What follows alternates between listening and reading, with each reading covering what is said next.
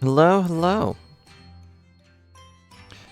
Welcome to the stream that ends all streams because there's no end to the terrible tragedies that occur to the Naruhodo family.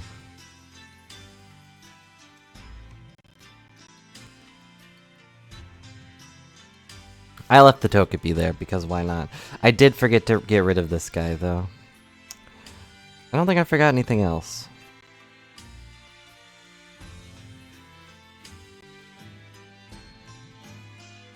Well, it is Christmas time. But I don't have... Well, it's the holidays. But I don't really have anything other than pumpkins. Yum.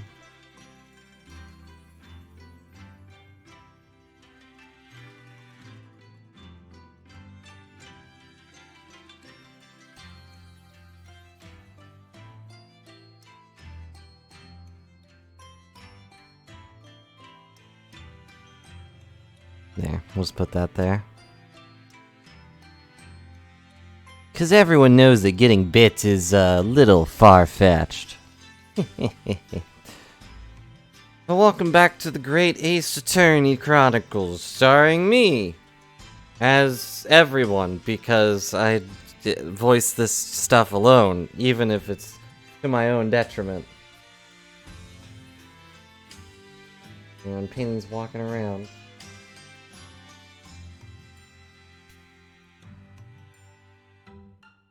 Oh, she sat back down, so I guess she doesn't want out. But for those that forgot, we are in a flashback of... I forget what this thing's actually called. The Clouds of something or other. But we're in a flashback of a case that actually occurred during the last game, but we just skipped over it for some reason. About a guy named Sham-Spear, who is a friend of Natsume, or Soseki, whatever you want to call him. And, well, friend is putting it lightly. We're kind of putting it the wrong way, because Sham-Spear tried to get him accused of murdering him, but Sham-Spear was not dead, but thought that, or seems to indicate that, oh, it must have been, you know, this guy who poisoned me with his tea. We've yet to figure out whether or not that's true, as we sent back a piece of soap containing part of the tea to forensics for them to examine for poison. Will they find anything? Probably something. It'll probably be in the soap itself or something. Just to throw a wrench into our plans. We made it back in one piece. I left everything I own in one piece. I don't know if anyone's actually here yet, so I'm scared to continue on. But if you're not, you can just watch the VOD. Submit. I thought about playing something else because I'm not feeling the best, but it's like this... My voices may not be the best, but this isn't a game that requires much thinking, so...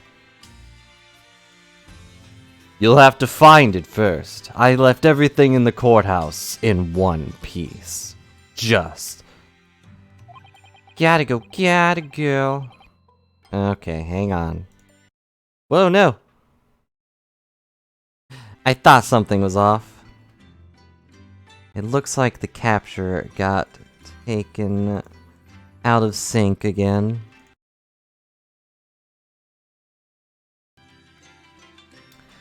To be perfectly honest, I thought we were finished there for a while. Oh, I know. What a lot of close shaves. Although we don't have any facial hair, except for our eyebrows. There's so many carriages on the street of London, you were nearly flattened several times. Oh, no, I didn't mean that. Yes, I know. It was a marvelous defense, Naruhodo. It really was. I was in awe of you. Oh, thank you, I guess. And now that your fervent exploits have won us some more precious investigation time, Let's see if we can find some new clues for our court tomorrow, even though that's not our job. Yeah, let's do that! Is everything alright? I suppose I still can't quite believe it, that's all. That I'm here in England, working as a lawyer, I mean. In the Old Bailey, no less. You know, it's a thing we established last time, like 17 times, every single case, but whatever. Truth is, it shouldn't be me, should it? It should be him standing in my shoes. Although we wore different shoe sizes, so he wouldn't literally be standing in my shoes, but he'd be standing where I'm standing now, and I'd probably be like a little off to the right. The point is, it should be Kazuma. It was Kazuma's wish that you follow him to Great Britain and work alongside him. Yes, I mean, I never had the chance to ask him exactly why, but he clearly had a plan. Always has to go according to plan. And hello, Riesling. Hope you're having a good day. Go get your sandwich. I wouldn't be here today if it wasn't for him. And you're doing wonderfully, Naruhodo. I've no doubt that Kazuma would say exactly the same if he were here with us, which he is in spirit. Thank you, Susato. Thank you. Well, eat your arm. I don't know.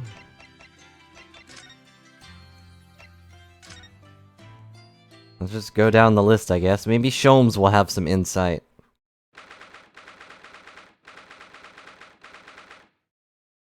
Does everything have to be, like, heart-shaped, just because it's pink?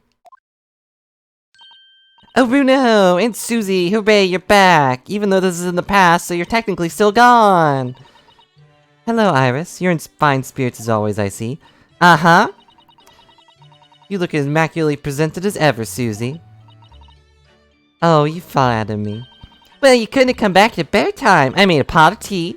I'll get some cups. It's an herbal blend, which will set your house on fire. Really? Thanks, Iris, but actually, what is that foul smell? Aha! The Wanderers return at last. Where on earth have the pair of you been? We've been in court? Oh, from Mustache's case. That was today, was it? I'm sure I mentioned it only yesterday, Mr. Sholmes. I'm sure you think you did. And you did, I just don't care. Well, we can laugh about it now. So tell me, how did the trial go? Reasonably well so far. Managed to escape without a guilty verdict, at least. Really? I would have liked to see it. And I must pass the time of day with Mr. Reaper again. It's been too long. Lord Van Zeek's an acquaintance, Mr. Sholmes? Naturally. There's not a person in the world who doesn't know my name, Mr. Naruhodo. Not quite what I asked, but still. Mr. Sholmes, whatever is that odor? Yeah, what is it? It's faint, but absolutely awful. Ah, indeed. That's the scent of victory, my dear fellows. Victory in science. Oh dear. Alright, I'll bite. What's he up to now? Do I get to use the power?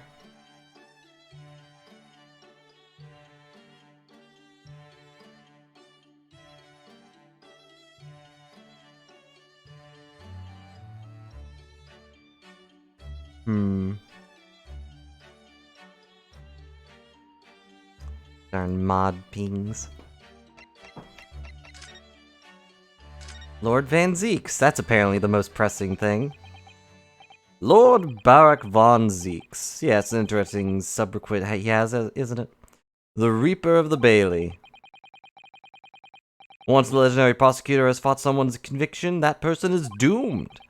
Even if he or she is found not guilty by the courts, sooner or later, the hapless soul will vanish from the capital. But vanish how, exactly? By falling under a passing carriage, or drowning in the Thames, or succumbing to a sudden fever, or, quite out of the blue, being set upon by a highwayman. Numerous routes to one's final terminus, my dear fellow.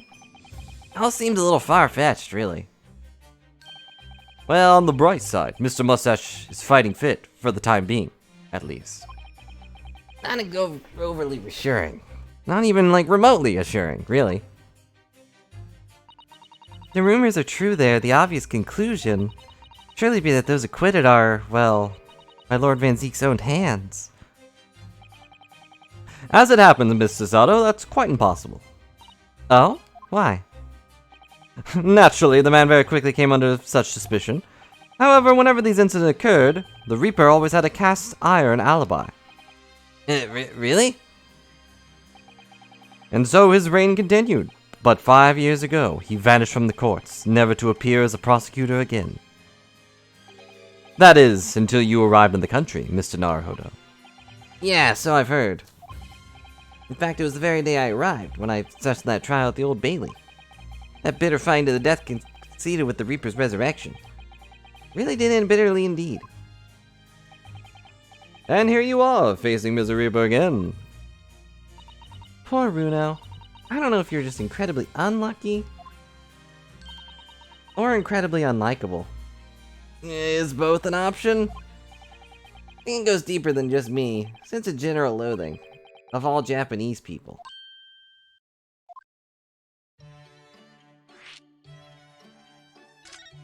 Okay. Mr. Natsume, who I'm currently defending being Japanese well, Mrs. Sato, and myself, and some other third thing, or fourth thing, I learned even more keenly in court today. For some reason, Lord Van Zeek seems to have an inherent disdain of the Japanese. I don't know why. I mean, I speak very fluent English, I think. Indeed. It's an interesting observation. Do you know something about it? Do you, Mr. Sholmes? I might, but I won't say a dang thing. About 10 years ago, the Baron von Zeek chose into the legal profession. However, before that time, the young man's closest companion hailed from the Empire of Japan. No! What the? Tell us more, Mr. Sholmes. What happened? I believe I made it clear before. I'm unable to tell you anything about the affair. Oh, but...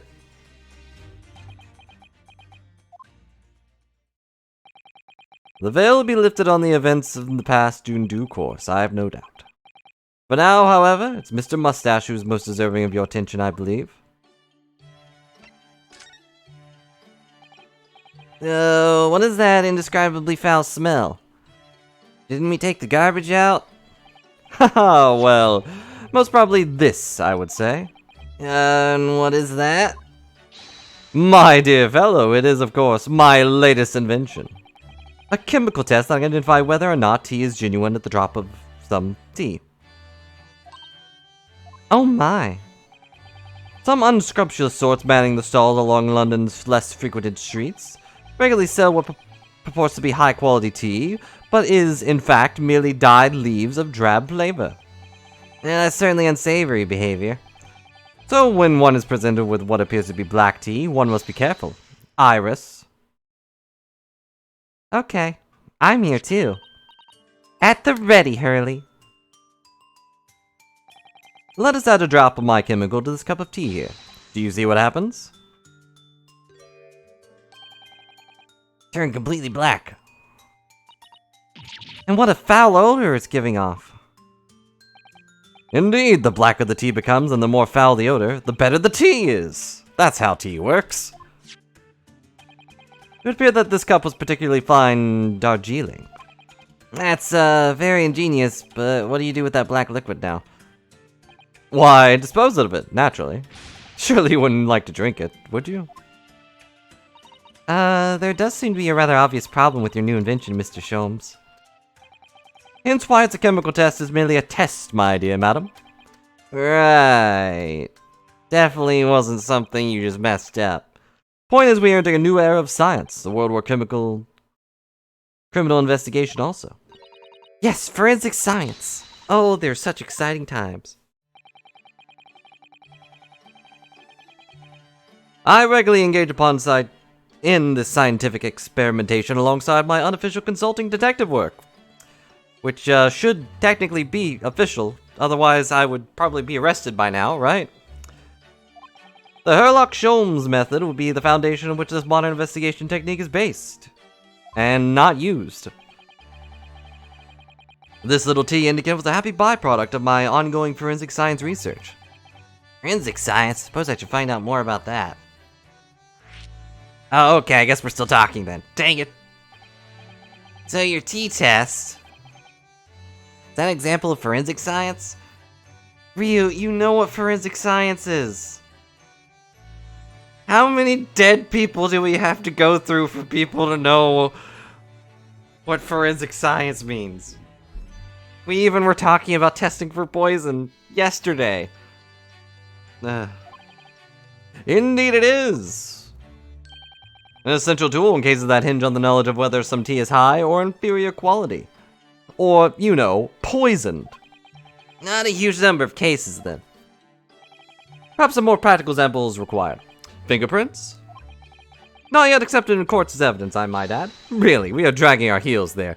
Yes, I agree. How many stinking cases we could have won just by fingerprints alone? I hadn't even heard of them until recently. Yes, you have. You have them. I've never even had fingers before. I only have the one finger. The one I use to point. Partly why I undertake research in this field myself, of course. Does that mean you're studying fingerprints, Mr. Sholmes? There are others in that field already, and I abhor the company of inferior minds. How I deal with you on a regular basis is, still something I'm working out. No, what I'm researching is skin prints. Skin prints? Non-mechanical nature of my... nomenclature? That's a word. My own design, this chemical agent that makes it possible. Instantly reveals objects touched by whichever person is under investigation. Brilliant, Mr. Sholmes, and also we've seen that already. As long as it doesn't turn everything completely odorous and black. It turns them pink. I assure you, my dear fellows, you will witness my forensic talents in action very soon indeed. We already have. You've done it before.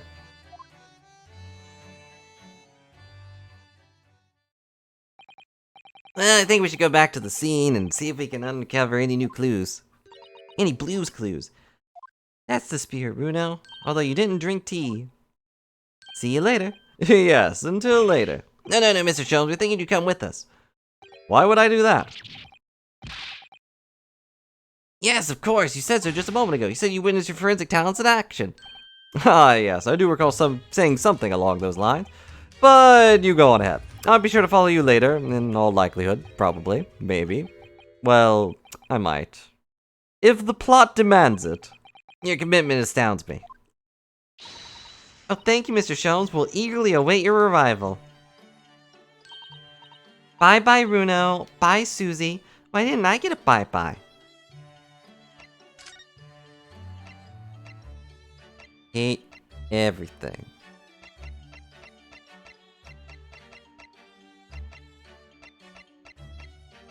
I guess we go here first.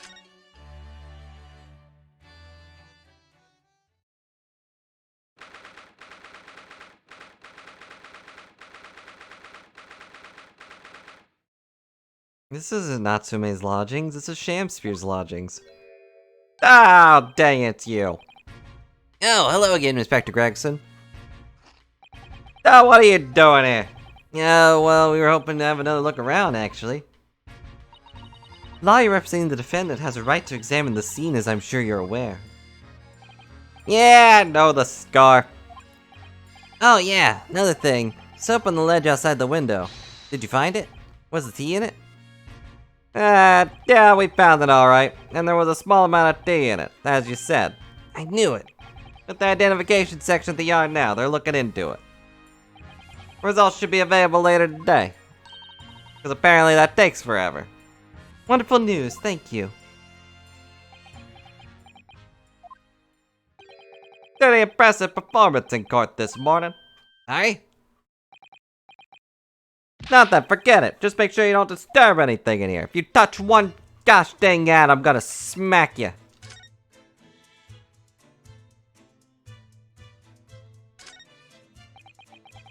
Without change, you wouldn't even have any light, let alone heat. For the needy, London's winters can be very harsh. That's true, but if you think about it... Even the wealthy should find themselves freezing if they ran out of small change. Underwinters can be very harsh to forgetful too, then. Frankly, I'm starting to wonder if Sasato and I are going to make it to spring. That's true. We don't even have a meter at the Baker Street, let alone a gas stove. Look how dark the stain the floor is underneath the meter here. Yeah, from all the water dripping out of the ice coins melted as you established in court this morning. Very large and obvious stain, isn't it? Mr. Shams here must have used an awful lot of ice coins, I suppose. Ingenious idea, I'll give him that.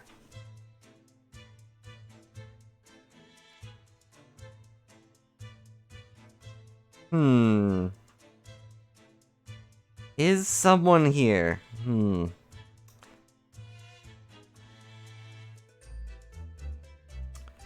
No, I can't really think of anyone that could possibly be here. That probably shouldn't be here yet. Mr. Sholmes, what are you up to over there? What a question indeed, was it not your good self? Asked me to attend the scene? Hi, what are you doing here, Sholmes? What are you up to over there? What are you doing here? Dear me, once a great detective, one is always under scrutiny, it seems. Is now the time, Mr. Sholmes? Are you about to show us your forensic talents in action as you promised? With the greatest of pleasure, my dear madam.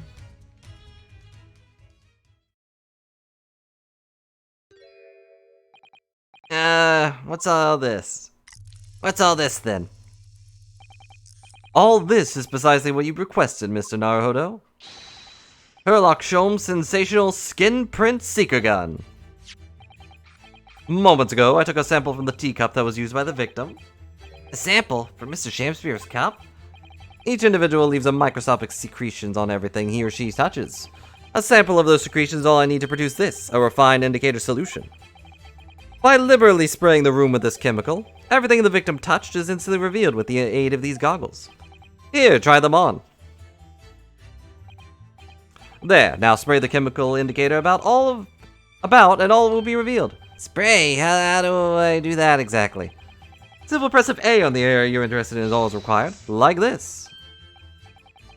What is that stuff? It's like fog. Mention of the chemical indicator, pressurized gas. It's the most efficient way to cover a large area. That was another invention I discovered incidentally while developing this idea. As you do. Go ahead, try it, my dear fellow. May learn something interesting about the victim's movement on the night in question. Oh, nothing to lose, I suppose.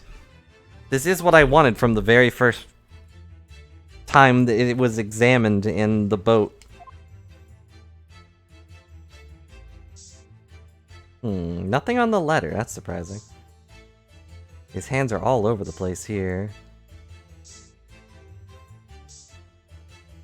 Something in that box. Dozens of handprints here. So there are, a great many indeed. So much so that it's hard to make out any one individual print, in fact. Sends a chill down my spine. Perhaps he was leaning against the wall while he admired this picture? Unlikely, I would say. It's a rather dull scene, after all.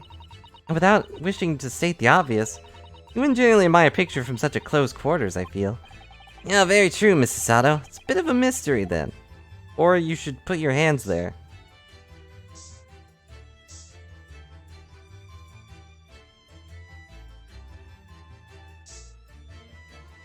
Huh, nothing on the gas meter, which is surprising.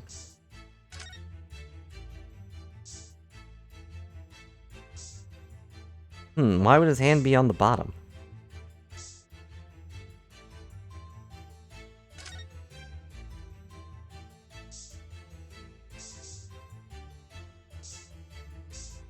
And he didn't touch his stove at all. Interesting.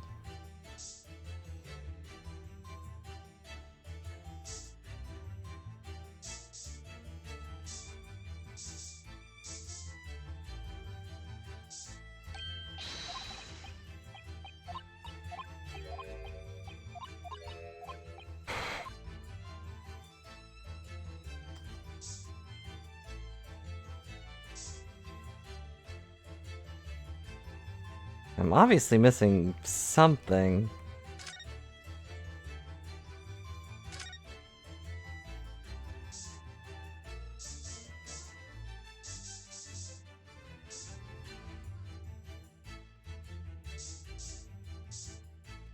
Hmm. Aha! This here. Ah, yes, interesting. Multitude of the victim's handprints. Why there's so many of them on the floor? Also, how can I see this? Oh, perhaps he had a bad fall just here? Nothing obvious that he would have tripped over, though, is there? In my experience, you don't really need something to trip over to fall. I wonder. Personally, I often stumble when there's nothing obvious to trip over. Thanks, Sholmes. I think that's something only a great detective would do, Mr. Sholmes, but... Am I a great detective as well?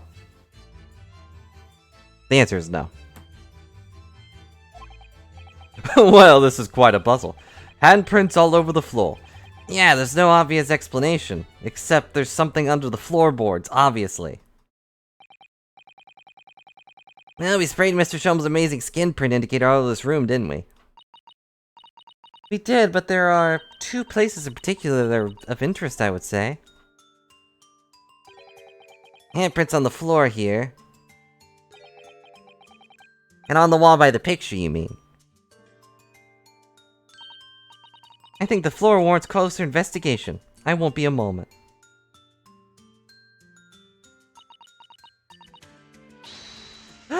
There's a dead body in here!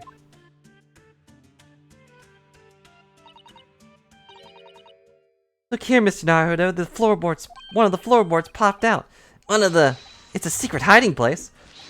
Excellent work, Mr. Sato. So, what do we have in here? Die! What are you lot doing? Back to Gregson. Stand aside right this minute. My job to investigate there. No need, Inspector. You can dig into your portion of chips whilst we dig around on the floor here. Your fancy talk's putting me off my food anyways, Sholmes, even though I'm, chewing away at this endless chip. No bit of evidence, exactly what I need. Yeah, a secret hiding place under the floor. What a find. Not a hiding place you could make use of in Japan. I don't think I could lift a straw tatami mat. No, I know, but I never expect one of these wooden floorboards to move either. Got me wondering about the wall over there, too. Aren't you curious? Oh, I'll investigate it once. Just everyone's gonna be on screen in a second. Except me. Nothing behind the picture, sadly. Only the wall. How disappointing. And then how do you explain all the handprints? Really can't think of why anyone would have been touching the wall over and over in one place like that.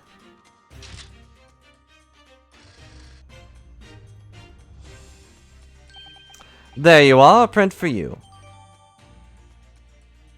Photograph of the handprints on the wall has been into the court record, apparently. Oh, thank you very much. His invention can make prints, too? And also... make a photo... Like, would this be accepted? If fingerprints aren't?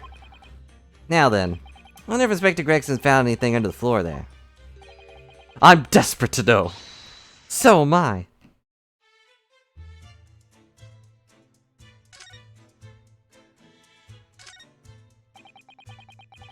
Anything underneath the floorboard there? Allow me to ask Gregson now. After all, we're quite well acquainted. Inspector Gregson, really? It's been too long. That is it, Sholmes. I thought perhaps you might show me what you found there. Seeing as we're such good friends. We're not friends. What? We're not? No, I suppose not.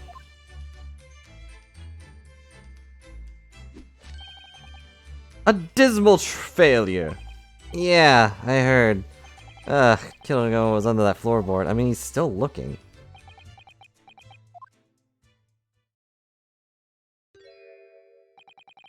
Alright then, fair's fair. What? You did discover the hiding place after all. I suppose I'd at least fill you in. Really, Inspector? Thank you. Do it quickly, my dear fellow. If there's one thing I know about this man, it's that he blows with the wind, as fickle as the weather. Oh, stop making me out stop making me out to be some kind of nut, unlike Brilly, who's stumbling over my words.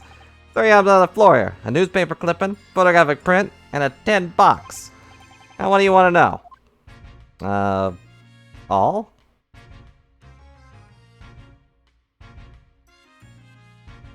I'll just go down the list, I guess. Looked like this was cut out of the paper about 3 months ago. The convict who got sick and died while he was serving up time in Manchester. How terrible. Made the headlines down there in London as well. Bloke had been sentenced to death, you see. Nature got to him first. Oh my goodness, he committed a capital offense? Man by the name of Selden. Nasty piece of work. Into burglaries and murder. The hoard he knocked off was worth about £1,000. A hoard? Of treasure, you mean? Jewelry and the like, but he had hidden it somewhere, and no one knows where. He left it all, in one piece. And now he's dead. Papers loved it, of course. £1,000 lost en route to hell. Some such was the headline. Does it not strike you, though? Why such an article would be so carefully ensconced under the floor?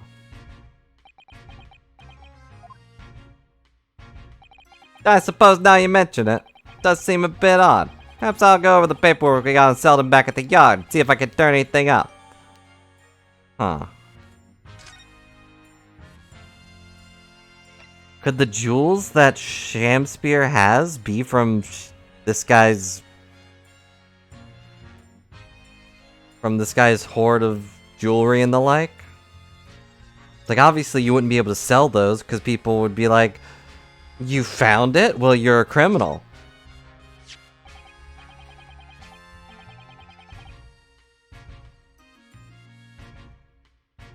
Yeah, or they could be looking into his past and realize that he's a relative, and you know how people are with that. It's like, oh, you're the son of a murderer? Well, you must be a murderer. There's the photograph I found. Looks reasonably recent to me. Huh. That's Miss Green's significant other, partner, potentially brother. They look the same, so. Yes, it appeared to have been taken on the street in front of the house here. The gentleman on the left of Mr. Garadeb, the landlord, of course. Who's the young man on the right? Mr. Garadeb's son, perhaps?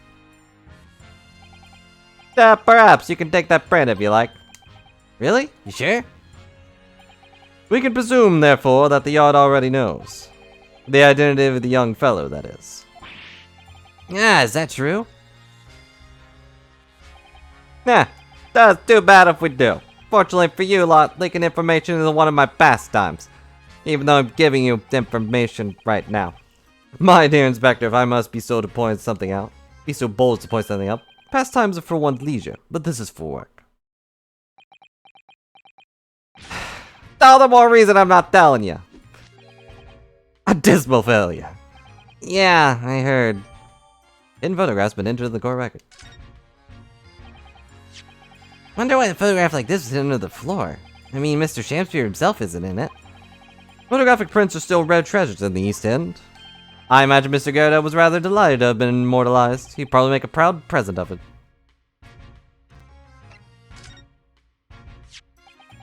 That tin box looks interesting, doesn't it?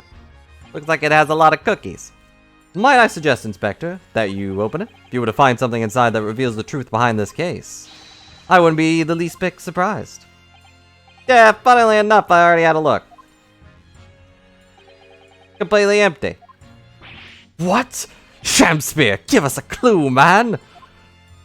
What uses a box that has nothing in it? Didn't you have the chance to utter a word, Mr. Naruto? But anyway, at least we found out what's inside the box, which is nothing, which means we didn't find out anything, because we found out nothing. Yes, thin air. It's empty, rather like how I feel inside. Nothing more to this box, then? I wonder.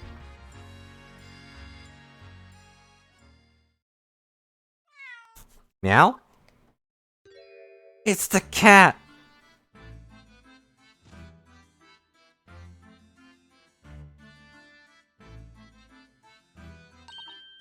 Oh look, it's that lovely little kitty cat. What was his name? It's Mr. Natsume's, isn't it? I don't think we ever asked him, actually. Why don't we call it, Wagahai? You know, like Mr. Natsume refers to himself in Japanese. Well, now he got in here. Clever cat. Oh, wonderful. Well then, Wagahai. Something delicious I brought for you from the cat's meat man. Meow?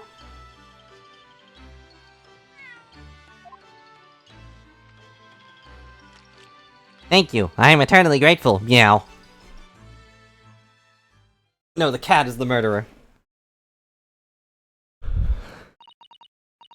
He couldn't be happier now, look.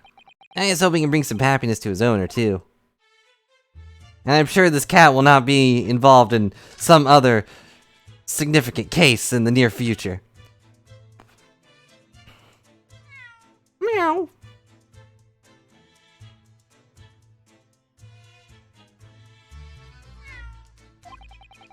Cheeky little meow again, Wagahai.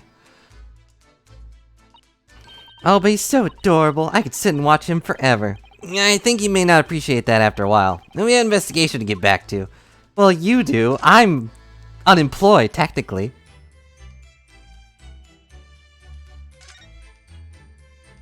Not much on these shelves, is there? Just this wine glass and bottle. Both of them are cracked. Yeah, not much use, are they? What's the matter? Oh, I was just reminded of the Reaper, that's all. Prosecutor Lord Van Zeeks? Yeah, he's so reckless with his wine glasses. I was thinking them to waste and he should donate some to the needy. He should also just stop breaking them. You can suggest it next time we meet. It'd be okay if he just stopped throwing them everywhere. Sun never shines in this room thanks to that depressing bricked-up window. Yeah, with enough determination, you can always remove the bricks and set some soap outside, can't you? Sounds like a very wise life lesson, Mr. Sato. Only if you plan to follow a life of crime, Mr. Naruto. Well, I mean, a criminal life is still a life. Ill-filled teacups for which two men drank to the ill-fated night. During their heated literary debate. Literacy? Who's stronger, Romeo or Juliet? Sounds like it was quite a discussion. Now I think of it, I'm sure the two lovers in the play ended their lives with poison. Well, one of them did. The other one stabbed themselves. That's fiction, Mrs. Sato. Let's hope it stays that way. Much like this is technically also fiction, but... that's how Romeo and Juliet ends, right?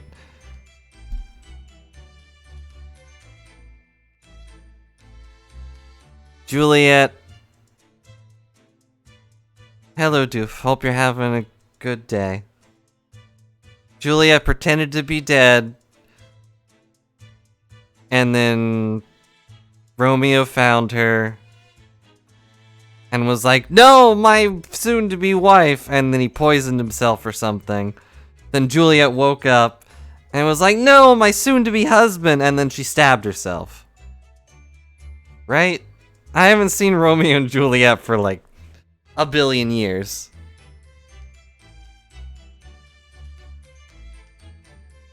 I can't remember the last time it was actually in something, too.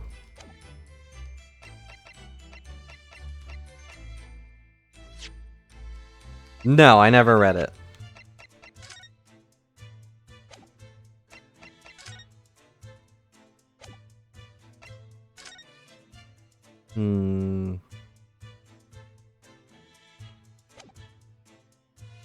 We were not required to read it, thankfully.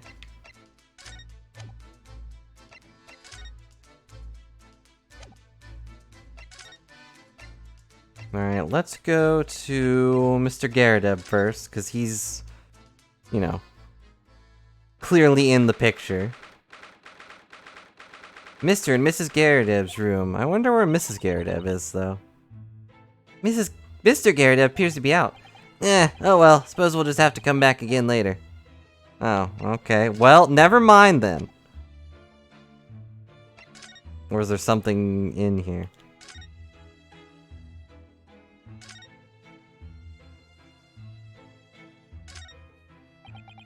Probably shouldn't poke around in here whilst Mr. Garadeb's out. That'd be rude. Although, you know, also his fault for leaving the door unlocked, apparently. Let's go to Mrs. Green Room, I guess. I'll have to refuse. I don't like drama. I don't like drama that's stupid. And while Shakespeare's works are considered like some of the best, There's a lot of, like, probably old-timey stuff. I would be like, why don't you just do this? What do you suppose is happening? Sounds like some sort of disturbance in the forest. Yeah, I hear angry voices. Be not angry, O ample lady. Verily, thou art mistaken. Mistaken my foot. You were looking. Wait, what was her voice? Mistaken my foot. You were looking. You were looking at my painting. The eye of man hath not heard. The ear of man hath not seen. 'Twas foul indeed, the poison that mustache villain gave me. Forgive me, lady. I wish you died from that poison. God a mercy, ample lady. But thou seest I have vigor still. Behold the Sham-Spear dance.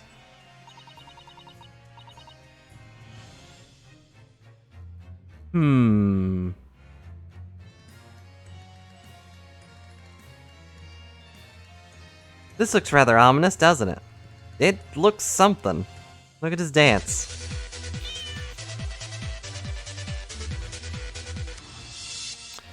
Hello, random. Hope you're having a good day. Welcome to the Sham-Spear dance.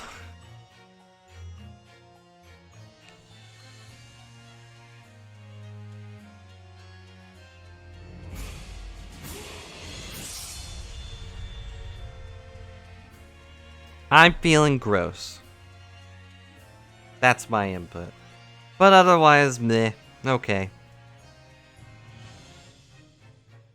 It's not your fault, I think.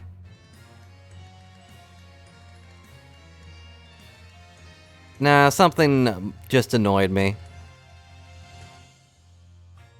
And I'm the type that feels gross when emotions are strained. No, it was not you, Reeslane. I don't think you've ever really annoyed me. The only thing annoying about you is that I can't think of a proper pun for your name.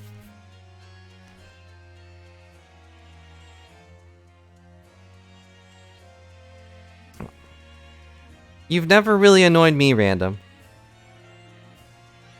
I was wondering if you'd noticed, but hello, Griffey. Showing up at the time she usually doesn't. Oh, wait. I mean, does. Hope you're having a good day. Also, with more people here. This looks rather ominous, doesn't it? As it turns out, I will probably be busy on Tuesday. I don't know how others are feeling. Oh, sorry, Griffey. I hope I can improve it with my bad voice acting. Giving you the smiles. Yep, holiday stuff's coming up, and I was not given a choice on whether to attend or not. Well, what I was going to ask is, would you guys want to try doing something tomorrow, and I'll just quietly push Mario aside. And I'll ask Reborn later.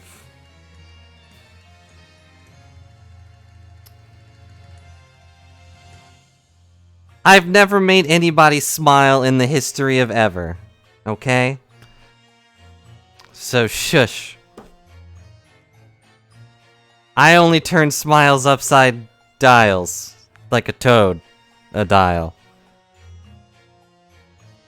Okay, I don't know if you saw it, Griffey, but the game I want to play with people is the Pokemon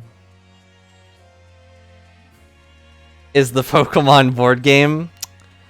Not the one that I've mentioned before, but I played it yesterday with Dragon and Gob and Valorith.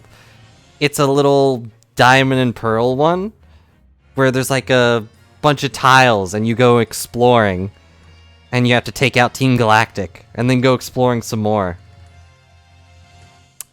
But the battles are way more interesting.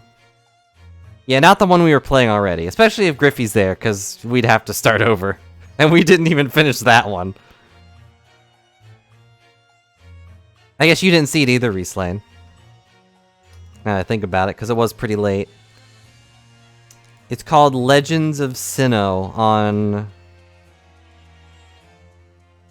The workshop.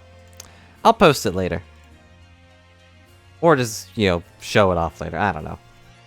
And if it doesn't seem interesting, we can do something else. But it's really fun, and it has like little 3D models for the Pokemon, which is really cute.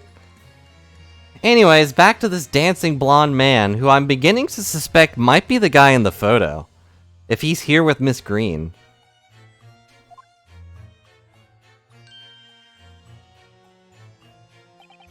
Ah, lo, 'tis the lawyer from the land with the rider's son. How now, brown cow?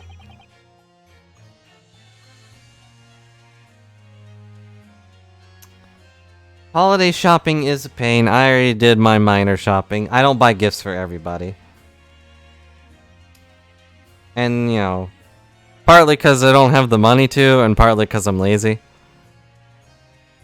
I'd buy you all gifts if I could, but you already gifted me with your presents, so that's good enough for me. Yeah, what are you doing here, Mr. Sham-Spear?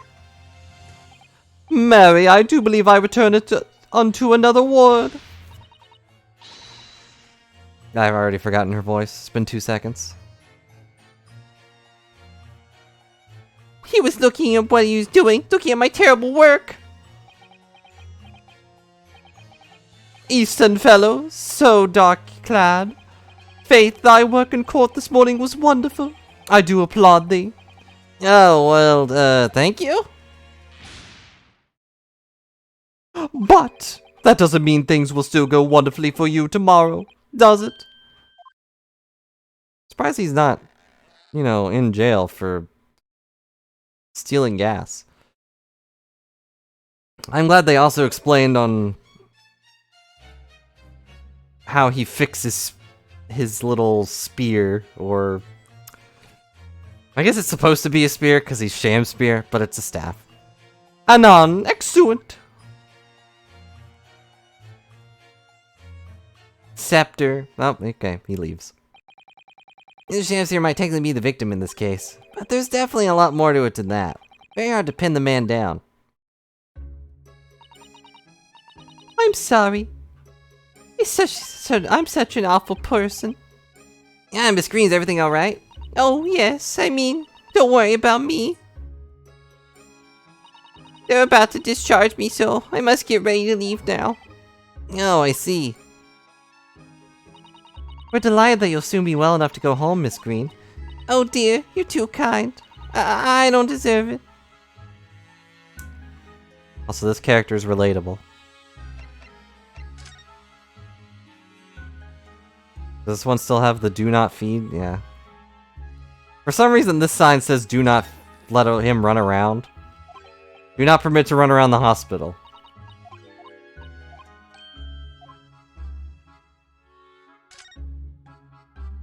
Can we talk to this fat rat again? Nope, still just a fat rat.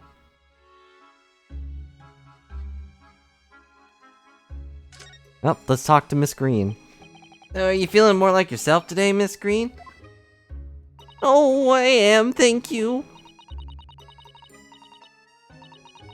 I mean, people do recover from ordeals like this, don't they? Even people like me. Oh, well, yeah, it really was an ordeal, wasn't it? Hang on.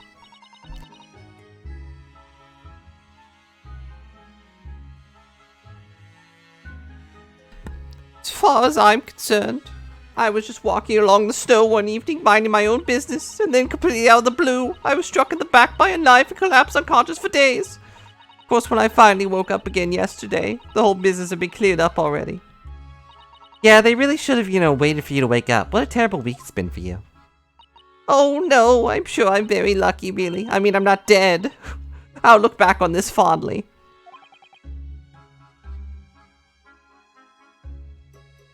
Yep, that's an issue I have with my family too, is it's a big family, so like you'd have to get gifts for everyone, and that's like work.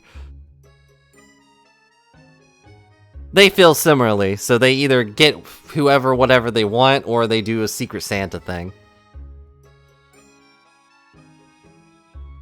Really? Anyway, I must be getting things together now, so I'm ready to be discharged. Oh yeah, of course. Sorry to take up your time when you're obviously busy. But I also needed to talk to you. Okay.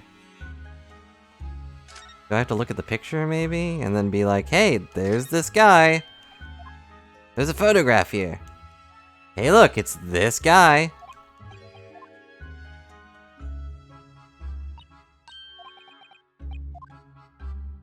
Okay, maybe not. Where have we not been? Well, we haven't been on the road.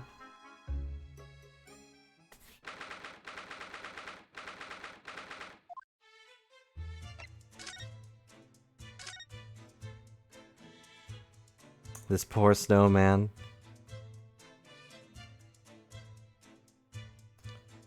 Oh, William Robbins, Daily News. There's a soap.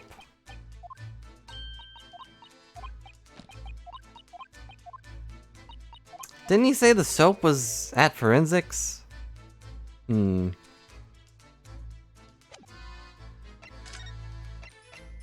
to prison then.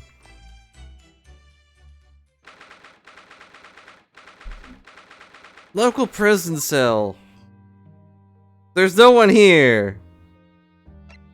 Why is there no one here?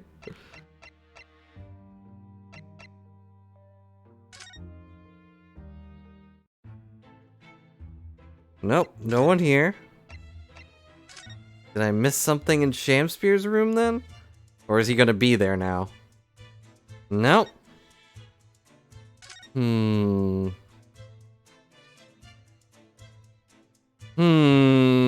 What did I miss?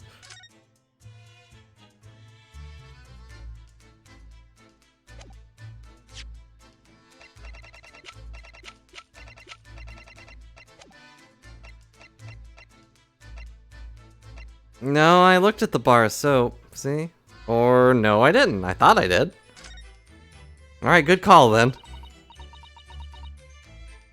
Mr. Sham-Spear wasn't eating the soap at all. Well, yeah, that's right. Mystery why he had a plate whilst holding a fork in his hand is also solved. Yeah, to prize his latest ice coin out of its mold. In the process, he accidentally broke the bar of soap in two. Certainly was hard to imagine, let alone deduce. Okay. That didn't add anything, but we did find a thing.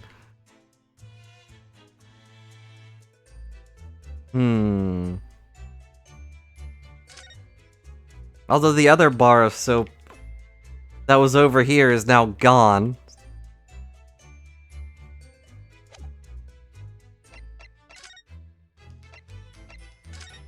Garrett up here now? No.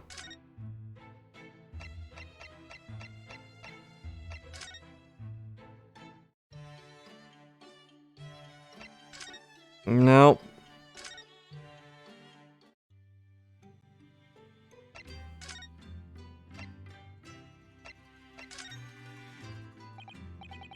Mr. Saki took tea, the victim denied the question, but he's the culprit, then obviously... Poison surely wasn't in the tea. If that's the case, how on earth does poison get to Mr. Sham-Spear's body? I'm sure we'll find a clue at the scene. Must be something in Mr. Sham-Spear's room that'll help solve the mystery. Naturally, Scotland Yard detectives have been over the place already.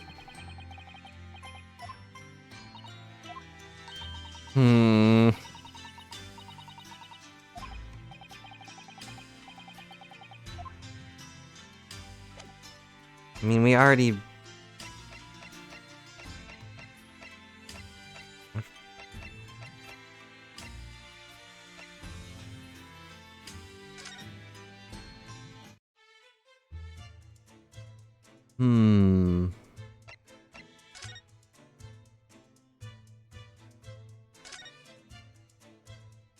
I've looked at the cat, gave the cat food.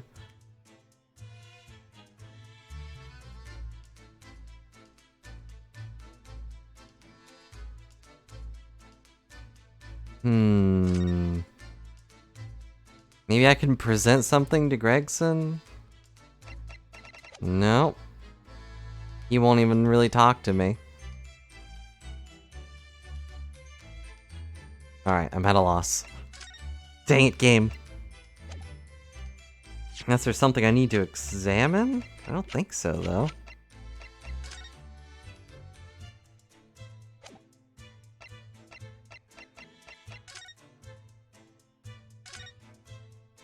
Nope. That's not it. I didn't mean to do that. I'm sure it'll probably come up that we have to, like, scan to see if, oh, this isn't even real tea in his cup.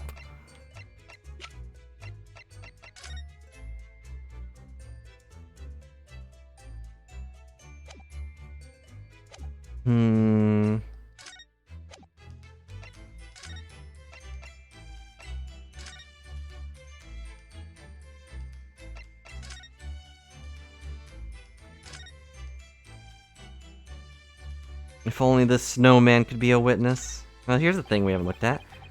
Playing the fog again today, the sky is covered in cloud, but if you look carefully in the distance, you can see clearly now. The fog is gone. You make out the Crystal Tower being built. And the Crystal Tower, yes. The best raid. Centerpiece of the great exhibition that's open 6 months' time. Everyone's talking about the Great Exposition of London at the moment, it seems. Well, it's the largest event in this kind anywhere in the world. Technology and scientists from all over that will never see or meet or get named. You can visit students from the Far East like us will be granted entry. Last Great Exposition was held in London had more than 6 million visitors, it seems. And this time, the British are determined to make it an even bigger success. Now, to outdo the Paris Exposition. So I'm sure they'd let a pair of us through. So many people expected to attend, we should easily be able to slip in unnoticed. Always an honest approach of buying tickets at the main entrance, Mr. Naruhodo. I don't have that kind of money. You think I get paid for being a lawyer?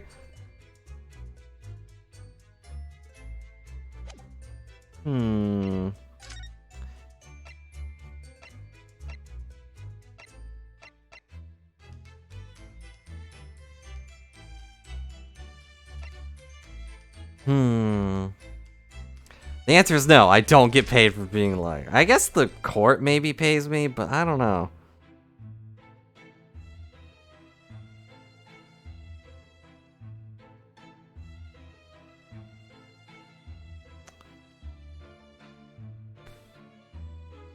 Let's see, maybe there's something in here I can actually look at, but I think he just... Yeah, he's just kind of like, we shouldn't poke around while we're, you know, alone in here. Even though this is the perfect time to poke around.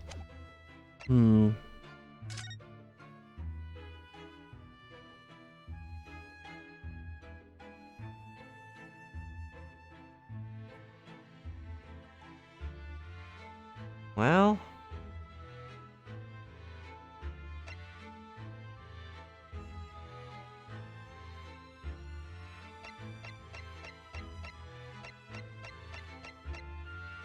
Maybe I can examine something here? No, it wouldn't let me even... Yeah. What am I missing?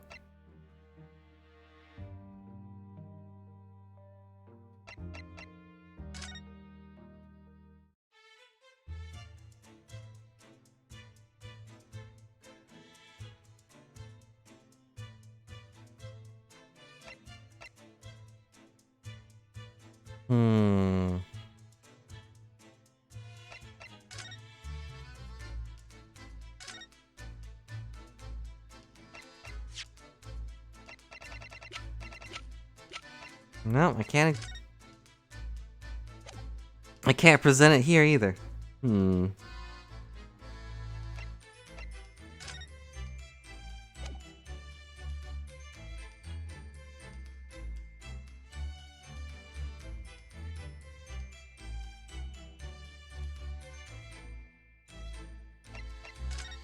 Taxpayers don't pay me.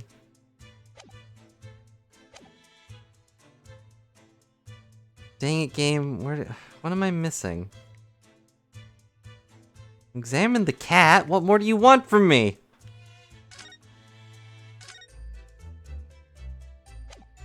Can I just... No, I can't converse. I can't present.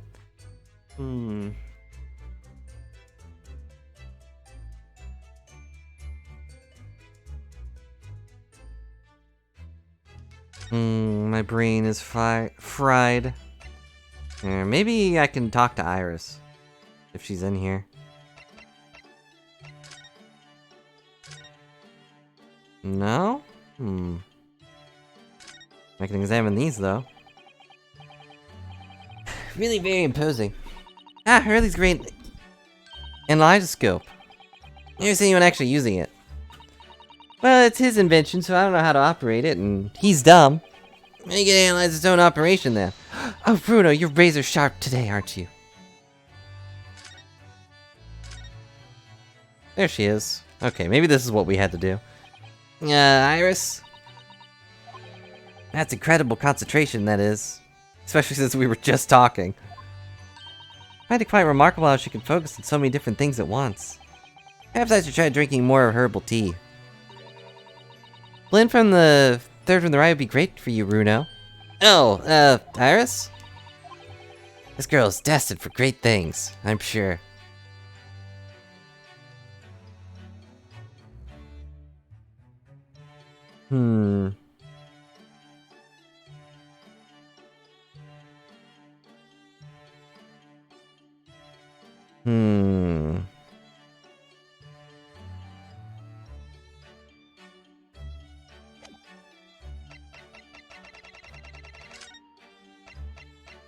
Like, am I missing something?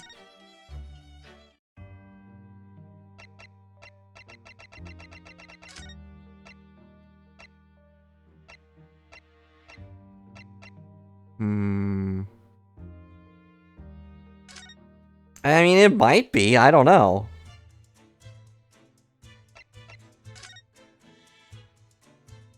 Let's see. I've examined the cups. I've examined that.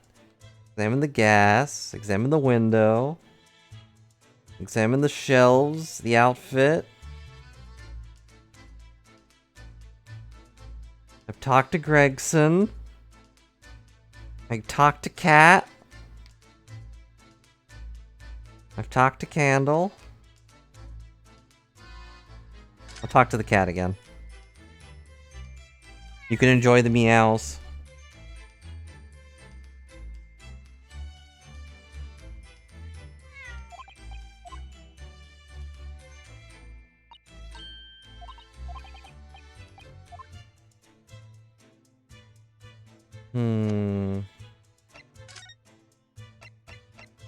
It must be something with Miss Green that I have missed.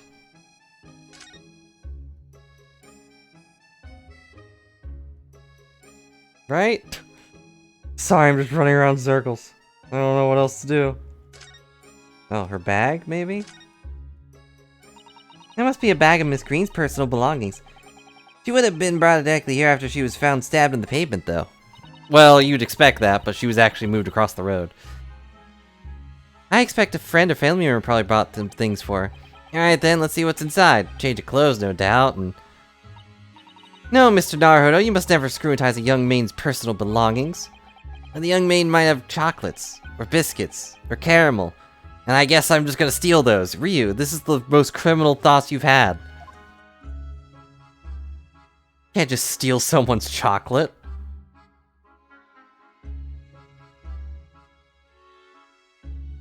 Nothing in here. Random, no.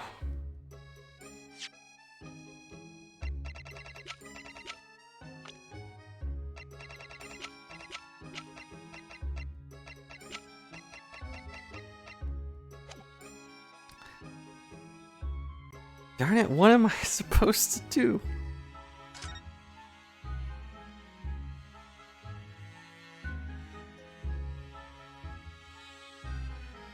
I also, her thing says, do not feed, which is pretty awful.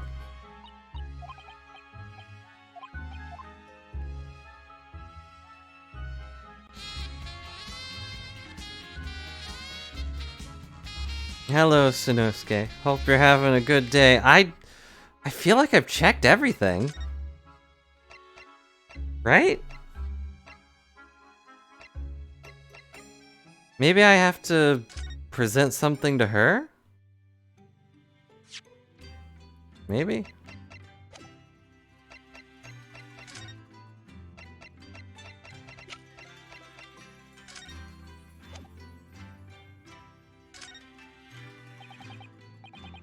Misato, what do you make of this?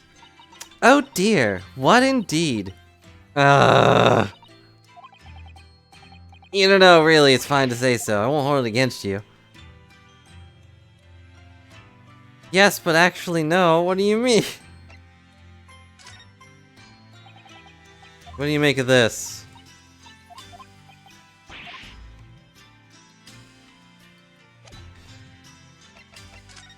Alright, what do you think about this spade? How should you put this spade away somewhere? That's not a spade, Naruhodo. That's a shovel. No, shovels are for digging. This is for scooping loose material. It's a spade. No, spades are for digging. That's for scooping up loose material. It's a shovel. Well, it doesn't really matter, does it? You're so right, Naruhodo. Mustn't quarrel over such trifles. On reflection, then I think I'll leave the spade where it is. I think it's for the best. We may need a shovel when we're working in the garden. It's not a shovel.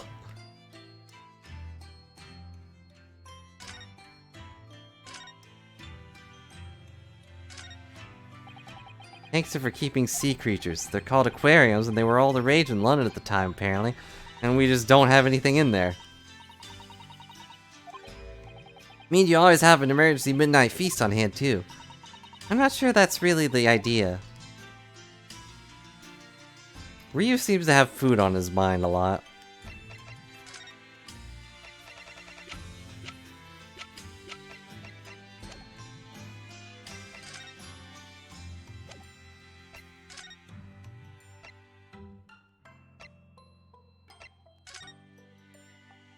I have no idea.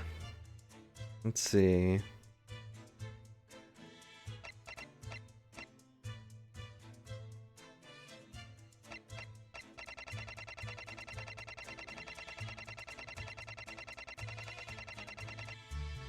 I got nothing.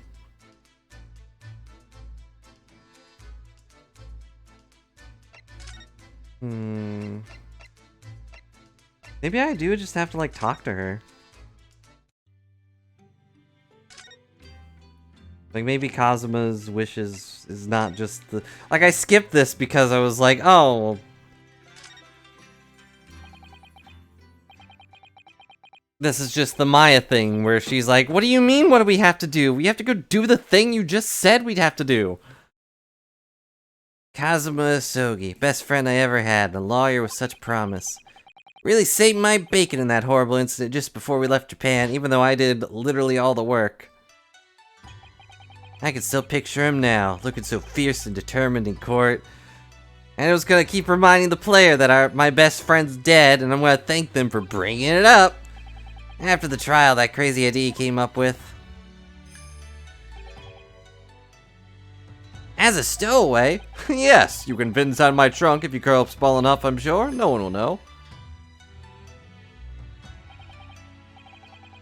Kazuma, why don't you tell me why? Why does your headband flow in the wind when we're inside a building that has no airflow? Why go to these links so I can accompany you to Great Britain? Well, it's been my mind ever since we got through that trial. You really ought to go into law. Be a defense lawyer. You've got a natural talent for it. Believe me, I guarantee it. I've never even thought about becoming a lawyer. I was gonna be a clown. Well, I can't force you, obviously. You'll have to decide for yourself. But anyways, London's the cultural capital of the world, the city at the forefront of everything. Can't hurt for you to see it with your own eyes. No, that's true. I mean, I guess. We did find the newspaper clipping, yes. This seems important, though. With this being a full flashback and everything. I suppose, though, if you were to become a lawyer, then one day... One day what? Oh, no. Never mind. I guess I did just have to talk to her. Naruhodo? Oh, sorry, I was just thinking about Kazuma. Yes, he's forever in my thoughts, too. To change the Japanese judicial system for the better. That was his dream. That's why he so desperately wanted to come to Great Britain to study, of course. Yeah, that's right, but... I do wonder if his true intentions lay elsewhere sometimes. I don't know, thought just takes hold of me every now and then, that's all. Aha! I had to listen to Kazuma's wishes, apparently. Naruto, what do you mean by Kazuma's true intentions? Oh! I mean this! I mean, look at this thing! Why'd he bring this with him? His katana? Never expected to inherit the sword after Kazuma passed away, of course. Also, that's a new model. No, I know. It's because I asked you to take it. When I have it at my side in court, I feel as though it gives me courage. Actually, the night before he died, he told me a little about the sword.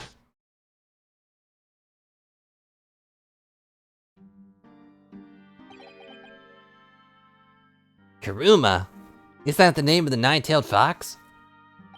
That's right. It's a prized sword that's been passed down to the generations of the Asogi clan. I cut a guy's top knot with it. A Japanese man's sword is his soul, Ryu. I can't be parted from my katana. Kuruma guides me. I truly believe that. Still waiting for the sword to talk to us. So his name compels wielder to slice evil in two? Not that you would need much compelling. That's rude. On that subject,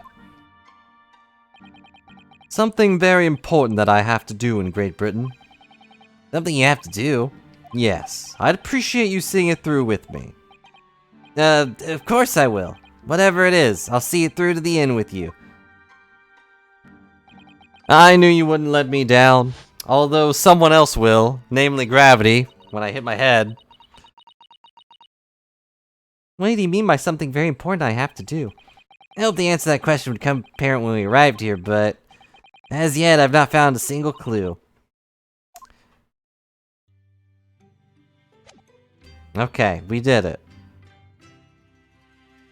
I'm just gonna go ahead and do this. Just in case. Victim turned up in court and took the stand. I know. Not only that, but then finding out that he's actually a bare-faced gas thief. Certainly a surprise to us all. Gravity's my worst enemy. Get in line, random. He didn't poison anything. More to this Mr. Sham-Spear than we yet know, I'm sure of it. Mr. Sham-Spear certainly wasn't the noble, upstanding man everyone thought he was at first. Told he'd be returning to the hospital ward where he was receiving treatment. Which one's that? Let me see. Ah yes, he's at St. Bartholomew's. Bart's as Londoners call it. You know that place, don't we? Yes, we visited Miss Green there yesterday. Same hospital where she was taken. Ah yeah, after Soseki stabbed her in the back. Do be careful with your phrasing. He didn't stab anyone. Yeah, perhaps we both owe Soseki an apology. St. Bartholomew's. Isn't that a Japanese name?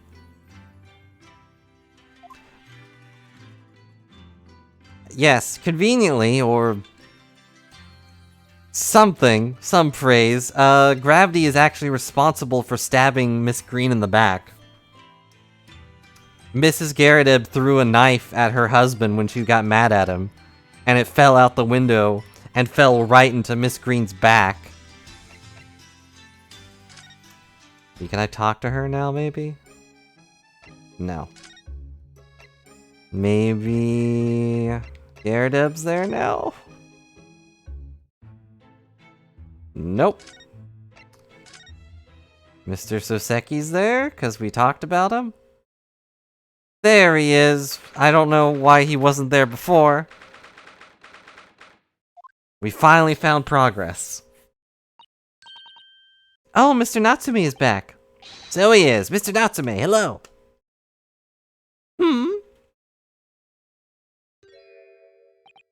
I am a cat. Sorry? I don't know who Mr. Natsume is. Or Hairlock Sholmes. I don't know about courts, or trials, or Old Baileys. I am a cat. Meow. That's what I am. Just a cat. In a hat. Mr. Naruto, he's trying to escape from reality. Trying to? He already has. Completely. So, what's your name then? As yet, I have no name. Mr. Naruto, he hasn't fully thought of his new identity yet. Maybe it's not too late to bring it back to reality. Do you think you could open your eyes for us, Mr. Natsume? Meow.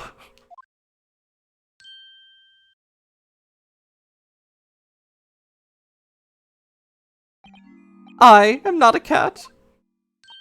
It worked. He's back in the real world. I feel like we've committed a crime. What's going to become of me? No. Don't answer that. It's obvious. My accursed souls never to escape from this cursed fate. Mr. Natsume, no. The morning proceeding courts prove that there's hope. Yes, locum suited Mr. Naruto Esquire was brilliant, but the Reaper is omnipresent in court, in my lodgings, in my thoughts and my dreams. Here, there, everywhere. What's he looking straight at me for? I think perhaps there should be some things we should discuss. Oh, yes. Yes, we must. Yeah, he's kind of always like this. In my whole life, have I ever been so moved as I was today? No. Of course, if I cast my mind back, there were perhaps one or two occasions that moved me more. But if I just block those out, then today, being in that courtroom was it was the most moving experience of my life. Locum student Mr. Naruto Esquire. When he opened his eyes to reality and realized, I wasn't a cat. I was not a cat. I do not have a hat. What do you think about that? And now Penny requires to escape from this reality as well, so I will be right back.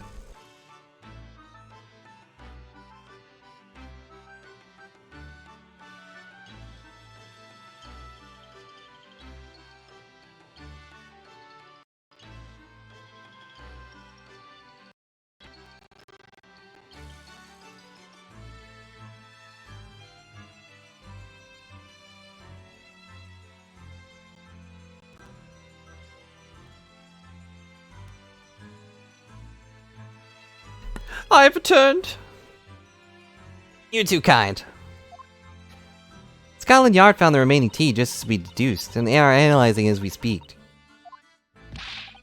I guess it lagged while I was gone. The delay is back. 1 second.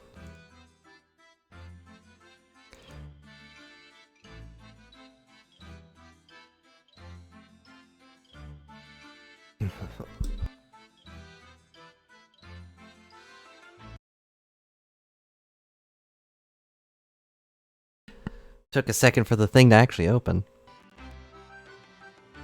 There we go. Nothing wrong with that tea. They won't find a drop of poison in it. That's a solemn sworn Soseki certainty. And last one didn't end with a S, but tell me, did you both drink the tea at the same time that night? Oh yes, most definitely. Remember, drink the tea while it's hot. We both poured it down our throats like it was hot bath for our bellies. At the same time, you were both completely fine. As shown by the fact that he and Mr. Shakespeare engaged in the Romeo and Juliet match. I suppose the focus of tomorrow's proceedings will be how the poison was taken by the victim then. That does contradict the tea cups, though.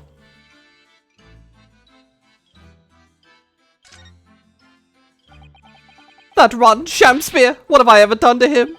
You don't recall him taking issue with you over anything you've done recently? Like, I don't know, Romeo and Juliet's power levels discussion? I've been holed up in my room, immersed in books. I don't recall anything. Anything at all. Right. But what I don't understand is why he didn't let me know sooner. Let you know what, Mr. Natsume? About the soap, of course. What else? Oh dear. Are you struggling with such a meager stipend? Of course I am. If I had money, I wouldn't have chosen to live in a cursed existence in such accursed lodgings. Oh yeah, you said it's because the place is cursed that it's so cheap, didn't you? Exactly. Especially the room that I rent.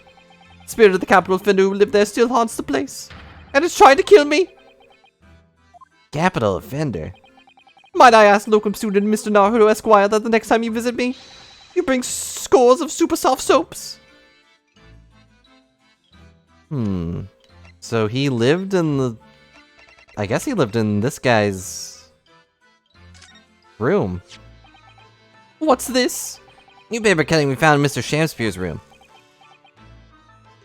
Ah, so he knew, did he? Sorry? About this man, Selden. Convicted killer, and the evil spirit behind the curse that afflicts my lodgings. What? He's already taken one young man's life, and now he's trying to take the life of another. A miserable mustache, much Malagan Japanese man. Mr. Natsume, if you know something, please, you must tell us. Tell everything again about this evil spirit. Yeah, that does explain the motive. Like, maybe he thinks Natsume's room has the guy's money.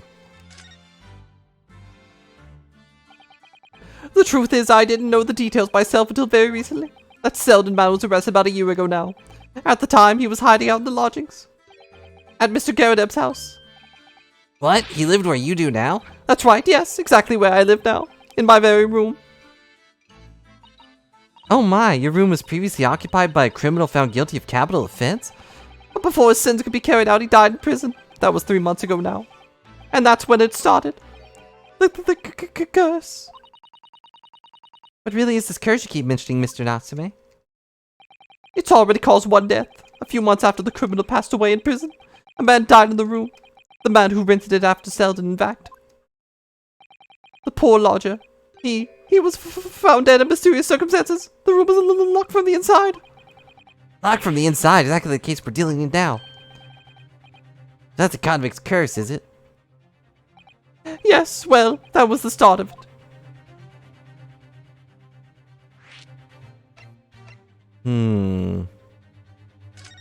Did he disappear?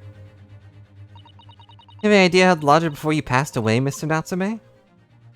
The official cause of death was asphyxia. When they discovered the body, the room was full of gas. Gas? Well, they found that after I had signed the lease. When Mr. Garadeb came to tell me later, I couldn't stop myself from trembling. Although I never really stopped trembling. In fact, if I had known beforehand, I'd probably been too scared to take the room. Landlord's lease, luckily illegal. Like for Mr. Garadeb, maybe. Not so lucky for poor Mr. Natsume. Now you believe this curse is affecting you? It is, at first. I just felt as though I was being watched. All the time. You talked about having nightmares, didn't you? The dead are trying to take me with them. They come for me and try to suffocate me. Just when I'm struggling to breathe, I wake up. And the room is as cold as ice. But why is your room so cold? London winters are too cold to bear without any heating overnight. But for some reason, even though I light the stove before I climb into bed at night, the pilot light always goes out and the room fills with gas. It probably goes out because of the water dripping down. It goes through the floorboards and knocks the light out. But that's terrible! That's exactly the same situation as what led to the previous occupant's death. That's what happened to Mr. Shamspeare last night, when he mysteriously poisoned. Clearly more to that incident than can be explained by a curse, though. Whatever be the cause of all the strange happenings in Mr. Garadeb's room? If maybe he knows the picture? Yeah, Mr. Natsume, nothing much, but... Ah, it's been too long since I've been offered a present with delightfully humble and eloquent. Why would a picture be a present?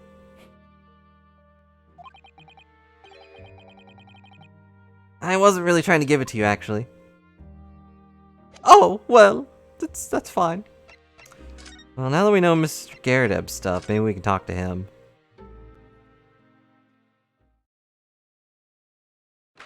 Aha! He is here now.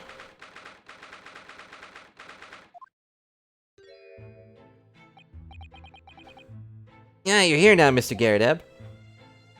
Right bally business is it for me, you know? Getting out and about. You at the Old Bailey by any chance? Naturally, fate of my lodgings handing in the balance and all that. No trial to miss.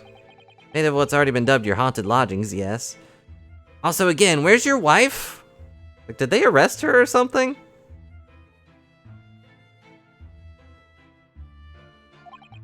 Of course, the place has caused quite a stir around the capital more than one occasion already. As the old haunted lodgings or some such. Yeah, well, at least he knows. Makes you wonder what the blade's going on, don't you know? Yes, I'm sure it does. Also, Sholmes is here still, apparently. I didn't know he was walking with us. In fact, thinking back to Mr. Natsume's other trial just 2 days ago. You were at the Old Bailey then as well, weren't you? Testifying with your wife about what happened. Oh look, they finally mentioned her. Stopped off at the prison on the way home, in fact. Beastly business. I see. So they did arrest her, I guess. So what brings you to my haunted abode today, eh? I mean, she didn't die. If Miss Green forgives the accident, it should be fine, right? Your lodgings, your lodgers. That sounds like a tongue twister in the making. Some fishy fellow in the Far East and a failed actor chap of questionable character, eh? He apparently has a bad leg. So he's leaning on a cane, if you didn't notice him picking it up. Yes, the house does seem to have become something of a magnet for rum fellows of late. Thanks to that folly curse. The convict's curse, you mean? Ah, heard the stories, have you? Ron Scoundrel was arrested here, and the next chap in the room goes and keels over. There was that woman who dropped dead just outside the street, not to mention the actor yesterday. Am I next, eh? You already had a knife thrown at you. Well, can't help but get the collywobbles, can ya? When you say the woman who dropped dead outside the street, do you mean Miss Green? Because Miss Green, who was stabbed by the knife, and Mr. Shamsbeard, who was poisoned last night, are both very much alive still. Yeah, well, so is that blasted convict's curse, it seems. Personally, I should be quite content with such lodgings. A bath, a toilet, a fireplace, a fascinating history. Why, sounds like the lap of luxury. I'm not so sure about that. Well, there's no bath or toilet included, no fireplace either. But you do look for your tenants, don't you? Or look out for your tenants. By watching the rise and fall of the flames of your gas lamps up here. Yes, never hurts to keep an eye on things. In case there are any mishaps or such like. Think about your mishap already, sir. Why am I here? That's not helpful, Mr. Sholmes. Heaven forgive me, the words just came out of my lips. And they are never sealed.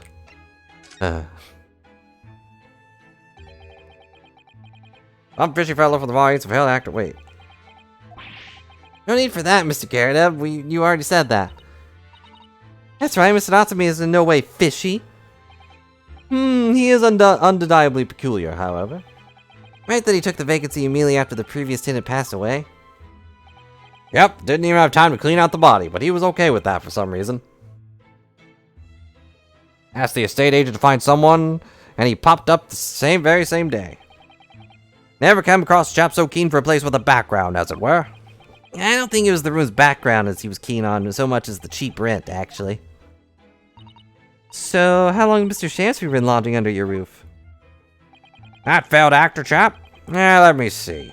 Oh, of course. Yeah, it's been 3 months now. Since you looked at me, quite sure of it. Only 3 months. Quite new here too, then.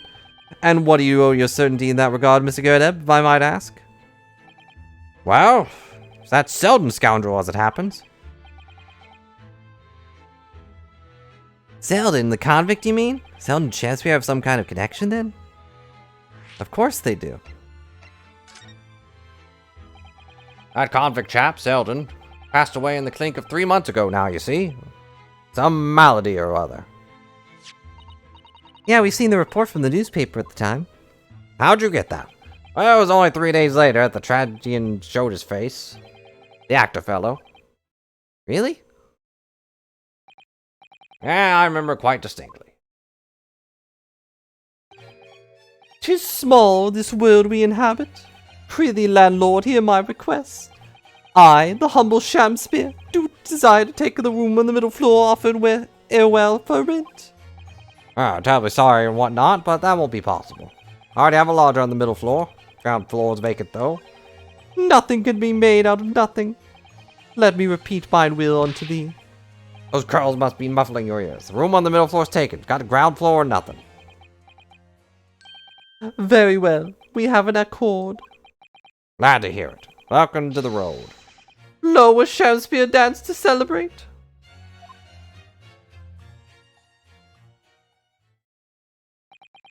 What I heard in court today sounds like the chap was thieving gas. And he was 3 months and years with the rent, too. Yep, fellow was a bally player, all right. You let him stay here for 3 months? Without paying? Thank you for your candor, Mr. Garrett. We are most grateful. By way of appreciation, allow me to say 1 or 2 words. Give me my robe, put on my crown. I have immortal lodging in me, for I am a clown. What's happened to you? Shakespeare, my dear fellow. One of his most famous lines. I wish to divulge my learning of the subject, for I have a turn for literature too, you know. Perhaps you could turn your attention more to apt lines, then. Is that actually Shakespeare? I don't really know most of his things. Alright, we present the picture for sure. I mean, he's literally in it. He has to know something about it. Mr. Garrett, could I ask you to look at this photograph? Every time I do, it makes me laugh. Is that your son who's with you there? No, not at all. He was a lodger here once. Duncan Ross was his name. Duncan Ross. Huh.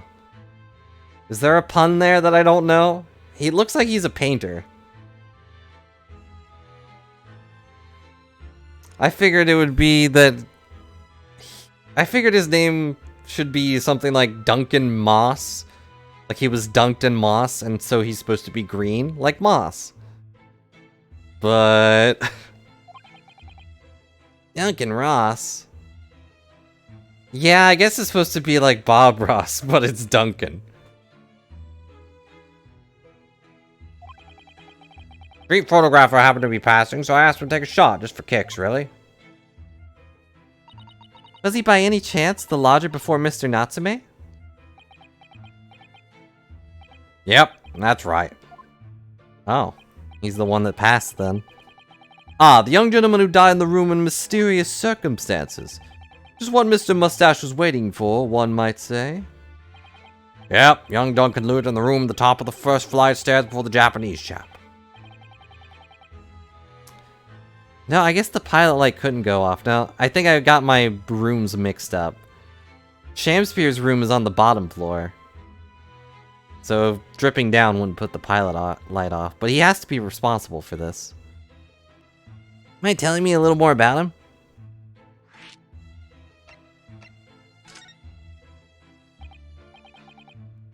A Macbeth reference. I never saw or read Macbeth, so... Or Macbeth. The Big Macbeth.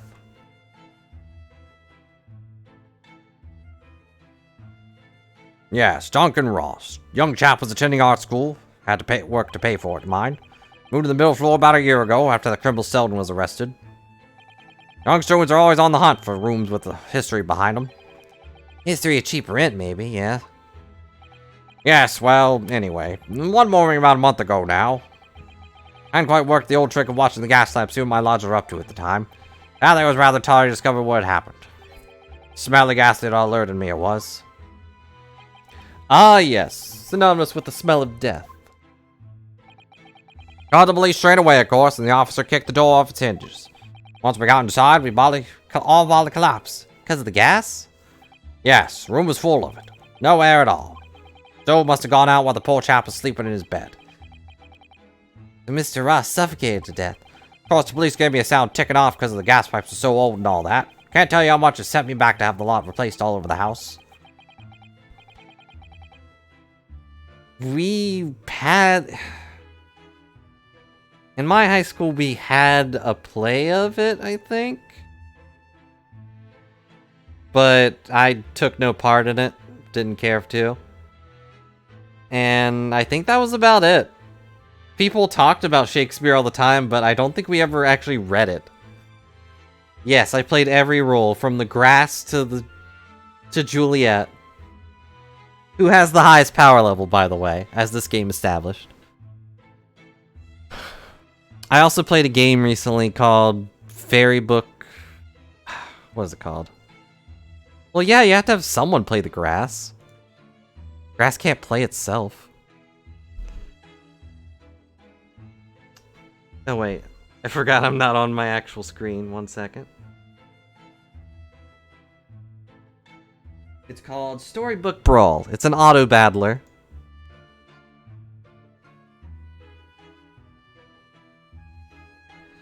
But one of the things you can get are all from, you know, old stories, fairy tales, and the like. Romeo and Juliet are one of them, and Juliet is actually one of the strongest characters. Their power is when Romeo dies, if Juliet also already died, Juliet comes back to life and fights again. Which, you know, pretty apt for what happens, but...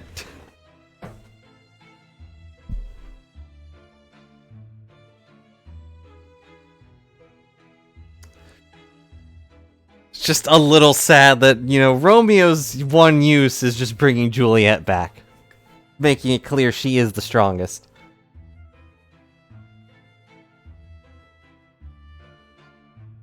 I don't remember anything about Macbeth either. Just the name, Macbeth. See, it's not one of those things that's covered in shows, so I never really paid attention.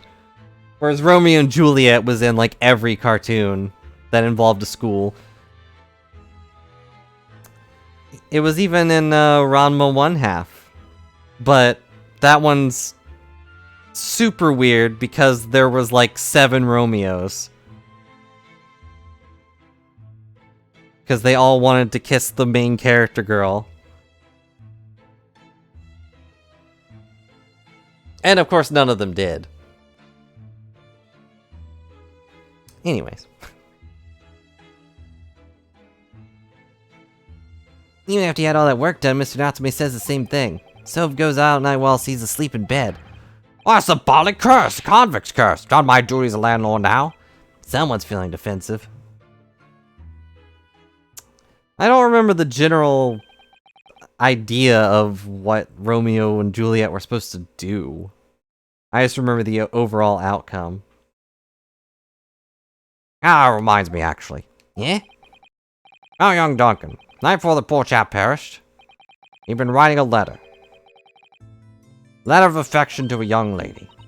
A love letter, you mean? Yep. Where did I put it now? Ah, here it is. Left it on my desk. If you'll excuse me, let me see now. What does it say? The most beautiful and charming sweetheart. Do you think we should be reading such a personal piece of correspondence? My dear Miss Sasato, is precisely why I preface my reading with, if you'll excuse me. I will not excuse you, Mr. Sholmes, no. Sadly, you didn't address it, though. I have no means of delivering the thing. Rather sad, really. I see. That's gonna play on my mind. I also heard of Hamlet, but never watched it. Or read it.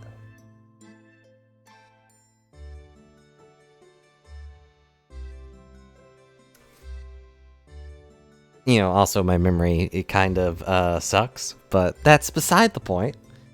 The idea that Mr. Ross's sweetheart has no bearing on the case. I think we should leave well alone. Yeah, I suppose you're right.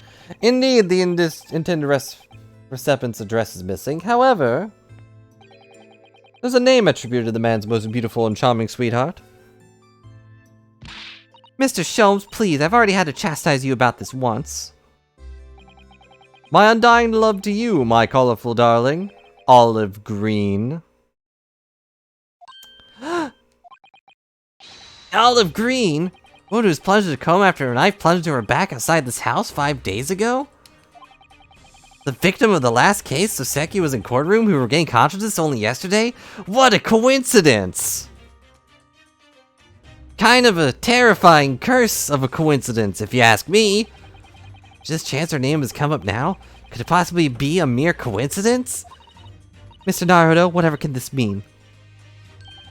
Reading personal correspondence can have its merits, you see, Miss Sasato.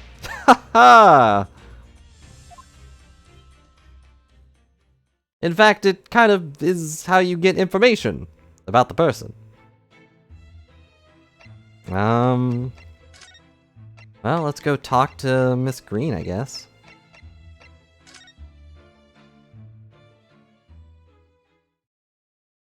And she's gone.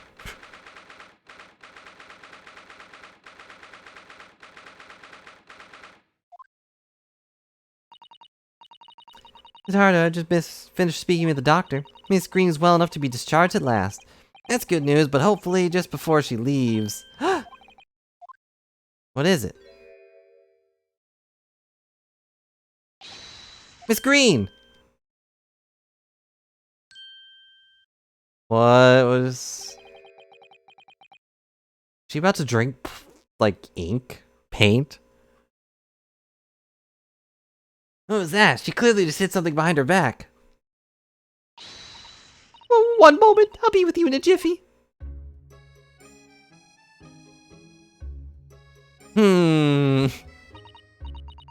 Oh, hello everyone. What are you all doing here? Doctor said I could be discharged, so I'm just getting right things together. Miss Green, what were you just doing? Oh, nothing, really. I'm about to take some medicine the doctor prescribed for me, that's all. Definitely. I'm hoping to have another quick chat with you if that's alright. I don't really have anything else to tell you. Alright, she's definitely behaving strangely. Let's see if we can't coax something out of her.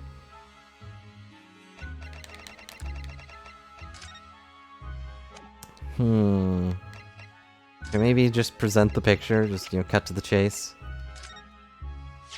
There you go. I would ask you about someone. Mr. Duncan Ross. You knew him, didn't you? Oh, well, she's dead. Oh.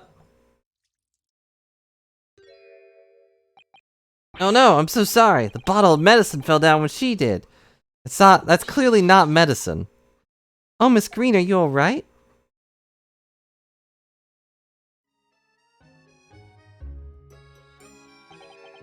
I'm so sorry. I didn't mean to startle you like that. No, it's alright. I wasn't expecting it. How do you know about Duncan? Mr. Ross had been writing a letter when he passed away. The landlord found it in his room. And also, he's literally in that frame right there. It was a very personal letter to you. It was at the art school. That's where I met Duncan, a year ago now. He was working to fund his studies. He dreamt of becoming a professional artist one day. The two of you became romantically involved? Yes, that's right. We were very much in love. We were engaged to be married, actually. That's why he decided to move into a cheaper room to save money for the wedding. And that's what led him to Mr. Garadeb's. Yes, he told me he found the worst, but the cheapest room in the entire East End. And then, 1 month ago, that's when it happened. We're so terribly sorry, Miss Green. Well, it's all in the past now, I suppose. Also, what medicine is pink? Only the stupid childish vitamins that are gross. Tastes like rubbery bubble gum. Give me some Flintstones vitamins.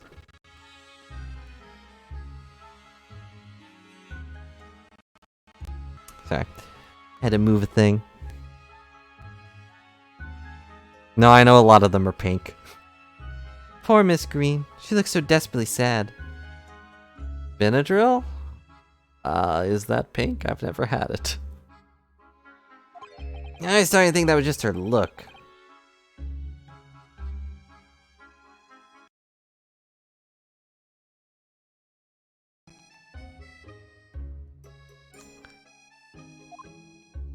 Now, I'll take your word for it. I see she has every reason to feel the universe is against her. Alright, now that I've done that, I can look at this. Bottle fell off before Miss Green collapsed. That was quite an earthquake. Whatever was in the bottle. Honey, maybe, or teacle, or syrup, or all three mixed together, even. Mr. Naruto? You've been having a lot of very mean thoughts during this exchange. I'm disappointed in you. Stop reading my mind! Sorry. Card Miss Green was looking at so intently before, isn't it? Mr. Naruhodo, we shouldn't be peeking at a young woman's private effects. Right, I should say peeking for a gentleman's effects only. Mustn't do that either. Maybe you, Susato, shouldn't be peeking into a young man's mind either, I'm glad he finally commented on his mind being read. Wonderful news, you're gonna be discharged, Miss Green. Oh yes, I mean, thank you. Once people are better, the hospital staff don't want them lingering and wasting space. Not people like me, anyway. So I don't think I should keep anyone waiting. I probably shouldn't stand around and chat. He really doesn't seem to be in the mood to talk, that's for sure.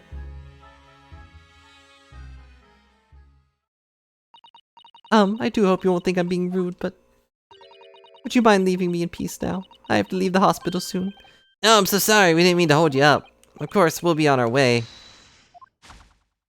Mr. Naruto, surely you were not about to leave. That's quite out of the question. Mr. Sholmes, I didn't realize you were here. But of course I was, my dear fellow, watching intently from the shadows, as always. Make your presence known next time, maybe? Mr. Sholmes, what is this about? Something which occurs to me, which some regularly Mr. Sato, is this. Why do detectives insist on such an ex post facto modus operandi? Why solve a case after it's happened, instead of preventing a case before it happens? That is what sets a great detective apart. What do you mean? I just realized what happened, and I am very sad now.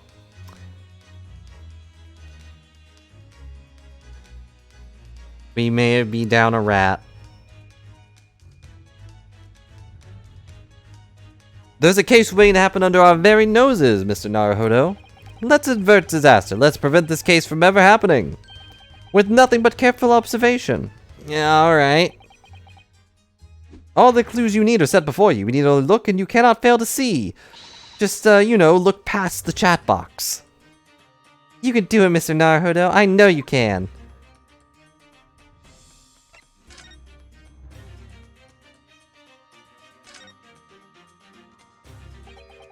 That mouse seems to be dead. Gee, what an observation. No, like, what the, or, huh? Just, that mouse seems to be dead. Anyway, I wonder what I'm supposed to be looking for. I didn't notice that before, did you? I think perhaps it drank the medicine to spit out of the bottle. But that's... Yes, Susato, thanks. That's the bottle that Miss Green was about to drink when we arrived. You don't think... Ah, I see you've come to appreciate the true nature of this scene. That of a tragedy about to take place. Yeah, I think it's falling into place. Is that the whole reason this rat was here? Miss Green, the contents of the bottle you had before spilled on the floor. And the poor mouse that drank it has sadly died. I think it's clear the bottle must have contained powerful poison.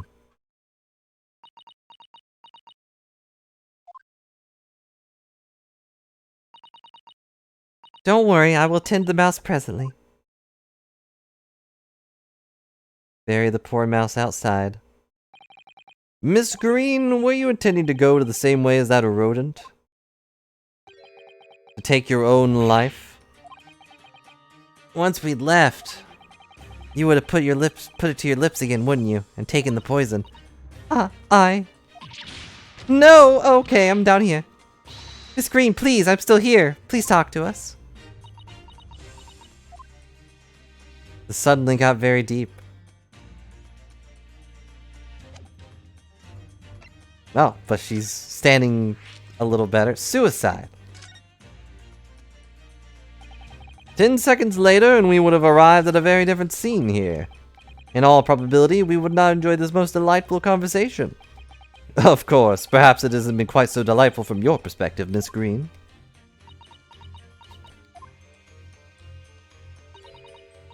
Actually, in a way, now that everything's out in the open, I feel like a weight has been lifted. Tell me, how'd you acquire that medicine? Well, with this being a hospital and all, when the doctor comes to examine me in the mornings, he always leaves the medicine cabinet open for a while, so I snuck out when he wasn't looking. Conspicuously lacks a label. I wonder what it contains. I'm afraid I don't really know. But I thought, if I drank it, it might just stop the pain somehow. Miss Green, no. Miss Green's feeling very blue. Oh, please, Miss Green, don't talk of such things. Well, it seems clear now that it contains poison. Yes, that poor little mouse is out of that. Oh no, it's all my fault. What have I done? That mouse was just standing there. I shall remove this to my office, Miss Green. I take it you have no objection? No, none. Can we, like, do something?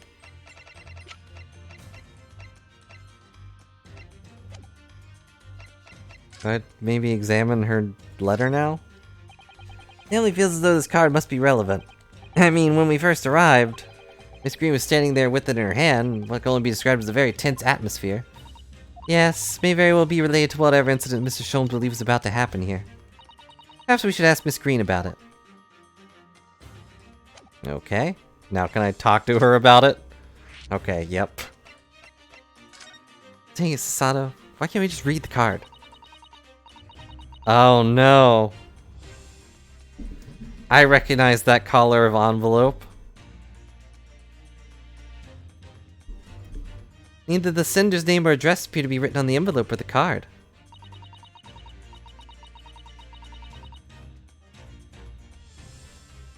At your home? You've arrived at post at my home the day before the incident that put me in the hospital here. Well, not only is it green, but it matches the same color of this torn off envelope in Mr. Shamspeare's room.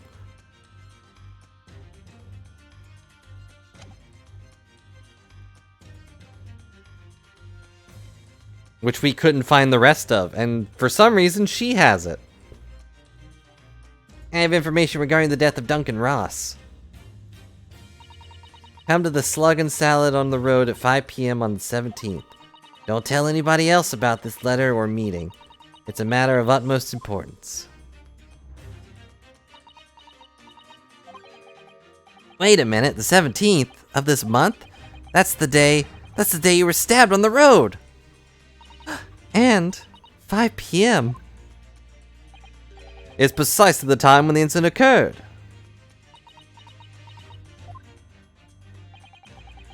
The Slug and Salad, yes, a pub on the northern corner of the road.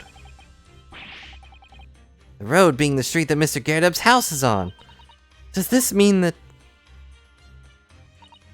Yes, I'm sure you've guessed. That day when I was struck on the back by the knife, I was actually on my way to the Slug and Salad. Goodness. That's why you were doing on the road that day. I'm sorry, I didn't say anything before. Okay, so she doesn't live where Shamspeare is, but he had the other half of the letter. I think I would really have to ask you to excuse me now. I've told you everything. Yeah, I'm sorry to have to drag up such a painful memories for you, such as that time you were stabbed. No, it's fine. Miss Green, please promise us you won't try to do anything like that again. Yes, don't worry. Your detective friend is the bottle now anyway.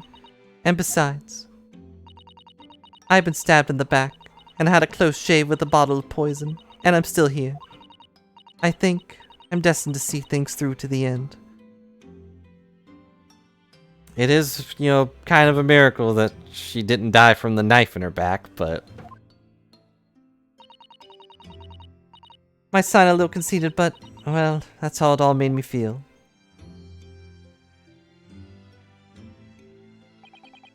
Leaving Miss Green at St. Bartholomew's behind, made her way back to Baker Street with Mr. Sholmes. Well, it would appear we've reached the end of the investigation of investigative trail for today? Yeah, it's late. And Mr. Naruhodo? You discover anything that may be of use to you in the court tomorrow, do you think?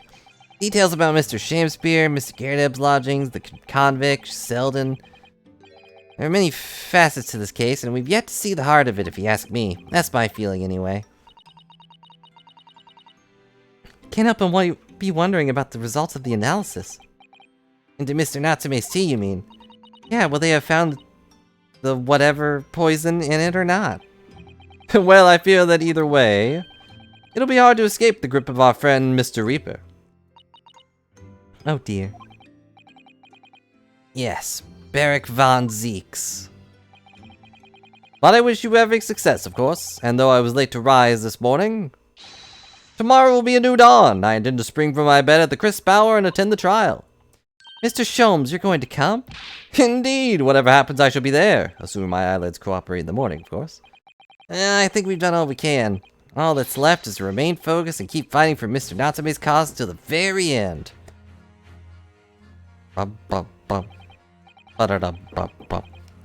London, the world's most prosperous city and the home of 6 million people. I wonder if that number's up or down right now. But away from the razzle-dazzle, down the back alleys and behind the bricked-up windows, the lonely lurk. So Seki had battled long and hard with loneliness in his many months here. So I felt honor-bound to battle equally hard for my compatriot, to lift the curse that gripped him. As Mr. Sholmes said, tomorrow will be a new dawn, for all of us. To be continued. Blah, blah, blah.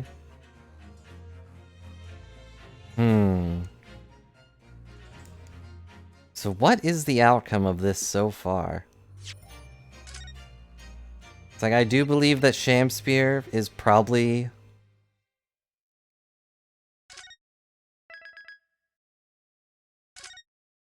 He's probably responsible for this in some way.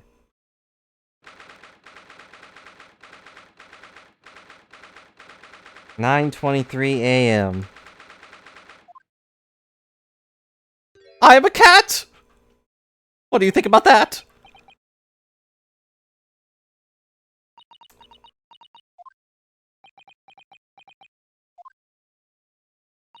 This is just it then, Mr. Naruhodo.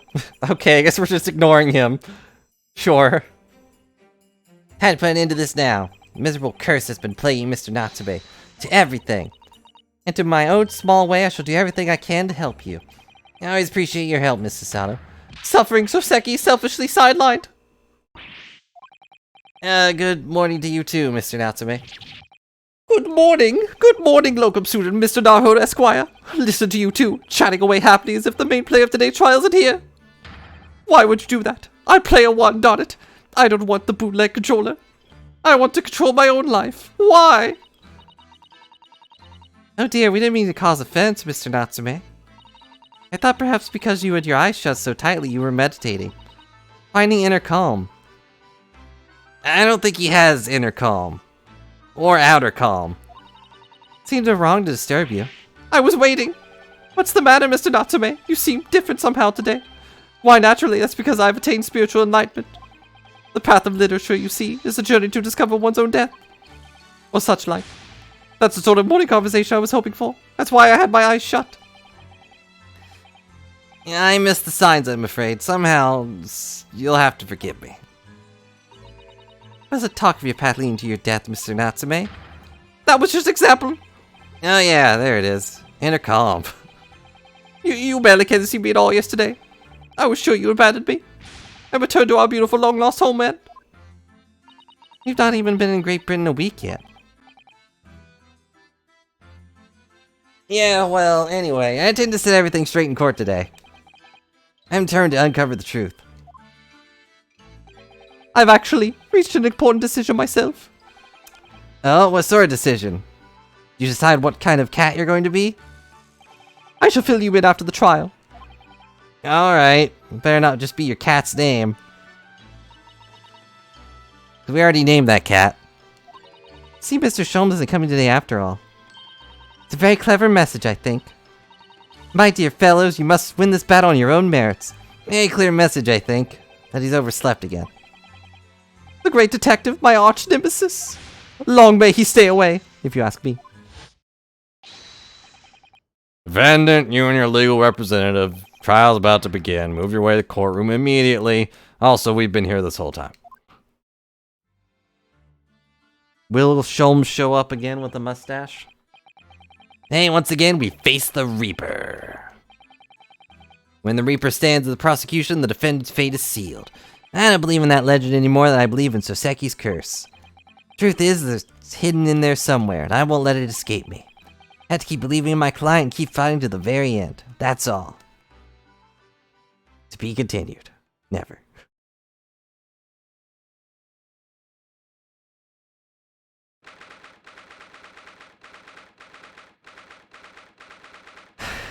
Alright, who will be our first witness?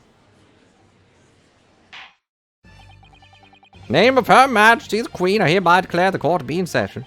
Call upon the counsel for the prosecution and defense. Declare the willingness to proceed. The prosecution is ready, Your Honor. Yep, defense is ready. I'm not the first witness. I wasn't there. I haven't witnessed anything. Very good. Call upon the 6 ladies and gentlemen of the jury, chosen by law to represent the will of the people in this trial. Are you ready to proceed? Absolutely. Justice will be done, you mark my words. I feel obliged to say, I feel especially ruthless on days when my hat is sitting just right. You said the exact same thing last time about it not sitting right. And also, you're not wearing a hat. That doesn't qualify as a hat, does it?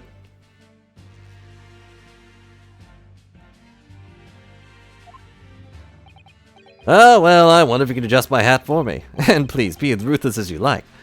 Juror number 3, could you leave, please?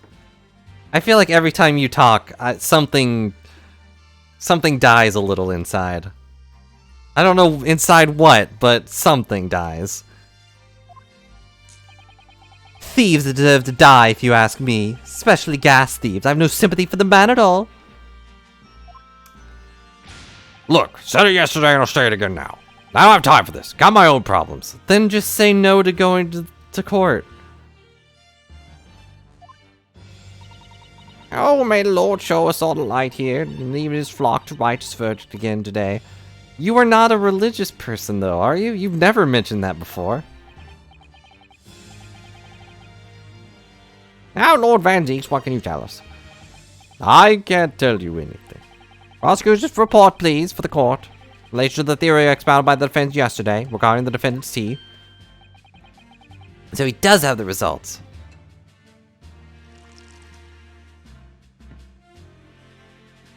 Forgive me for pouring stuff or whatever. Before the prosecution delivers the black news about the black tea belonging to the blackguard in the dock.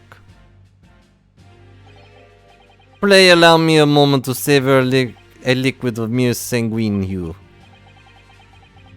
In fact, I'll defer to the good detective for the report. Here's to you, Inspector.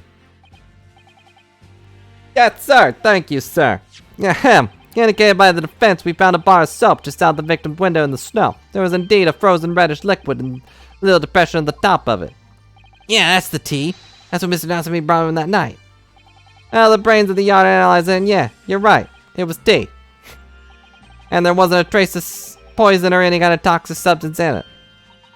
No poison at all. In other words, the tea that the defendant brought with him in the victim's room is innocent.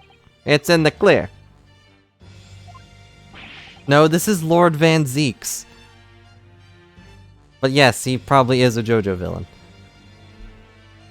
And I guess the one thing that they should give as an excuse to skip jury duty is that this guy is a chump and will just go for a guilty verdict the second he can. He is not a reliable jury. Or juror. He's only a jerk. What a revelation. As I suspected. This makes it quite clear. The defendant, Mr. Soseki Natsume, is blameless here. Objection. My learned friend is jumping to conclusions again, which is my job, actually. A typical Nipponese reaction. What? Yes, it is true no poison was found in the few drops of liquid recovered from the soap on the window ledge. But, what logic is that? Would you take a drop from Thames and conclude that the water in the ocean isn't salty? The water would be salty that we got, so no? My word, water in the ocean is extremely salty, Council. Exactly. Unfit for drinking, just as the victim's tea was on the night in question, and the court has already heard. Bitter was the precise words of Mr. William Sham-Spear, from whom the prosecution now calls back to the stand.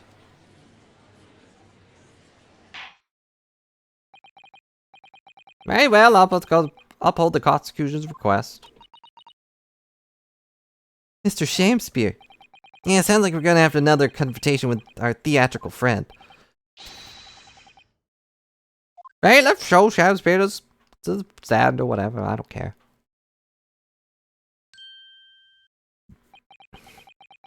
Mr. William Sham-Spear, the victim of despicable crime, even though there was no crime as you did not die. Oh heaven, oh hell, do you command me to remember? Forsooth 'twas I, Sham-Spear, did have a belly full of the foul fluid given mine, in mine innocence. Yes, revealed as yesterday's proceedings and the fact that you're here, which is not as we'd hope perhaps been led to believe. Attempted murder they have no real proof for. By using bars of soap such as this, he has been stealing gas from the supply company, yes. One may smile and be a villain. Forsooth 'twas I, Sham-Spear, did have a room of the sweet fuel given. That's right, fellow Joes, don't forget. This man's a rotten thief. I haven't forgotten. Kept all that ice coins and tight a secret, don't you? Didn't you? Should've owned up sooner. Arrest him, I say. Arrest him at once and let him feel the sting of my tail. In my tail. Not of my tail. I don't have a stinger in my tail. I'm sitting at this chair completely normally. Also, in case you forgot, the gas people are run by bees for some reason. Yeah, her name... Let's see if I can look at it, actually.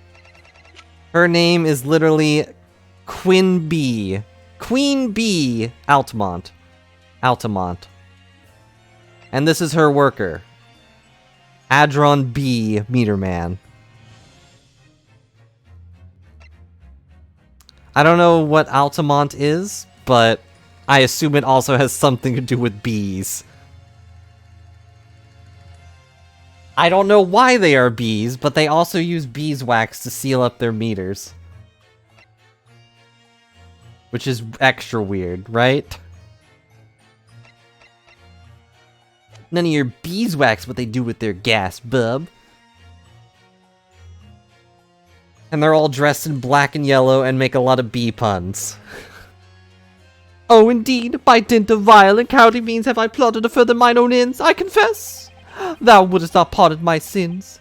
Of that I am sure. You acknowledge your wrongdoing. What exactly are you doing here?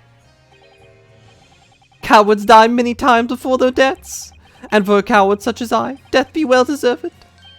But would that still be a greater crime passeth upon unpunished?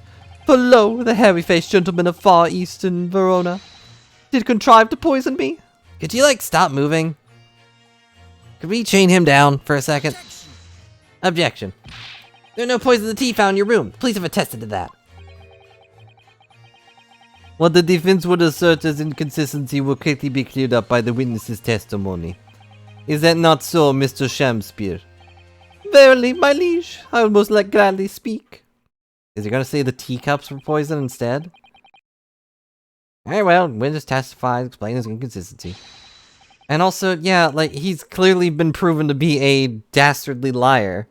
Why would we trust his testimony?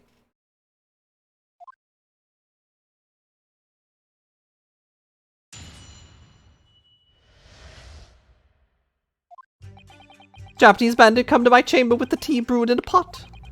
'Twas my cup alone the wicked miscreant secretly poured his wicked poison. Yep. Whilst feigning distraction in our debate, never did a drop of his own drink pass his lips. When he departed by and by, I did use that tea to remain in his cup to make my coins suffice. 'Tis no surprise, the poison he not found in the tea I did pour into the molds of soap. The poison was slipped into the cup after the tea had been poured. Normal way for poison to be administered in my experience. Right. Otherwise, it would be disastrous for poison to mix up the cups, for instance. No poison is found at the scene. Because, quite simply, the Nipponese took the bottle back to his own room. No, he didn't. The absence of vessel containing poison only becomes problematic when considering suicide. I knew that. By now, it should be perfectly clear. A bar of too cheap soap. His hole is insufficient to wash the deep stains of guilt from the accused hands. He does drink wine. That's poison. Sirs, madam, to choose that I, Shakespeare, be a common thief of gas. But, listen here, ladies and gentlemen. Is that rubber or something? Wherefore would I lie? Verily I have no cause. I have no not to lose. Well, do declare. He has so much to lose. Thank you for your testimony, witness. Counsel, proceed with the cross-examination. He has so much to lose. None of this makes sense. But I've already got where they need me to go with, I think.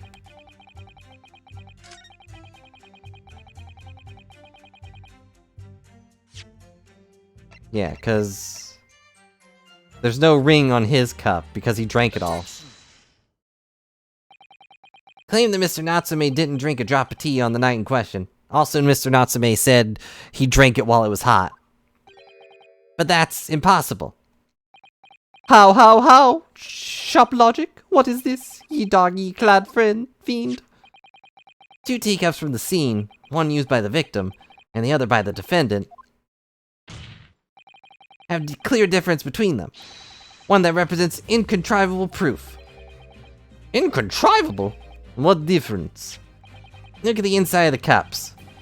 Just here, there's clearly a visible ring. Yes, I apparently just have a paper picture of this ring. A tea ring, commonplace enough. Wait, I see where you are going. Indeed, such things occurred all too readily when one leaves tea in the cup for a while. And yet, Mr. Natsume's cup has no such ring. Good lord, you're right. Completely clean. I pray thee, sir, what makest thou of it?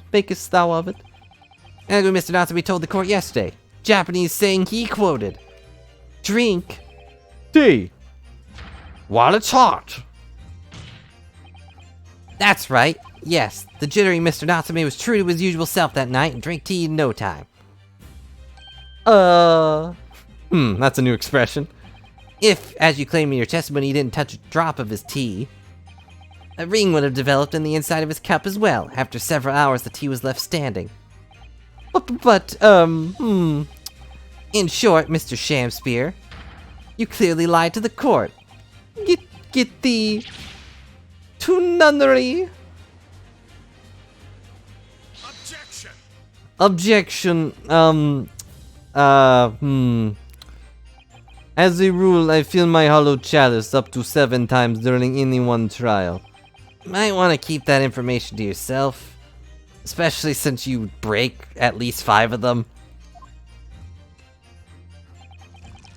Did he just drink all of that while we were having one thought bubble? Yet on occasion, tedium distracts me and I pour more times than I intend until the bottle is dry. Your drinking habits are fascinating, but irrelevant. Shut up. On the contrary, they illustrate the fickleness of human memory. To William Sham-Spear. Yes, my liege. Though you previously stated you made the coin device from leftover tea in the accused cups, could it be that you were perhaps mistaken? Eh? Could it be that, yes, perhaps there was some tea remaining in the small teapot after left at the scene? Van Zeeks, you already proved there was no teapot left at the scene. Objection. The fact that it vanished from your memory until now that I am implanting into your brain which is clearly false. Like, what? Here I thought maybe we'd have the quickest court case ever, but Van Zeeks is pulling a karma. Faith, my liege, thou art a magician. No, his hollow chalice only cuts who he deems worthy of being cut by it. For verily, 'tis thou hast seen while thine eyes that night. What? Forsooth, I was mistook. I did plan to use teas from the Japanese fellow's cup, but lo, when I looked, 'twas empty. And thus did I use the dregs that festered in the teapot, as my liege suggested. Objection. And you just suddenly remembered now that you made a mistake before? Are we supposed to believe that? Objection. Shut up. People's memories are imperfect, my learned friend, which is why we rely on evidence instead. But you already gave evidence that there was no teapot. Shut up. But in any case, it makes no difference. Victim's most recent testimony tells us two things of note. Firstly, the poison was put into the victim's teacup only. And secondly, that this spoiled cup was not the source of the insipid ice coins that have bewitched this course. Prosecutor makes a fine summary of the facts that aren't there. Furthermore, that testimony remains valid and in full support of the established facts. In other words,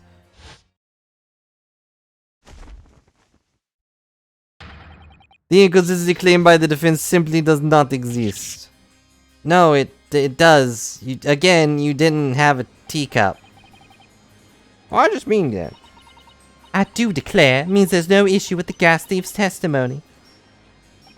Apart from this bit about the thieving gas, obviously. My lords, ladies and gentlemen of the jury, I do solemnly swear, after I did dine in Grubb's Grubbery alehouse that night, naught did pass my lips but the black tea given to me by the Japanese, whose back be stooped as low as death.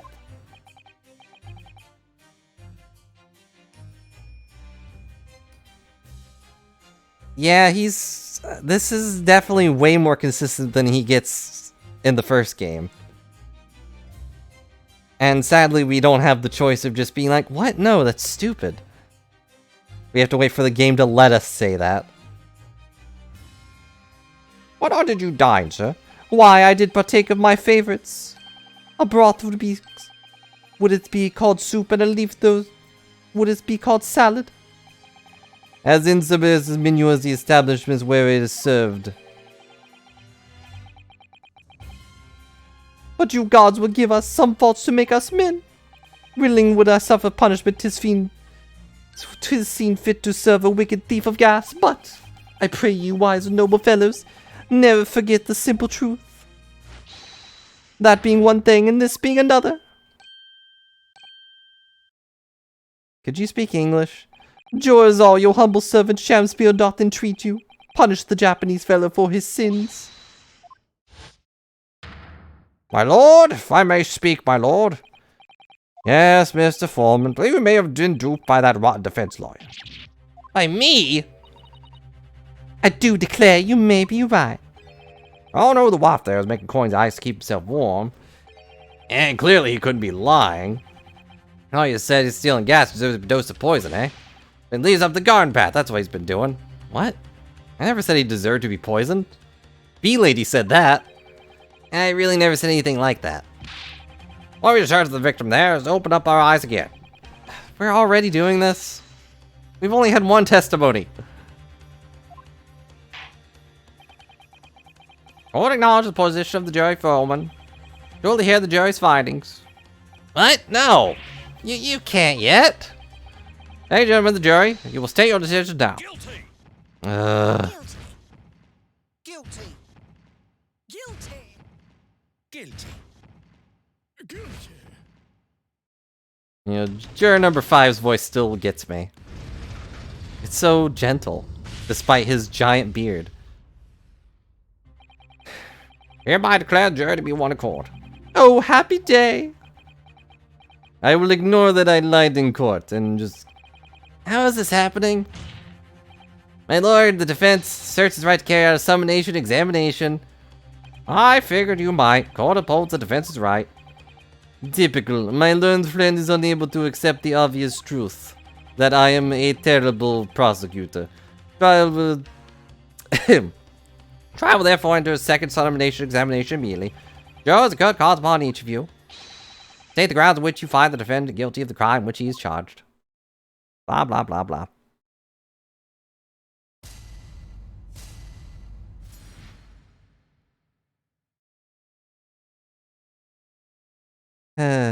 Here we go. I'm a man of logic, me, and as far as I can tell, this whole courtroom is illogical. I've considered all the evidence. The defendant must logically be guilty. But there's no teapot.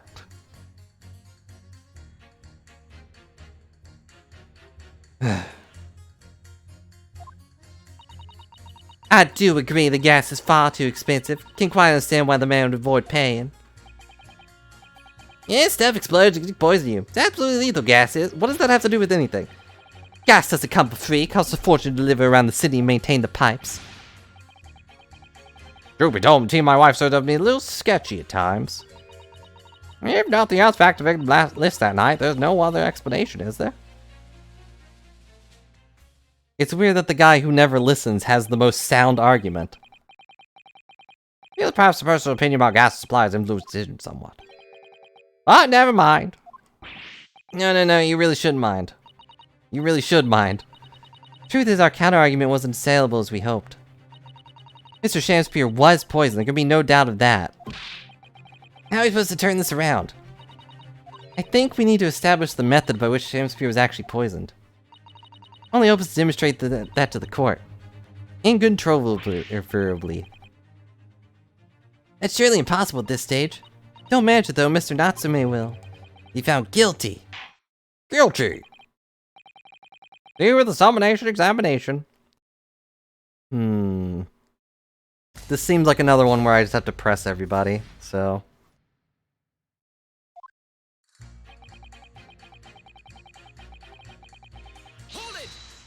Hold it! At all the evidence, you say? That's right. There should be no room for doubt. It's all pointing at that Japanese man with the big mustache. That's the Englishman with the bigger mustache. Means we need to show the man some new evidence to make him change his mind. If only we had that kind of evidence. Don't worry, this summonation examination is barely started, really. Perhaps there'll be a shift in the situation that shows an existing piece of evidence in a new light. Alright, though, I need to find some way out of this deadlock. These two seem pretty useless. She also seems pretty useless.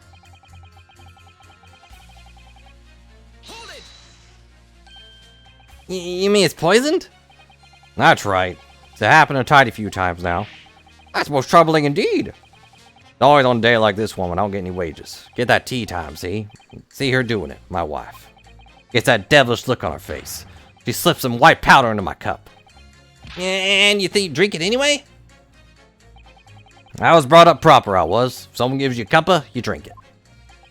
What happened to you? What does it taste like? It was god-awful, believe you me. Salty as heck. She put salt in tea? Even I am taken back by this statement. And I think perhaps what your wife put in your tea was salt. No! Doesn't even care to be up to poison me properly, eh? Unbelievable. Let's move on, please. Would that be good? To put salt in tea? That mean if the victim could be shown to have ingested something else, you change your leaning? Sorry, what's that now? Oh, I was just saying if the victim did actually eat or drink something else some night. What's the matter with you? I said if nothing else passed the victim's lips that night, no other explanation, is there? Have you been listening to me at all? I feel there's an English expression about a pot and a kettle that's appropriate here. Compared to the other jurors who don't even appear to have anything to say about the case at all. It seems this elderly gentleman has been listening to the proceedings far more intently. I suppose the trouble is... It has a selective hearing? Exactly. But still, this sure may well be the key to the breakthrough that those desperately need. That's... So the other ones are also pretty worthless? By the way, Mr. Sham-Spear is really poisoned.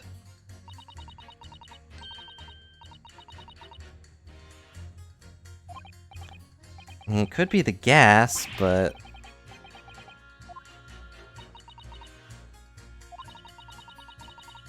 There's something you might have forgotten. Oh? Like what? Important to watch everyone involved to pursue that they react to something someone else says. Hmm?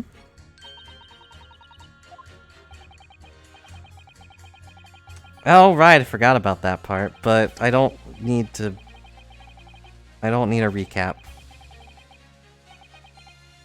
And again, no need. I'll remind myself anyways.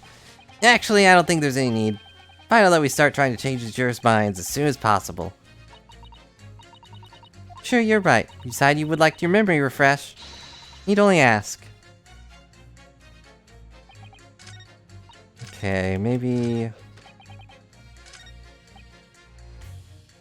Oh, it can poison you. Maybe this guy. You talk about the poison rather than gas, do you think, sir?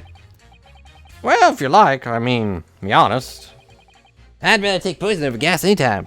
You take poison? What I mean is, poison can only poison you. Doesn't explode, does it? Goodness me, what are you talking about? Set him straight, please, lawyer man. Well, it's certainly true that poison isn't prone to exploding. But I think you'll find poison can't light or heat up a room. Ah! You're right! I hadn't considered that at all! I hate this guy. Is it okay to hate this guy?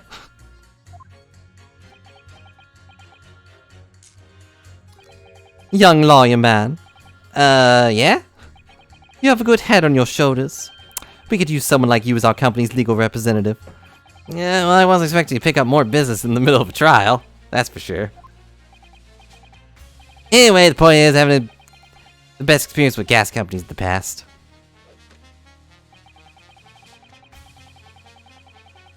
Hold it! Okay, thank you for permission, Sanosuke. Can we please refrain from all this talk of gas? There's an all-out attack underway, in case you hadn't noticed, against my company's gas. Supposed to sit here and take it, am I? I don't think so. Really buzzing now? Heh, B. All I've heard from our wonderful fuels, explosions, and poisonings. What about electricity? What about getting electrocuted? What about that? Little explosion here, and there's nothing is nothing in comparison. Any explosion could hardly be described as nothing, madam. Nevertheless, the theft of your gas is deplorable. My point exactly, but the gas thieves aren't even the worst of our enemies. Far more devious reprobates to contend with on a daily basis, you know. More devious? Who, madam? Other gas companies, of course. Other gas companies? Not quite what I was expecting. Is it really gonna be the second one? I figured she was the most useless. We generate gas and deliver it to our customers fair and square. Indeed, no wise questioning that, madam. Atma's a simpler gas company. There are other unscrupulous gas companies here in London that don't even have any gas at all. What? But if they don't have any gas, how do they go about selling it to people? You wouldn't think it possible, would you? But they steal our gas, you see, and sell that. So did he steal the gas with using his coins? They steal your gas? How is such a thing possible? Gas companies like ours deliver gas to people's homes via the network of pipes. These devious reprobates secretly disconnect our pipes and deliver gas to their own rotten pipes. And they make a contract with the households supplied by those pipes, and take money for the precious gas that's rightfully ours without us even knowing. Diverting gas in their own pipes illegally, what a brazen form of theft. When you visit customers' houses to collect the money from their meters, we always have to check whether or not one of these devious companies has been up to its tricks. Excuse me. excuse me. Could you something to say about that, juror number 3? Oh, golly, you mean me? I'm terribly sorry. I was just thinking of myself. You know, really catch him off guard there. Thinking about what the lady next to you was saying, correct? Oh, well, yeah. I just got a little right about it recently, you see. Go on. I'm a guy worker. You visit my house the other day to investigate pipe work. Need to ask for your cooperation with to carry out the secret check of your property, sir. Fellow said. So I let him in. Do you know what he did? I'm afraid I have no idea. Please tell us. He proceeded to take one of my lights off my wall. Then he grabbed the exposed mouth of the pipe and started blowing into it. What do you think you're doing, young man? You're giving away company secrets there. Oh, please, everyone knows. But it was very nearly the death of me, I can tell you. What do you mean? I'll explain if you don't mind. As I said before, these unscrupulous other gas companies connect their customers to our pipe network. Yeah, but how's blowing into the pipes come into it? Obviously, there's gas in the pipes, and that's fairly low pressure. By blowing air through the pipe, you can make its pressure drop temporarily. And if you do that, any lights connected to the same pipe will flicker for a moment. Ah, I see. In other words, if upon blowing the pipe, the lights of an adjacent property that has no contract with your company flicker, you can know that these devious scoundrels have been meddling with the pipes. Exactly, my lord. That's it in a nutshell. Reason why we have teams of workers going around neighborhoods to investigate which lights flicker. Trouble is, a particular worker came to my house, didn't know the strength of his own breath. Blew down the pipe with all his might. You can guess what happened, can't you? Yeah, well, if he blew hard, then... Wait, you mean it exploded? That's right, lights didn't just flicker, they went out, along with the stove. Gas started pouring out into the house. What a disaster. The gas supply must have been interrupted briefly because the man blew too hard, so the flames went out. Afraid I yelled at the fellow, "You try to kill us all," I said. So by disconnecting the lamp and blowing into the exposed gas pipe, possible to extinguish lamps and stoves connected to the same network of pipes. And then when the gas starts flowing again, just as it silently seeps into the room... I think perhaps... Yeah, this is almost certainly the clue that we've been hoping for. Juror number 3, defense requests that you amend your statement to include that information. Oh, well, if you like, I don't mind. Well, I do. That's our company's secret method of identifying rogues that try to diddle us. Like I said, madam, it's widely known already. I mean, you know. Yeah, so instead of looking at the painting, he was blowing into the pipes. And he was most likely trying to put out the pipes so that Natsume would, I guess, suffocate. Right? Very well, juror number 3. We'll amend your statement accordingly. Yes, my lord, although I'm not really sure what the point of all this is.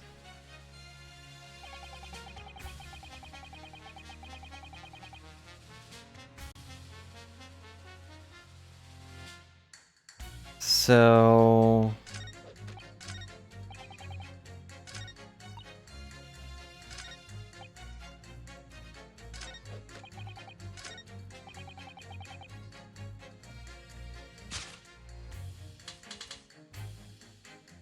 Objection. like he probably breathed in the gas, right? Whose statements you refer, counsel? Juror number 6, do you hear what juror number 3 just said?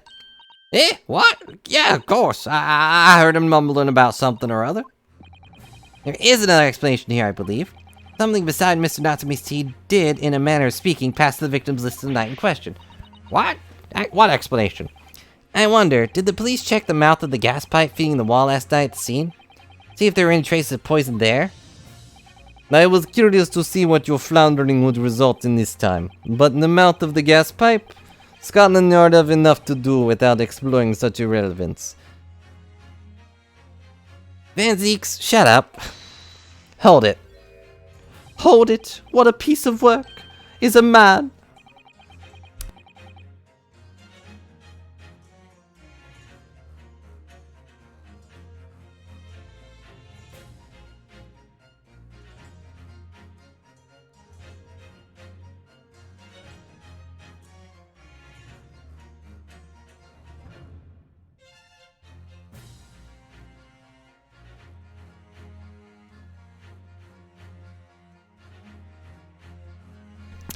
Sorry, someone came in to ask me something.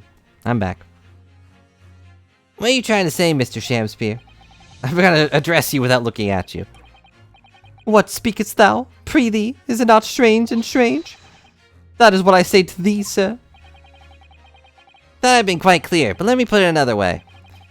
The poison could have been in the mouth of the gas pipe that feeds the wall lamp of your room. And that is how the poison came to enter your body. Good lord. Are they tasty then, gas pipes? Is that what he's saying? Or was the gentleman suggesting the poor man was so desperately hungry he tried to fill his belly with gas? Perhaps no actress would perform a kiss scene with him, Yeah, probably not. For shame, madam, speaking thy fancy. I assure you I'm not such a buffoon to have to kiss pipes. Objection. This is no summonation examination. This is a farce. Prosecution will not stand for any more lone Nipponese friend's conjecture. To begin with, the lamp in the victim's room is high on the wall. In order to have placed his lips to the pipe that feeds it, he would have had to be a contortionist. These are empty assertions. Why did I throw 2 of my hollow chalices at the same lamp? Why did I even bother filling it? These are empty assertions. There is no possible proof the man did as you say. It's true, I have no proof that Mr. Shakespeare did put his lips to the pipe. However, I can say with some certainty that on multiple occasions, Mr. Shakespeare has been doing something in front of that lamp on his wall. I have evidence to prove it. Alright, you got our attention, lad. I like to see how you can be so sure of yourself. So would I. Let's see this evidence then. Well, I got the jury's ear. Be the picture, I guess. Make this opportunity count. This is the proof that at the time and time again, Mr. Shakespeare stood in front of his pipe. Is it this one? Yeah. Take that! What the? These are, wait, what are they called? Yes, skin prints. That's what they found at the scene. Skin prints, counsel? Never heard of such things. Justice Ministry is currently assessing whether or not to permit fingerprints as evidence in court, however. My lord, this is an exciting new forensic technique developed by the great detective Mr. Herlock Sholmes. Here's all the places that Mr. Shakespeare touched in his room. Never seen anything like it. I mean, that's black magic, isn't it? No. Well, if anyone could invent something like that, it's that great Sholmes fellow, that's for sure. I agree, this man's edition of engineering thumbs was quite fascinating. Found skin prints in many places you would expect, on the table, on the costumes. However, Mr. Shakespeare had also been touching some very unexpected places in his room. For example, here. Around the hanging pictures there. Indeed, multiple handprints appeared visible. Well, I wonder, could he have been appreciating the artwork, perhaps? At first, my colleagues and I thought the same. However, imagine standing with your hands there and those prints are, and you would find yourself directly in front of... I don't believe it. The gas lamp. Now, the reason why is immediately obvious. It's clear that Mr. Shakespeare has regularly been standing with his hands to the wall, in front of that lamp. Right, what have you been up to, you nut? I asked the record juror number 4's earlier statement. Me? What did I say? That the blowing in the gas pipe would make the light's entire building flicker. Now, if you recall juror number 3's statement... What? Me now? When the gas worker who visited his home blew that too much force of the pipe, it caused all the lights on the gas stove to go out, and gas started leaking into the rooms.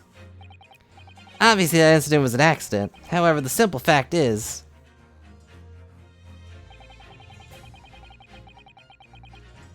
if Mr. Shakespeare were to blow into the gas pipe here in his room, he could have extinguished every light and gas stove in the building at will. Crikey! Are you suggesting that man purposely caused the gas to... Objection.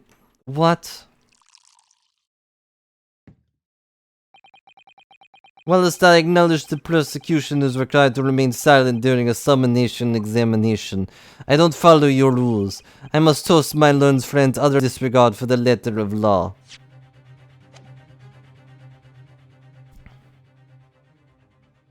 Well, he already siphoned, or rather stole gas by using frozen liquid to create ice coins in the first case.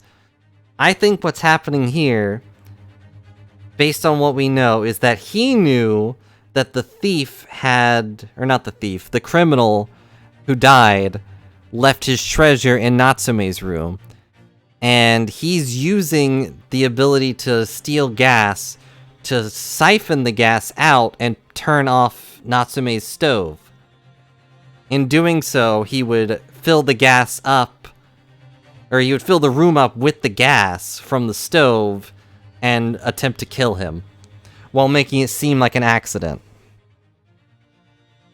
Or a curse. And his own poisoning is most likely from him accidentally, you know, swallowing some of that gas. It is a lot of effort, but it's also a lot of money. It also seems like he might actually be Ross.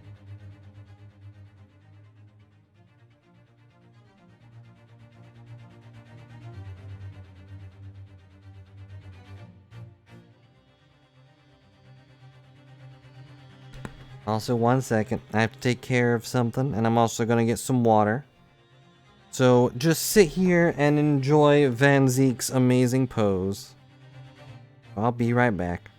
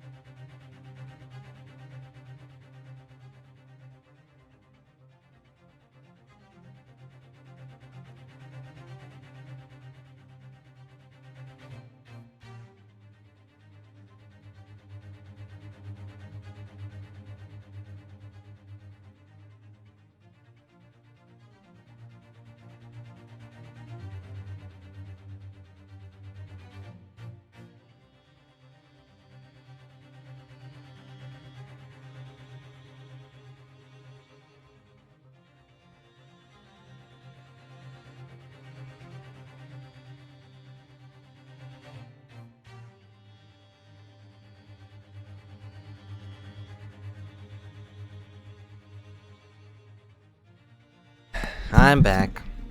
Didn't really take care of anything, but I'm at least back. Why is it ruined? Yeah, someone's just bugging me. Throwing a fit. But I'm back. Sorry about that. I must toast my learned friends under disregard for the letter of law. The letter which is L for loss. No, it's not you, Griffey. You've only rarely bugged me. And it's not you either, Random. You've also only rarely bugged me. And those throwing a fit. Why are you throwing a fit? I'm sorry. What is the meaning of this, Lord Van Zeeks? Curious photograph, of which I always laugh at, or whatever it is, presented by the defense, this so-called skin prints. Clearly that cannot be accepted as any form of usable evidence in this case.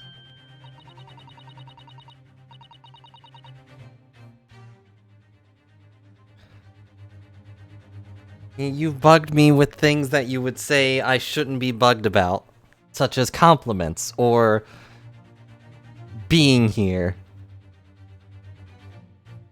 But no, I rarely get bugged. So meh.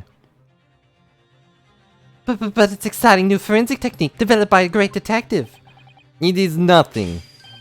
A mere toy developed by an amateur sleuth with too much time on his hands. Certainly even research's nature of esteemed Mr. Sholmes cannot be recognized by the court as formal evidence. Hold it, please, my lord. If I may. Mr. Sato. Not the defense's intention to submit skin prints as formal evidence, merely wish to present the results of a great detective's investigation of the scene, as a tool by which explanation of a possibility to the ladies and gentlemen of the jury. And, if the trial were to come to an end now, we should never learn the truth behind these mysterious handprints that everyone has now seen.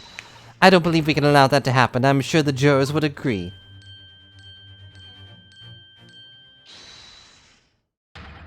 You're right. Whether those strange handprints are a significant clue or not, down to us to decide. Juror number 3!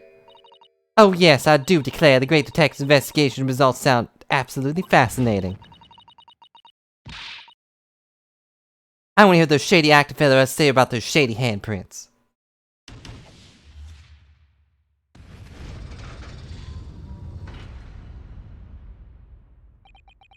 What's the matter with you two? I was foolhardy. Well, I did say it, didn't I? I don't like to break a promise. No, wait! You heard his lordship. Not fair to think of evidence.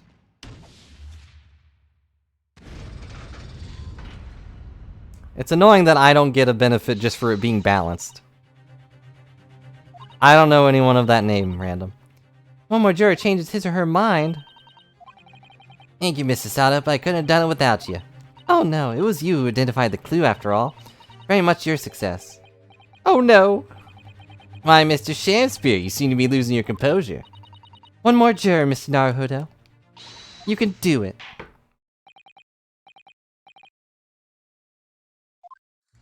Well,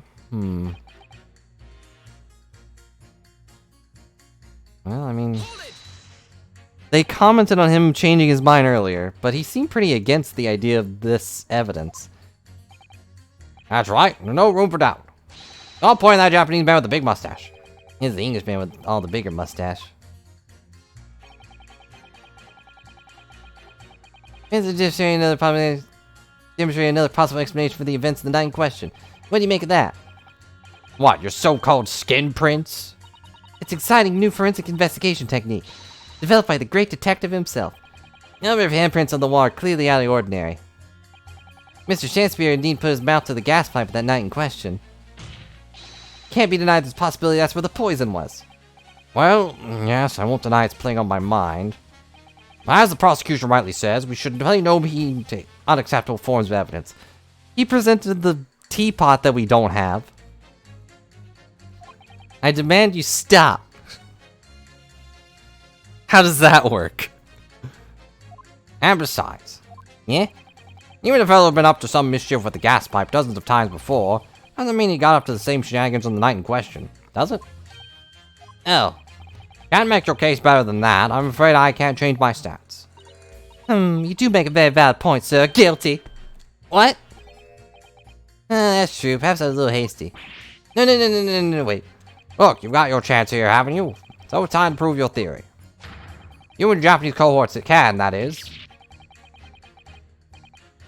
Leave our nationality out of this, please. Why is it always gotta come back to that? Can't sustain our position. I'm afraid of jurors change their mind for a very will change them back. What can I do? Is there any more proof I can give here? Mr. Shakespeare really did blow down the gas pipe the night in question.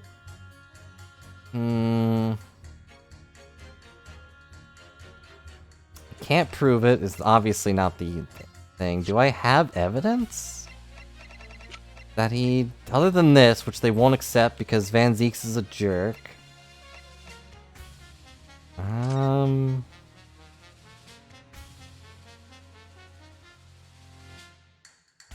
Nothing notable here, just the thing where it leaked.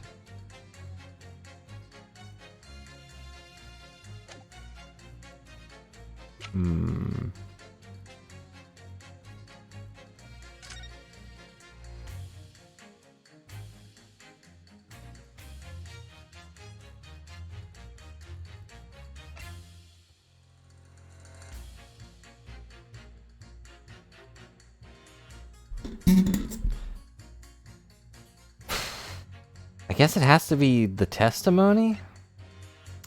Going off my idea, maybe they're gonna be like, hey... Natsume says that he keeps feeling like things are happening to him.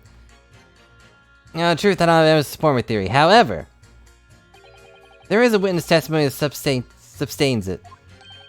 What's that? Testimony? This is incredible. Whose testimony? Yeah, it's all connected. Everything is linked. One sky, one destiny. First testimony revealed the truth about the gas and the Garada residents that night, namely... Take that! Mr. Natsume.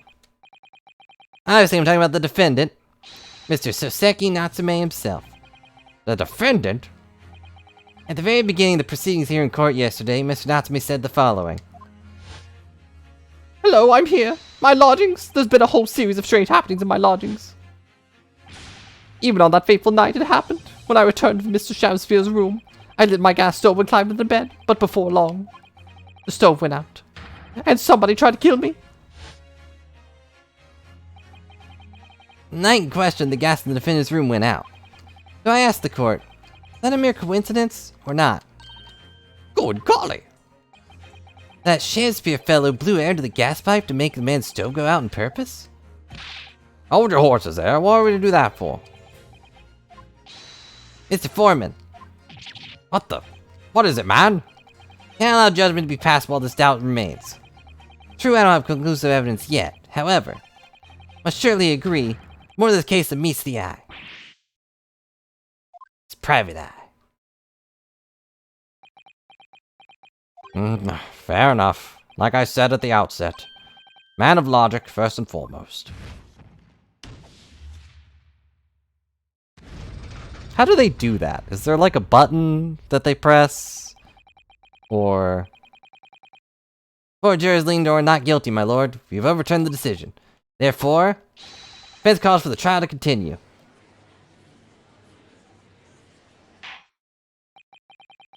As defense was rightly indicated, summation examination is concluded with the majority of jurors altering the decisions.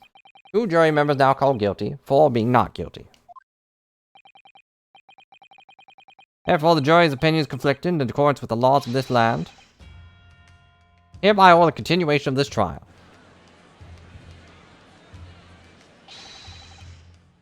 Mr. William Shakespeare. By the way, if you forgot, that's his actual name. But Shakespeare is still a character in this universe. They reference his plays. My lord, how can thy humble Shakespeare serve thee? What say you in response to various revelations made during the summonation examination? So God mend me, I do solemnly swear, I recall aught of either the lamp or the pipe. Handprints are made tiny mess all over the wall there. How'd you explain that, eh? Again, that is not. I am done with this. The dignity of this great courtroom has been sullied enough already. Juror number 5. Who, me? As I went to some pains to point out already, a print from self-professed detective's toy has no place in British court of law. As such, whether or not this man did indeed stand before the gas lamp with his hands against the wall remains at this time unestablished conjecture. You would all do well to remember that. Objection! Objection. I'm over here now. Prosecution must concede that it would be extremely simple to verify. Just order the mouth gas of the gas pipe feeding that lamp in the Mr. Shakespeare's room to be examined. There are traces of poisons there. Objection! What appears to be extremely simple is my Nipponese friend's mind. You would recall that in order to check the presence of the poison in tea, some remnants of tea would be required. Yeah. Therefore, it shouldn't be beyond your wit to imagine that even if poison were to have been spread on the pipe, it would have been completely evaporated by now, making any analysis impossible. That's not how poison works, but Hey, think of that. in any case, counsel, I felt you could possibly have motivated the man to do what you describe. Why on earth this fellow wanted to blow air to the gas pipe where he lived?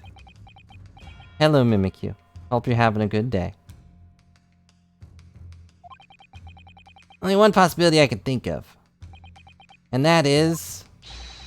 use the leaking gas to commit murder.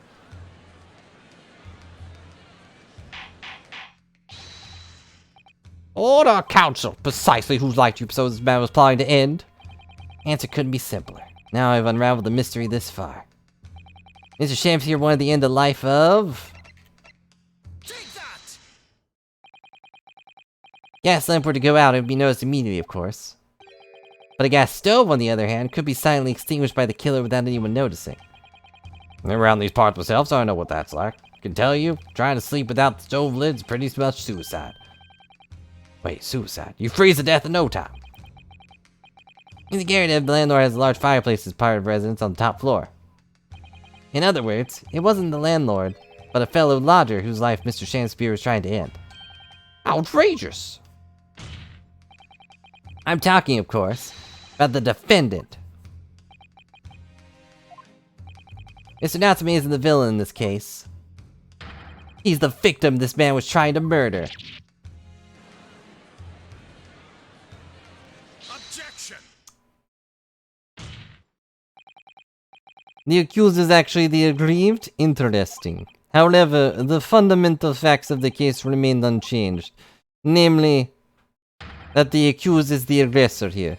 What? How can you still claim that? Seriously. Let's indulge your fantasies for a moment, and assume that there was indeed poison on the mouth of the gas pipe. The question that then arises is, who put it there? Who did put it there? The only logical conclusion the person responsible was aware of this man's trickery with the gas supply and his intent to kill. Yes, that would indeed seem logical. If either were unaware, how would he or she have known to lace the end of the gas pipe with poison? Now we must ask, how could anyone have known Mr. Shakespeare's murderous designs? You mean to suggest? Naturally, the sole possible answer to that question couldn't be more obvious. Only the man whose life was being threatened could possibly have known. Or it could be the man who was trying to end his life. You know? What? In other words, the person who put the poison on the gas pipe in what was clear a retaliatory attack can only have been the accused, Mr. Soseki Natsume. You're forgetting that... I feel like everyone kind of just keeps forgetting that Shakespeare is still alive. Whatever Mr. William Shakespeare may or may not have contrived to do, he was nevertheless the victim of a potentially lethal poison attack. The only person who could have possibly perpetrated this attack is the accused, Mr. Natsume, though I will not supply evidence to prove this fact. The defense counsel's theorizing has failed to avert suspicion from the accused, far from it. In fact, now the clear motive for the poisoning has been successfully established, that suspicion is greater than ever. So says me, the ever suspicious. Would you not agree, my Nipponese friend? I wouldn't.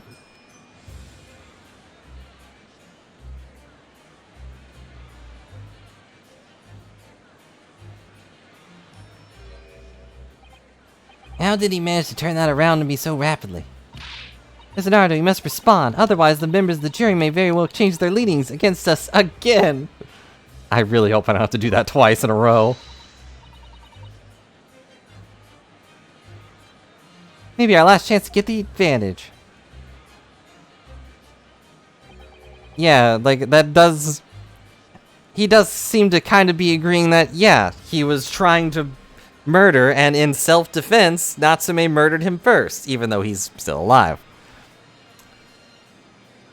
They also haven't proven that Natsume has any poison. That's not... You can't just go out and get poison. You know? I've seen that somebody put poison in the gas pipe in Mr. Shakespeare's room. I'll stay in that person now and absolve Mr. Natsume of guilt. He named the true culprit? I know it might sound impossible, but if we fail to do that, I have no doubt Mr. Natsume's fate will be sealed once and for all. One parcel of code does come to mind. Evidence. The poison. It's all pointing to a particular poison. Person now. A particular poisoned person. The poison. Poison for Sham-Spear. Sham-Spear's poison. The prosecution calls for the jury to consider their leanings again. I trust you'll make the correct choice this time, Mr. Foreman. What? Oh, don't you worry. We know exactly what... Objection.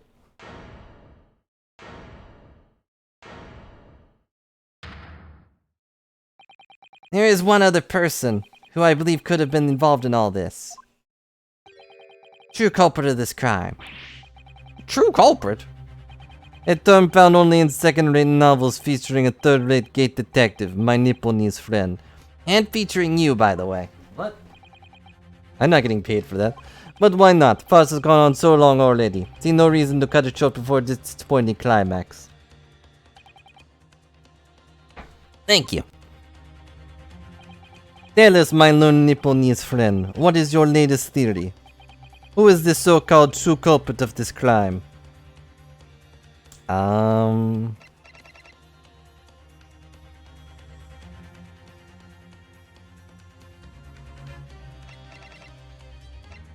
It was Iris!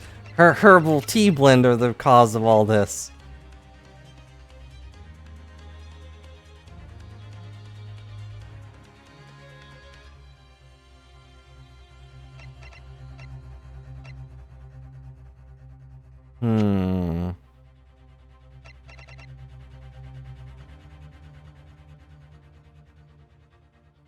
We can accuse him, but I don't feel like that would work.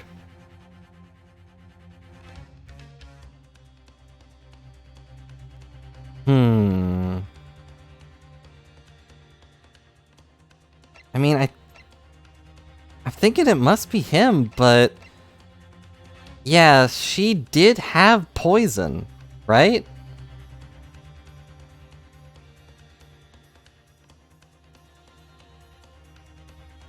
I mean, I've got 5 shots, so... And obviously she knew him, because he stopped to see her. Or, well, rather, he knew her. Or no, they were just in the same room together. But either way, she did have poison with her. And it killed that poor rat. She should go to court for that, if nothing else. Take that!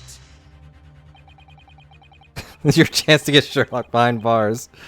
Sadly, he would not stay there for long. Name of the person responsible... The music didn't stop, so I don't think we got it right. Miss Olive Green. Well, he said the thing. It's Olive Green, Miss Olive Green. I do feel as though I've heard that name in the recent past, Counsel. I don't recall where. Miss Olive Green, the woman from 6 days ago? There she is, being stabbed. The victim in the recent case of the stabbing on the road? An incident in which Mr. Natsume was arrested, I hasten to add. Of course, yes, Miss Green. That's in comatose for some 3 days, I believe. But I hear she regained consciousness 2 days ago. I hardly need to remind the court that Mr. Shamspirit poisoning took place 3 days ago. Even the woman was lying comatose in a hospital bed at the time. She appears to have a rather fine alibi. True, on the night the incident occurred, Miss Green was in the hospital unconscious. In the face of it, it seemed she couldn't possibly be responsible. But still. Colleagues and I visited Miss Green in the hospital yesterday, and we found her to be in possession of a bottle of poison. The poison that was ingested by Sham-Spear, Sham-Spear's poison. Good gracious, she had poison. And another fact that links Miss Green to this case as well. The defense requests that she be brought to the witness stand in order to explain the details to the court. Tell me, Mr. Sham-Spear. My lord, pray, what be thy bidding? Are you acquainted with Miss Green? No, never heard of her. Judging by the look on Mr. Shakespeare's face, I think perhaps he genuinely doesn't know her. At least, not by name. In the voice of Her Majesty's prosecution here, I adhere to my word. We will see my learned Nipponese farce through to its conclusion. I appreciate that. It's kind of how we progress through the game. Prosecution requests a short recess, my lord, in order to subpoena the witness and bring her here. Yes, Miss Olive Green. Indeed, my lord. 1 hour should be sufficient. Very well, I got the request. Excellent, I hope. It's made an extraordinary accusation, I must say. But at the present time, I feel the prosecution's argument remains largely uncontested. At least for the logic I can present to them. He never presented the teapot. If the teapot shows no poison, then that throws everything he said out the window, but I don't get to say that. Only afraid the defendant is culpability to remain the sole subject of this court's attention. Thank you, counsels. We reconvene in 1 hour. Court's adjourned. Maybe Sholmes will show up now, too.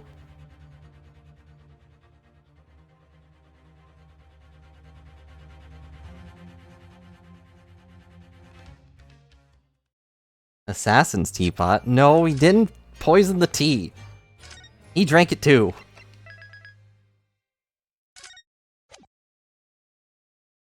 Also, they were Sham-Spear's things.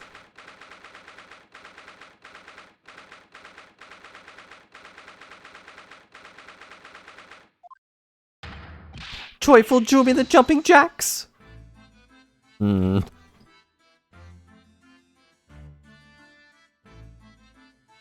Well, that is the question. Should it be to be continued or not? Has been 3 hours, but I don't know how much longer this is gonna be. I don't think so, because he does that in the future.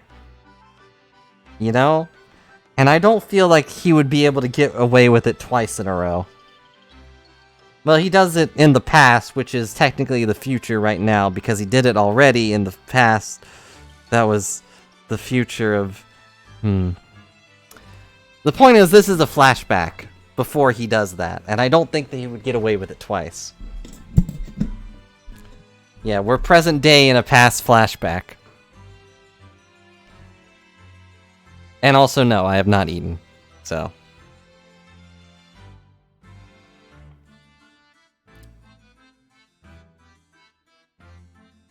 Ouch. But if I get food, I won't be able to come back and finish this stupid case. And then we won't have joyful, jubilant jumping jacks.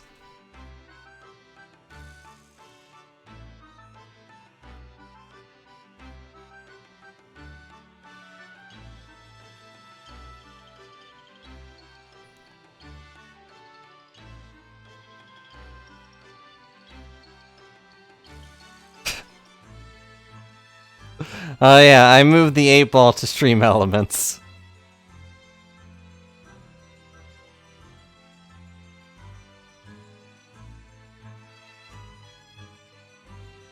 Nice layout. Layout to what?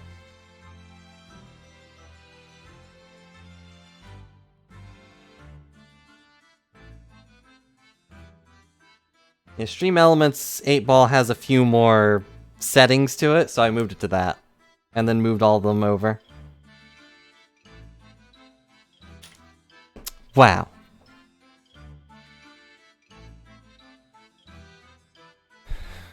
Maybe like an hour left. Alright, well I'm gonna let Penny in real quick, and then I will say we continue and finish it, if there's only maybe an hour left. Although remember that I could make mistakes.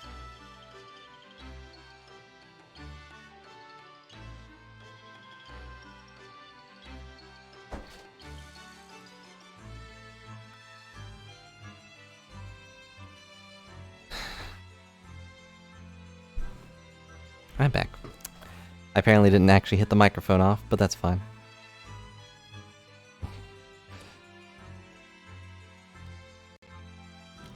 Hang on, I didn't actually...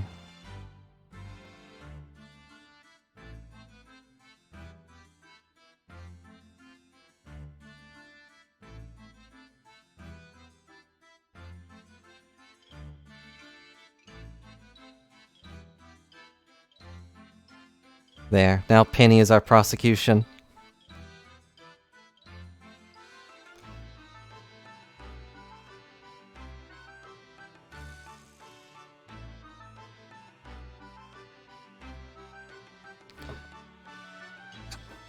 Also, we put bells on the little pups, and now when they run around and play with each other, it's like a live rendition of Jingle Bells. You just hear jingles going across the house as they chase each other.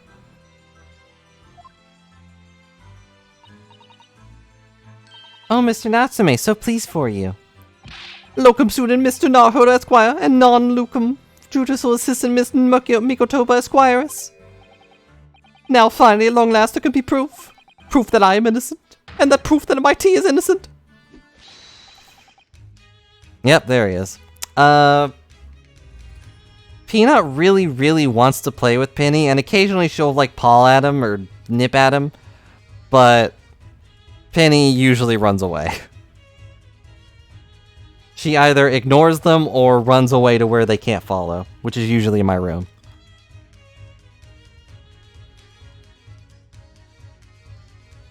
Occasionally she'll also run to the little dog cage we have and just sit in there where they can't get to her.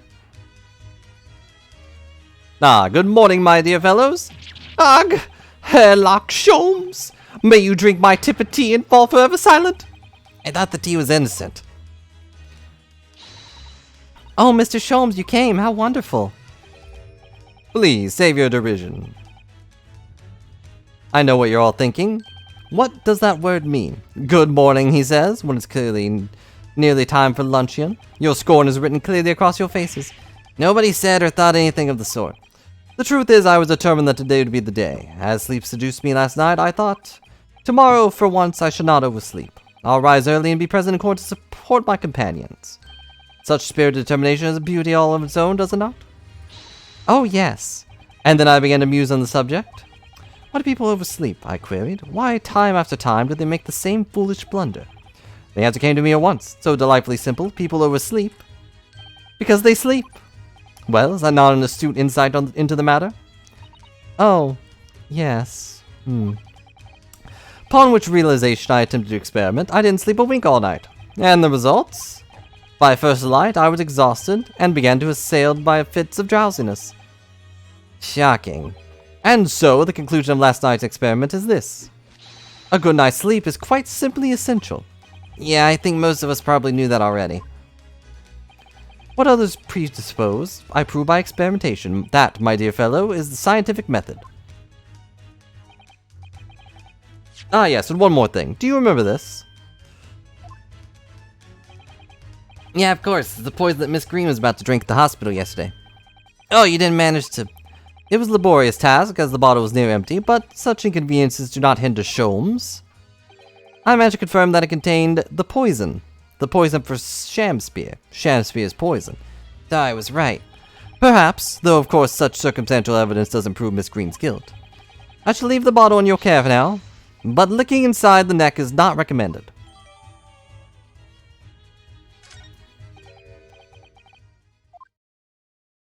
Could I have a word? I'm here too, apparently. Gregson, how good of you to come. Forget it. Excuse me. Wait a minute, Inspector. Oh, he left. I'm back. I don't wish to make a nuisance of myself. And look at your face, I'd say it's someone else who you think is making a nuisance of himself. My dear Inspector, please, speak freely. Pretend that I'm not here. Believe me, if I could do that, life would be a whole lot simpler for me. Do you have any results, Inspector? Of the investigation of Mr. Sham-Spear's room? Not yet. Shouldn't be too long now, though. Now I'm here about something else. The dead convict, actually. Oh, you mean the man from this newspaper article we discovered yesterday in Mr. Sham-Spear's room? Man by the name of, yes, Selden. I went through the archives of the yard and dug out the fellow's file. Something in there that, well, caught my eye. Something caught your eye? What, Inspector, what? Copied out the relevant parts for you so you can read it to yourselves. Thank you. Oh, great. These documents include the details that were in the newspaper cutting we found in Mr. Sham-Spear's room. I'll rearrange everything in the court record so we don't have to duplicate information. Why are you giving us a copy of this important file, though? Well, you're the ones who turned up the clue in the first place, aren't you? I'm just making sure things get handled in the proper fashion. Oh, Scotland Yard's workings are so wonderful. Indeed, my dear fellows, the inspector here has a shining diamond in his crown. Shining diamond in the rough, maybe. Look, I just don't want to be beholden to a lawyer, that's all. He's a good guy deep down in his wrappings of chips. Counsel for the defense and the defendant. Court proceedings about to resume. Make your way to the courtroom at once. Well, I shall leave you then. I'll be listening with interest from the public gallery. Not nodding off at all, certainly not. Thank you, Mr. Sholmes. Rather tired of seeing Mr. Mustache in floods of tears personally, so best of luck to you. Locum student, Mr. Naho, Esquire. Yes, Miss Natsumi? It's time, isn't it? Yep, this is it. Miss Olive Green and Mr. William Sham-Spear. Going to be the final battle. Won't really have saved Soseki till I've exposed the whole truth of everything that's been going on. It's all coming to a head now. You can do it, Ryu. You have to.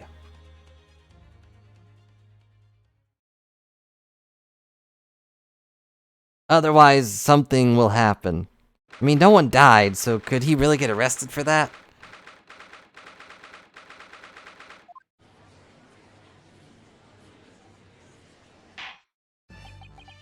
Name of Her Majesty the Queen, I hereby declare. Court now in proceedings again. For the recess, we heard a most startling accusation from the defense, namely that the victim of the case we heard here is only a few days ago was the true perpetrator of this incident. A reckless, rash, and previous charge of wrongdoing in my opinion, my lord. All of those things describe you. However, the prosecution has tried to extend every courtesy to this amateur newcomer from the dubious eastern shores. Thank you for that backhanded consideration. Rather cold assessment from the honorable British prosecutor, I must say. So, Lord Van Zeeks, the new witness present and ready to take the stand. Ready and waiting the witness antechamber, my lord. Very well, bailiff, bring the witness in. I don't care. Why is she painting? Witnesses, state your names and occupation for the court, please. William Sham-Spear, my liege. For mine occupation I can say only that I be a tragic victim, to be pitied. Currently unemployed, in other words. Cold. I'm Olive Green, a fledgling artist. Well, no, not a fledgling, really. A hopeless failure who's too weak-spirited to admit she has no talent, I suppose. Also currently unemployed, in other words. Cold. Another cattery. Mr. Sham-Spear, My lord, I am thy humble servant. I'm afraid you are no longer merely a victim of this affair. Possibility has been raised that you are in fact the assailant, intent on taking the life of your fellow lodger. How you have played this whole business will be thoroughly scrutinized, I assure you. I would not for else, my lord. And Miss Green, Yes? you are the reason you've been summoned to the courtroom today, I presume? Yes, the officer did explain. Said I poisoned this ridiculous buffoon. And, do you accept the charge, Miss Green? I don't know anything about any poisoning. And I don't know anything about this man. Come, lady, die to live. Verily I know not thy prickly, pea-pigmented personage. Very well, proceed with the matter at hand, that being to ascertain whether or not Miss Green has any involvement in this affair. Oh, very strange indeed. Why would you suspect me? I barely ever go to the East End anyway. Happens I passed by that neighborhood 6 days ago, that's all. On the night this man was poisoned, I was still in the hospital, fighting for my life. Yes, having been unfortunately caught up in the incident in the street outside the Gerardeb household. An incident rendered you unconscious for some time for 3 days. I was struck in the middle of my back by a knife, through no fault of my own, just gravity. That's the true criminal. And now I'm under suspicion. What other irrelevant things might I be suspected of? It's all very disturbing. Your energies may be very spent worrying about random knife attacks, I feel, Miss Green. Yeah, at this point in time, there's no knives in this courtroom, I think. Just a giant sword. All appears to connect you with Mr. Sham-Spear's lodging is the road incident 6 days ago. Which is why I'd like you to testify formally now about how exactly that happened. Oh no, as it was 6 days ago. You mean you want me to relive that awful incident? Unfortunately, yes. Please tell the court what happened that day.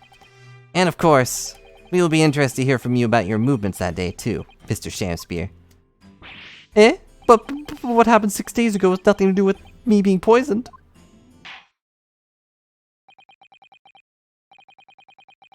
Let's proceed then. Witnesses will present their formal testimony to the court.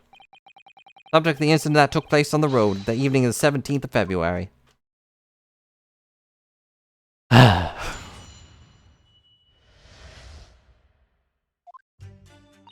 It was 6 days ago, about 5 p.m. I was walking along the snow when I was suddenly stabbed in the back. Actually, real quick, I'm gonna read this thing. This is probably important. 18 counts of burglary, 6 counts of suspected murder. Suspected murder. Interesting. Died of natural causes while in prison. Movements were only witnessed by his cellmate. Who was his cellmate, though? Estimated 1,000 pounds worth of loot he stole remains unrecovered. Suffering with fear since the end of October. Alerted by the shouts of his fellow cellmate, medical staff arrived to find him already dead before his capital punishment could be carried out. I mean, if he was gonna die anyways.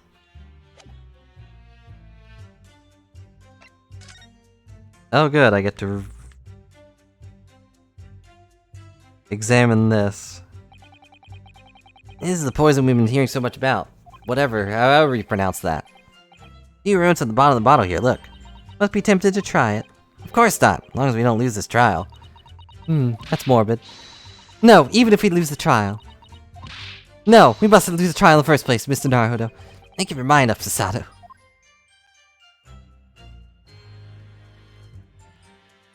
Oh, nothing else to examine then.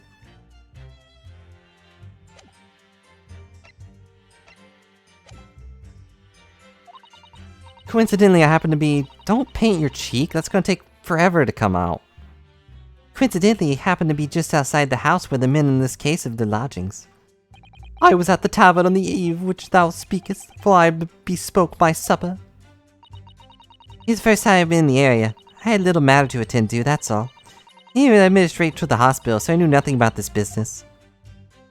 Well, you weren't admitted straight to the hospital. It was after several hours of you freezing to death on the street, but, you know, we'll ignore that little factor.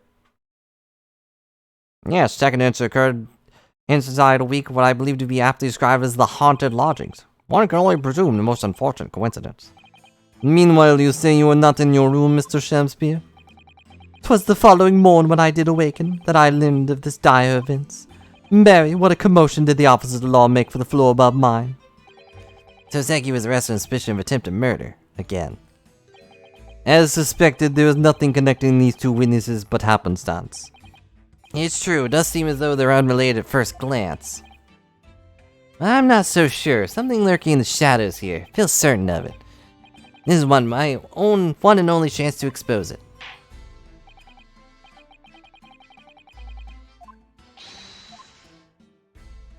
I guess we press the one about her business there to get that out in the air. Oh, also, he has...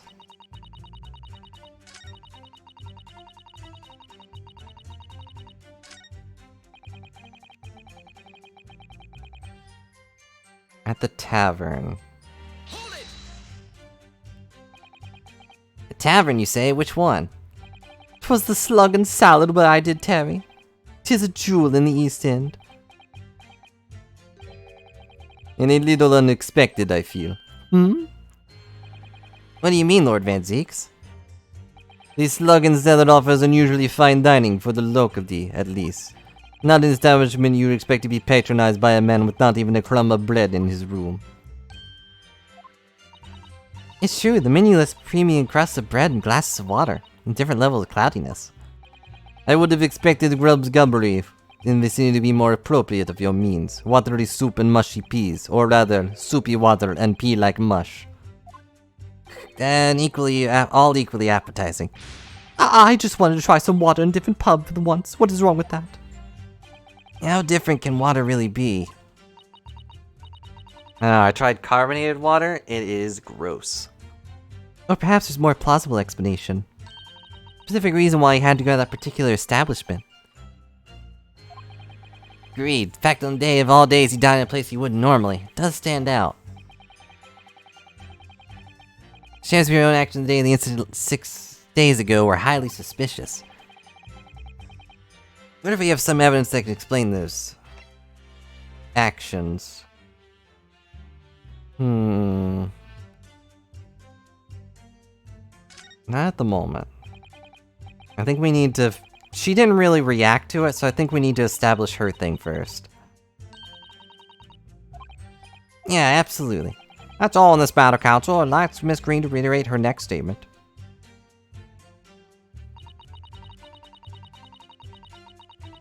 Hold it! What little matter, Miss Green? Please elaborate. It was nothing really, not worth mentioning. We already know. If you remember, you mentioned us to it yesterday at the hospital. Ah, I didn't even realize you were here. Related to the card you were holding.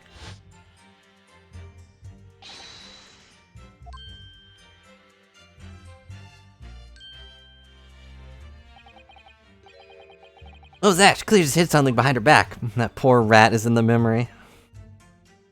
Definitely a rat, not a mouse. Too big. Memory, I believe the card contained a note that read, I have information regarding the death of Duncan Ross. What's that matter? Had nothing to do with Duncan. Excuse me! Excuse me. Mr. Shakespeare, do you have something to share with the court? To be or not to be, that is the question. Ah, pray forgive me. The great bard's word springeth from within me with never a thought. Yeah, don't tell me. It's because you were possessed by Shakespeare's spirit, right? When would that ever happen? That would be quite the fay. Quite the fay to go. Hearing Miss Green's words a moment ago seemed to make you think of something. Something of relevance, perhaps. Well, nay, sire, 'twas nothing at all. Presumably you know the name, though. Mr. Duncan Ross, I mean. After all, you were both lodgers in the same house. I would it was so, but sadly nay. Lodging be a lonely occupation, sire. My lodging fellow is readily known to me. You haven't heard of him, even though he passed away in the room just one floor above yours. Miss Green. Yes, my lord. Have I done something wrong? Carter was mentioned before, containing the note. Do you have it upon your person? I do, yes, but I don't need it anymore. In fact, I should throw it away, really. Or you dispose of it. Court will take it as evidence, please. I didn't realize we didn't have it as evidence. Of course, that's what links Mr. Shakespeare and Miss Green. It's Duncan Ross. And then we can go to Dunkin' Donuts.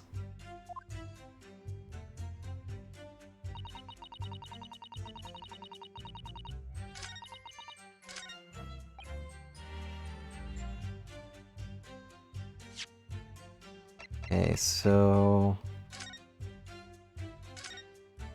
it does have a check mark. Can't find anything out of... Oh, that's why I didn't have a check mark. Remember when we found this torn off piece of envelope? Yeah, of course, it was Mr. Shakespeare's room. For some reason, it suddenly started to bother me. Maybe it's been ripped. Feel sure I've seen the same pattern somewhere else. Wonder if it could be this you're thinking of. Envelope with Green's card name. Yeah, that's it. Try putting them together and let's see. Yep, the exact same thing.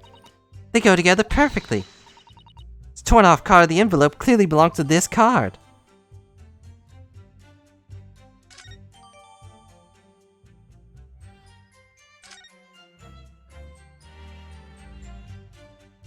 Okay, now we have a thing for this. Because now we can prove that, hey, clearly he was waiting for her there. But if he was in the establishment as a separate person, then he's not Duncan Ross, which is good, because that would make this way more tragic. But yeah, I think it's likely that he is the cellmate of the criminal and knew where the treasure was. And he killed Duncan Ross in order to get to it. Mr. Shakespeare, Yes, sire? on the day in question, it's not the case you visited the Slug and Salad, a place you don't normally patronize, for a very particular reason. I don't know what you're talking about. Pray, if thou hast some purpose, speakest. Very well, I'll present the court with evidence. Evidence will explain why you had to be the Slug and Salad that day, namely... Take that! her card. I think this card reveals the answer. Good lord, Miss Green's card, you mean? And that also... thinking back, he does show up during this case. When she... or during the previous case. Where she's unconscious already. And then never shows up again. That's right, my lord, it reads... I have information regarding the death of Duncan Ross. Come to the Slug and Salad on the road at 5 p.m. on the 17th. Don't tell anyone else about this letter or the meeting. It's a matter of utmost importance. Mr. Shakespeare, your actions in the afternoon, Miss Green's stabbing, are exactly as described in this note. Ah, Personally, I find it hard to believe that it's a coincidence. Don't you, Mr. Shakespeare? well... Excuse me, can I say something? Yeah, Miss Green. That card was delivered to me. It doesn't have anything to do with this odd man, does it? Well, you'd think so, yes, but it's hard to believe it's merely... My lord, may I? May you what, Miss Green? I'd like to make something very clear about that card. Okay. May you amend your testimony, include details about the particular note. It was delivered to me at my address. It has nothing to do with the odd man next to me here. Okay, so now we, I guess, present this. Objection! Day for the incident, exactly 1 week ago now. Been 1 week since you stabbed at me. Woke up on the road and said, oh no, I'm sorry. This note was delivered to your address, and upon carrying out the instructions in the note, found yourself in the hospital. Yes, I did. Terrible. Stupid gravity. Everything that's happened to me. Yeah, it is terrible. If it's all true, that is. What do you mean? Green, have a look at this, please. The torn off end of an envelope. Oh, is it? And it so happens it fits together perfectly with the envelope you received.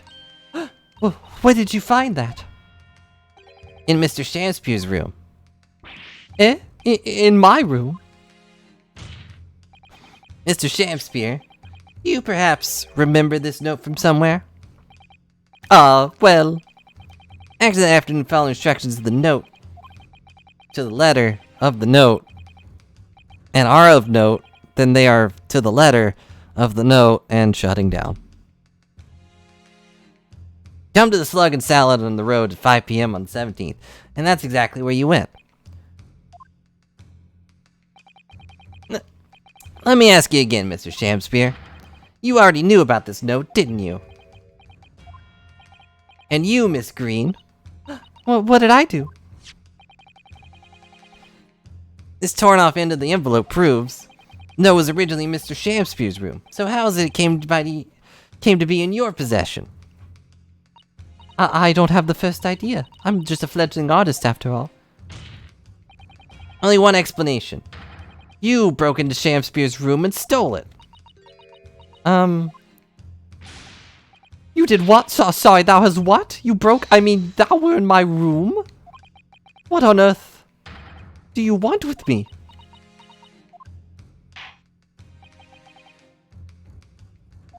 It would seem that both the witnesses need to testify again. Miss Green. Yes? Whilst thou you have the court's sympathy, I'm sure, for the suffering you have endured in recent events, anyone found to be giving false testimony in a court of law will be duly punished. Please bear that in mind. Yes, I know. Very well then, witness. You'll be at full testimony again now. Subject of the curious anomaly regarding the note Miss Green claims to have received.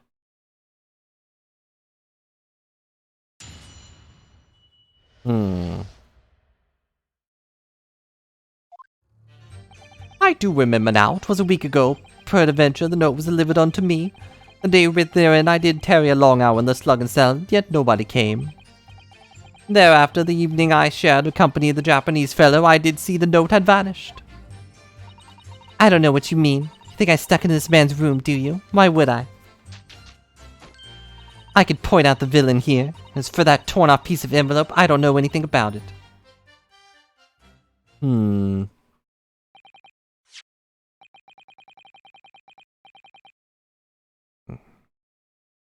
How came you receive this letter, do you, Mr. Shakespeare? Faith, 'tis so, my lord. I would swear I have set upon the table in my humble lodgings. Yet, 'tis clear to me now that since I returned from the tavern that night, I have not laid eyes upon it.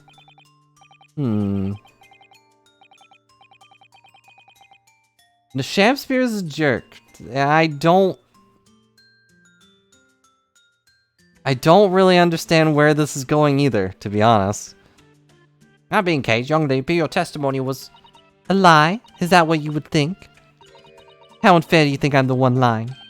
I beg your pardon? I'm just a fledgling artist, as I said. Fledgling artists don't lie. It would live it under me at my address, besides.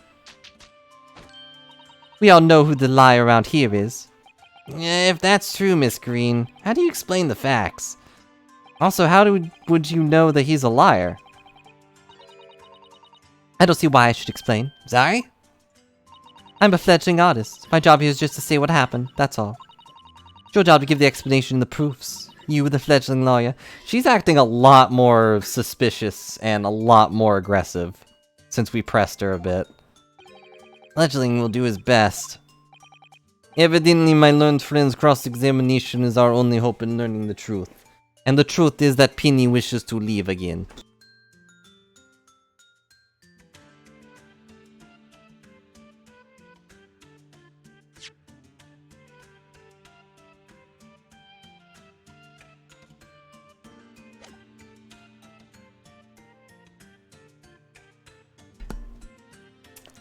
Yes, she is pushing a paintbrush with paint into her cheek. For some reason. My learned friend's cross-examinations are only hope of learning the truth. Well, counsel? I'm ready, my lord. Weird that Van Zeeks is a little bit on our side now, because like even he's like, nope, I can't make up that thing matching perfectly. Even I'm like, what the heck, man? Very well then, defense will now proceed with the cross-examination of the witnesses. They clearly did break into Mr. Shakespeare's room, no question of that. How she acquired the note. Yeah, the two facts are starting to lead me to a possible explanation for all this. It's not just a pretty one. It's not a pretty one.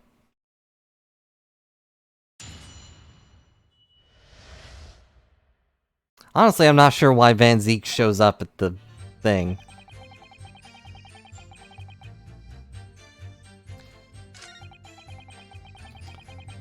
Okay. Yet nobody came. After waiting an hour, nobody appeared? Well, yes, sire. 'Tis as thou sayest. Really? You paused for a moment before you answered.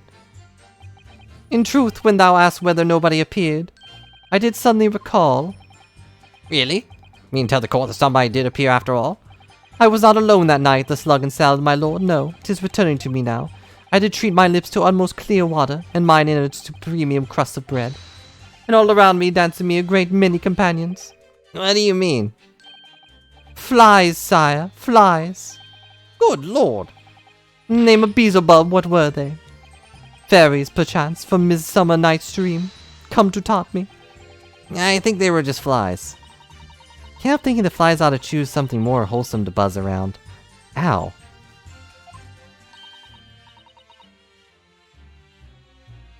Is that wrong of me? No, I mean, you're right, but, like... It's already pretty cold in here.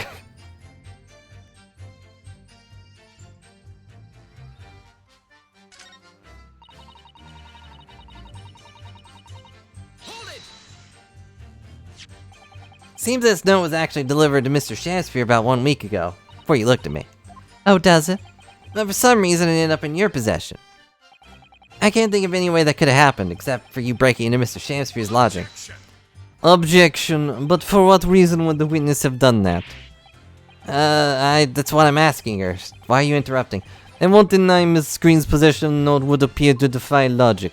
However, until unless her involvement in this case can be proven in some other way, any further pursuit of this note is meaningless. Miss Green could have only come in possession of the note by stealing it from Mr. Shakespeare's room. And yet, no obvious reason why she would have done such a thing. No, there was another reason she broke into his lodgings, though. Yes, we should pursue that idea, Mr. Naruhodo. We're close now, I can feel it. We're so close to a breakthrough.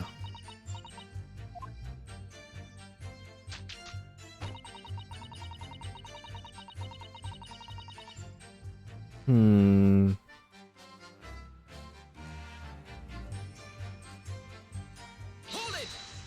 supposed to keep pressing everything. I'm not sure what else to do. You want to tell the court about the truth about the letter, is that it? I'm a fledgling artist, remember? Artists are nearly always introverted characters. Is this true, Griffey? Can you confirm? Introverted? Pah! This fledgling doth readily cast aspiration about my nature. Yet I am an angel, a seraph. Birds do harmonize with my song, and wind doth frolic through my wings. Oh pity, whereth thou few accuse one so pure of heart, a pamper woman? Pure of heart? I don't think so. Even a fledgling like me can see you're just a failure. Tragedy! Thou shalt know true heart of an artist, until thine instruction is by after death. Oh thy days, oh the years! Alas, to enlighten thee thou must wait so long and in vain. Mr. Harudo, interject with some clever remark. This is your chance to shine. I'm no Shakespearean actor, Miss Sasato. Now, as far as I can tell, the only thing that's going to resolve this argument is evidence. Yes.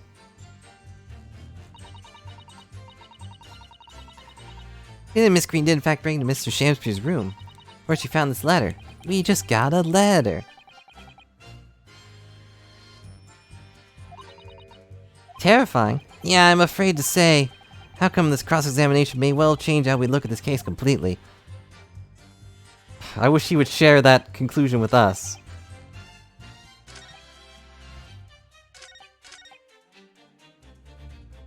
Hold it! Let's see if he can... Exactly noticed it had been gone missing. Such idle thoughts nearly occupy my mind. I am busy with greater ideas. In other words, you didn't notice. Thank you for translating, Van Zeeks. Several days passed between your adding in the tavern and Mr. Natsume's visit to your room. Yes, it appeared the note disappeared sometime in that interval. Such idle thoughts never did occupy my mind. I am busy with such greater ideas.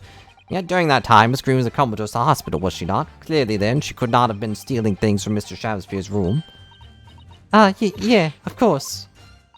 It's all some sort of misunderstanding. Isn't it, Mr. Prosecutor, sir? I don't have any idea. You have so far failed to give satisfactory explanation to how you came by the note. I am not here to advocate for your defense, madam. That's his job. I won't tolerate inconsistencies in your story. You would do well to remember that. Oh, dearie me. What's Lord Van Zeek's getting at?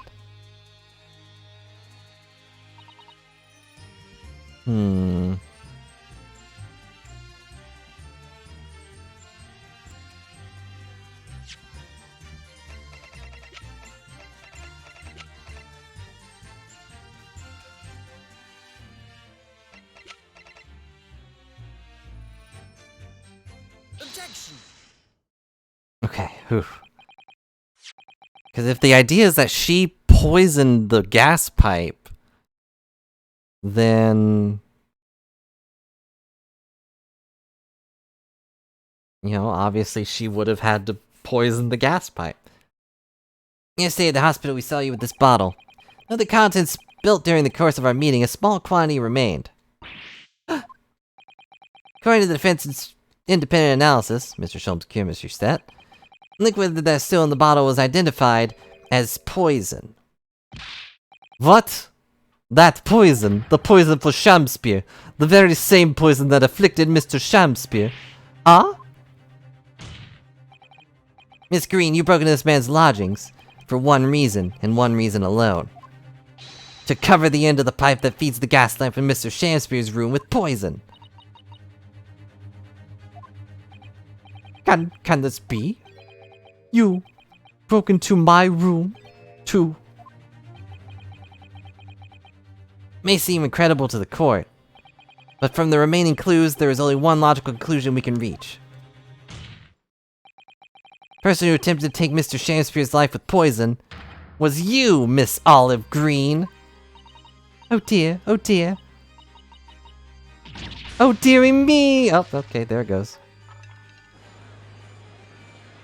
She's been painting this whole time, but that thing is clear. Order in the court! Counsel, are you seriously suggesting this woman put you poison to the end of the gas pipe with the intent to kill? Yes, my lord. No other way to explain the facts. The facts that have gone in circles is like 1,000 times. But if Miss Green did intend to set this audacious trap 6 days ago, victim put it out to the pipe that very evening as expected. Attempted murder would have happened 6 days ago, surely. Yeah, that's a very good point. Perhaps not, my lord. I beg your pardon. There was a significant police presence near the evening on account of the incident on the road. Local residents were being interviewed throughout the night as part of the ongoing inquiry. A circumspect criminal would likely have chosen not to carry out any wrongdoing at that time. Lord Van Zeeks! And of course, the following morning there was more activity in Mr. Sham-Spear's address. More activity? Ah, yes, you mean his fellow lodger, Mr. Natsume, being arrested on suspicion of murder. That's right. As defense has already proposed, Mr. Sham-Spear was meddling with the gas pipe for a very sinister reason himself, to cause the gas stove in Mr. Natsume's room to go out, thereby asphyxiating the occupant. But once Mr. Natsume had been arrested, his room was under constant surveillance by the police. In the circumstances, Mr. Shakespeare had no reason to blow air into the gas pipe. His intended victim being in a prison cell. With the need to tamper the gas removed, the poison on the pipe lay dormant. And then, 3 days ago now, the situation changed again. Right, Mr. Natsume's trial, which took place here at the Old Bailey, came to an end. Trial in which the man so accused of stabbing Miss Green in the back, but was duly acquitted. That resulted in Mr. Natsume returning to the lodging for the first time in 2 days. And the very night, his gas stove mysteriously went out, and Mr. Shakespeare was mysteriously poisoned. In conclusion, the poison that was present on the mouth of the gas pipe had been put there in the victim's room some 4 days earlier. Mary! But you're gonna miss the ending, Griffey, although I guess you can already guess what happened.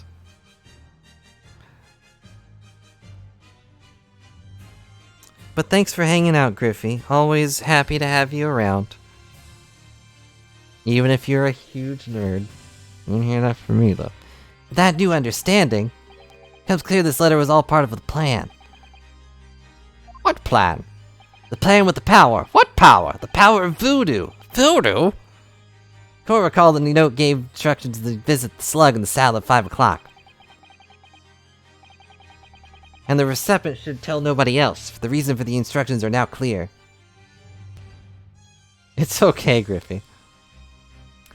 From what we can gather so far, Mimikyu, he seems to know that there is a criminal's treasure in Natsume's room.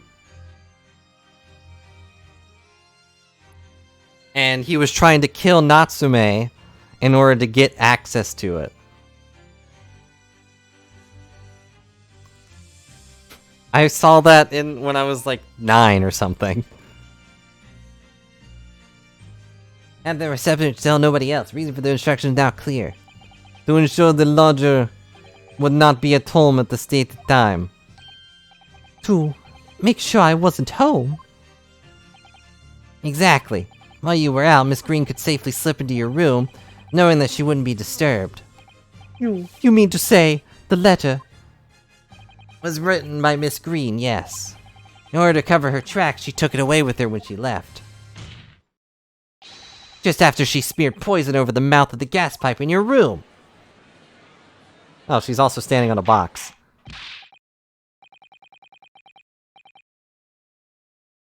What do you have to say yourself, witness? Just who are you? Why did you try to kill me? Miss Green's motive should be obvious. It's all tied up with someone whose name we've heard several times already during the course of this trial. So, that's what's behind all this. Share your apparent understanding with the court, please, counsel. Which person's behind this woman's motive for the attack on the victim's life? How specific? Take that! Duncan Ross. That's right, for the defendant, Mr. Natsume took up resident lodging in Mr. Garadeb's. Somebody else was renting the room. Mr. Duncan Ross. I knew I'd heard the name somewhere else. It was all over the papers a month ago, when the man died in strange circumstances at the haunted lodgings. That does ring a vague... Of course, yes, I remember now. Young man they claim was strangled by one of the convicts' curse or some such. Sadly, my lord, it wasn't a curse of any kind. Nor was it an accident. Man died as a result of Mr. Shakespeare blowing into the gas pipe and causing the gas to leak into the room. It was murder, plain and simple. Nog!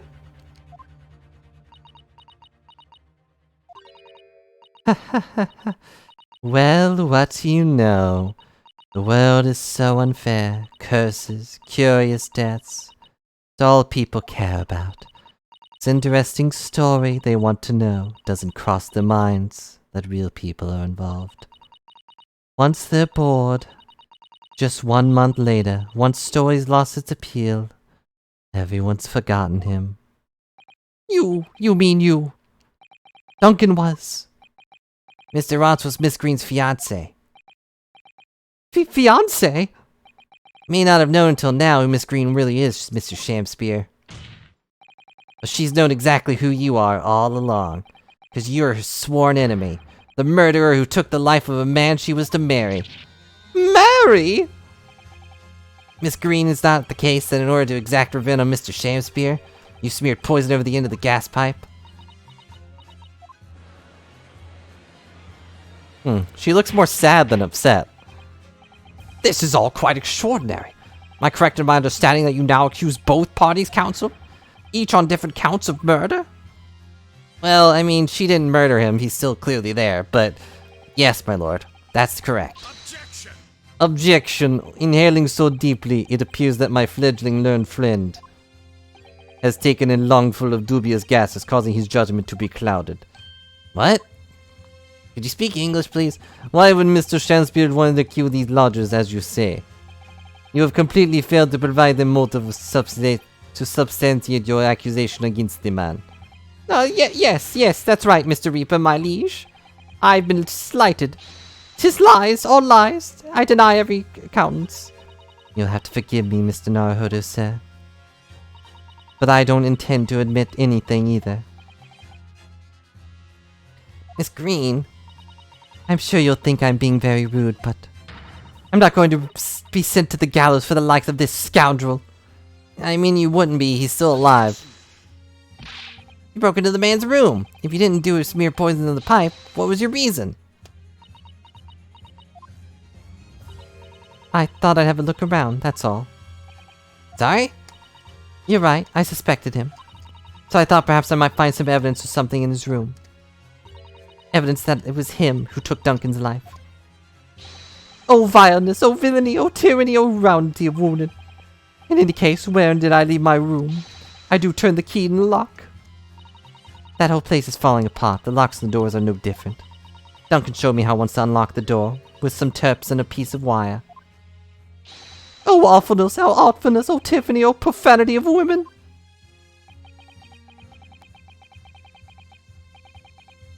Consider your trespassing on some future occasion, but for now, tell the court what you have found, what evidence your search revealed. Well, I spotted the note I'd sent him lying on the floor. When I went to pick it up, I noticed something. One of the floorboards was loose, and underneath it I discovered a secret hiding place. Eh? Yeah, we also discovered that hiding place. Inside we found newspaper cutting, a photograph, and an empty tin box. Yeah, well, the thing is, when I found it, the box wasn't empty. What? There was something in it. Yes. Entertain me. Night love. A rather nice key. I was wondering why she kept grabbing that. Also, hello, Reborn. Hope you're having a good day. As a side, Reborn, thank you so much for the 38 months in a row. Ah! Ah? What are you doing with that? How did I not notice you had it?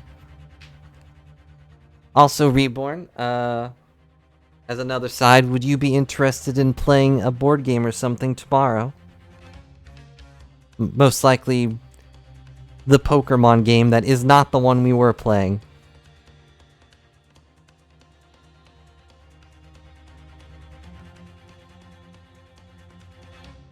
Because I have stuff to do on Tuesday. What the? Every ounce of color is drained from his face. Give it here! Give it to me now! It's mine, I inherited it! We, Akatsuki, will deliver. What was that, witness? What did you say? You inherited it? No, What's all this about? He inherited that key? Obviously important to you since you got such a link to hide it. So I took it. I don't know what it's for, but you took something precious from me, so I took something precious from you. So what if it means you can't open something now? I don't care. Give it back, it's mine! This minute, it's mine! Yes, we already know. Mr. Sham-Spear's tried, and in one case succeeded to take the life of 2 lodgers now. Yes, his motive for doing so. It's the key to everything that's happened. This keyblade will slice through the truth. Truth is, there appears to be no motive to support the accusation against Mr. Sham-Spear, at first. Considering everything we know, I think there is actually something that could explain it. What? Need to recall every piece of evidence at our disposal. Everything we've seen and heard. Because I'm sure we just caught a glimpse of the link that runs through all these events. That case, counsel must demand you present evidence to the court to support your claim. What is that you say can explain the motivation for Sham-Spear's alleged crimes? It'd be Selden, right? Wait, did I? Oh yeah, oh, that's right. She got rid of it. I was like, it was the thing here, right? But no, it's this. That's an official police report, is it not? The Selden file. How did you get a hold of that? Sheldon? Sadly deceased Mr. Ross and defendant Mr. Natsume have only one thing linking them. The fact that they had lodgings in the same room. Well, yes, we know this, certainly. A room that was formerly occupied by Selden, who is seldom exposed to such cases. Until that is, he was arrested by Scotland Yard for his involvement in multiple burglaries. I see. So happens that convict Selden left behind one very substantial mystery when he died. The some 1,000 pounds worth of loot that he stole, which as yet remains unfound. Ah yes, of course, coming back to me now. It's written in this file here. That's not how coming back to you works, Your Honor, but whatever.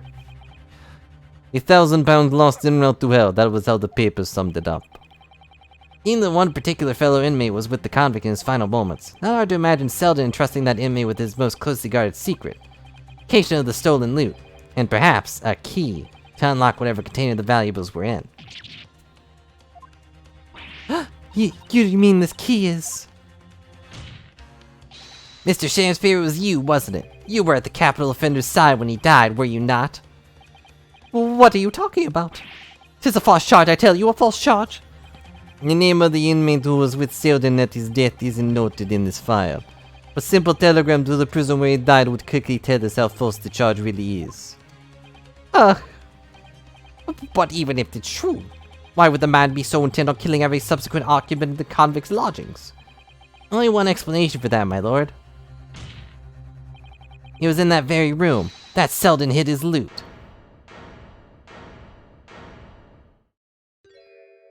So, it all comes out. Yes, and having established that, all of Mr. Sham-Spear's subsequent actions start to make perfect sense. When he was let out of prison following Selden's death, he made immediately for Mr. Garrett's lodgings in the hope of renting Selden's old room. However, the retired army man was unable to offer him the accommodation of his choice. Because Selden's old room had already been let to somebody else, Mr. Duncan Ross. Which is why Mr. Sham-Spear subsequently devised his gas-based plot to kill the occupant of the room. And when he was successful, he presumably intended to inquire about switching to the newly vacant room. However, a certain jittery someone had beaten him to it. Mr. Soseki Natsume, the defendant of this case, no less. So you decided to use the ploy with the gas again, didn't you, Mr. Sham-Spear? This time to out Mr. Natsume. All for one simple and avaricious reason.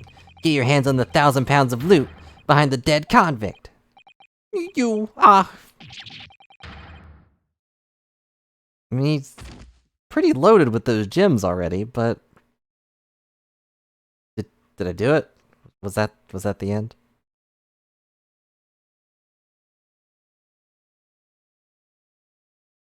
Looks like enough they can stretch my neck. Look, I want you to have my loot, and if stop the coppers getting in their mitts on it. It's hidden in the room where I was lodging when they got me. Here, this is the key to it. Take it. Always stay one step ahead, mate. See you in hell, I guess. Sham-Spear.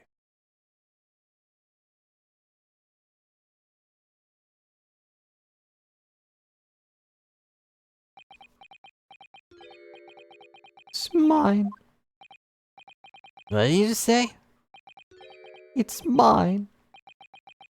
That loot is mine.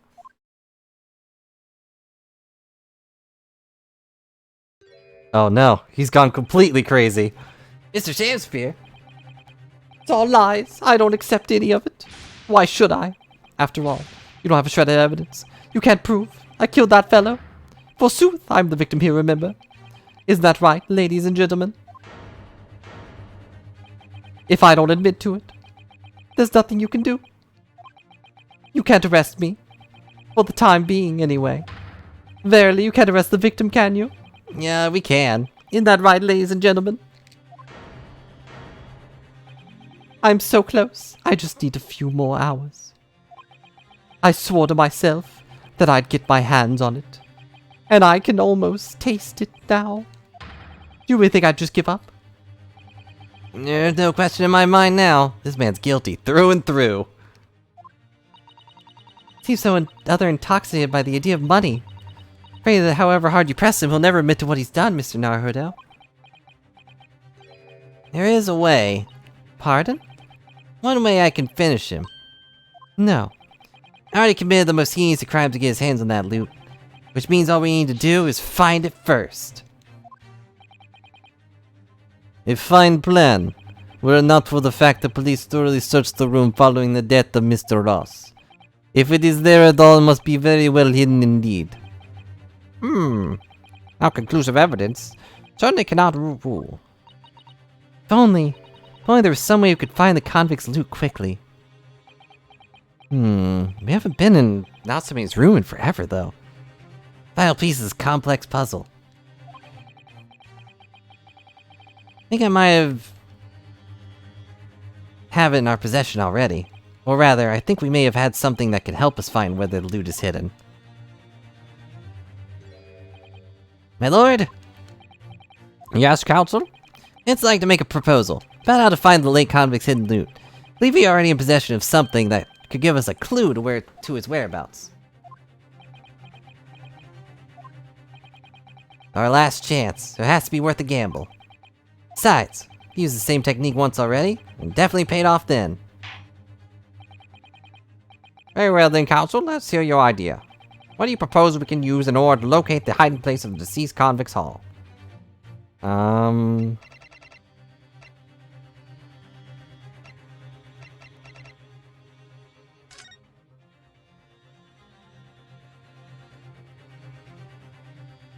No, have we used that at all?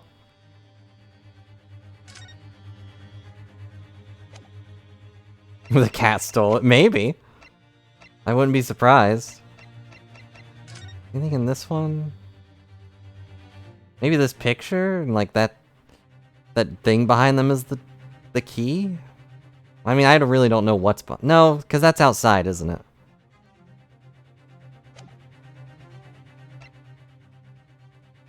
Sherlock's. Oh, but we can pick. You're right. We can use the picture. So good job, Riesling. You got it. Those are Sham-Spear's handprints on the wall of his lodgings. Yeah, that was Olive's fiance in the picture with Garadeb. They looked pretty similar, which is weird, but. That's right, my lord. Expose the result of the defense's independent investigation of the scene. Based on a wonderful new discovery in the field of forensic science by the great detective, Mr. Sholmes. A great detective? Is that some kind of joke? Do you really think I'm going to be daunted by a man with such a ridiculous title? Your name's Sham-Spear. I should think the great bard ought to recognize such a title when he has one, Mr. Sham-Spear. Hello, I'm here. Perhaps we should compete for the honor of the most ridiculous title. Ah, 'tis Herlock Sholmes himself. What are you doing here, great detective? Your usual haunts are filthy back streets of the capital, are they not? Ah, Mr. Reaper, it's been too long. And I see your complexion's worsened since we last met. Mr. Sholmes does know Lord Van Zeeks, then. Well, enough to say something like that in any case. Mr. Sholmes, how many licks does it take to get to the center of a truth pop? We may be held as a great detective by the population at large, does not give you the right to come and go in my courtroom as you see fit. If I may, my lord, Mr. newly developed scientific method has helped us uncover vital clues in this case already. Clues, you say? I call them skin prints, my lord. My method identifies every location touched by an individual under scrutiny. It's the method by which we are able to ascertain this gentleman's gas pipe activities. Ah, You know, like a small sample of something the individual has previously touched to make an indicator solution. In your case, sir, I used the teacup you had been holding. Elementary. So now, Mr. Naruhodo. Yeah? What am I to use as a sample to make the indicator solution this time? Thank you for offering to help, Mr. Sholmes. When the convict was arrested, he was living in what is now Suseki's room. I need a sample to help locate Selden's loot that's hidden in his old room. What form will the sample take?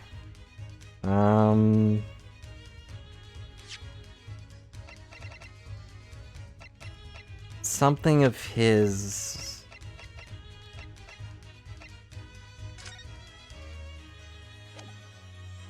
No.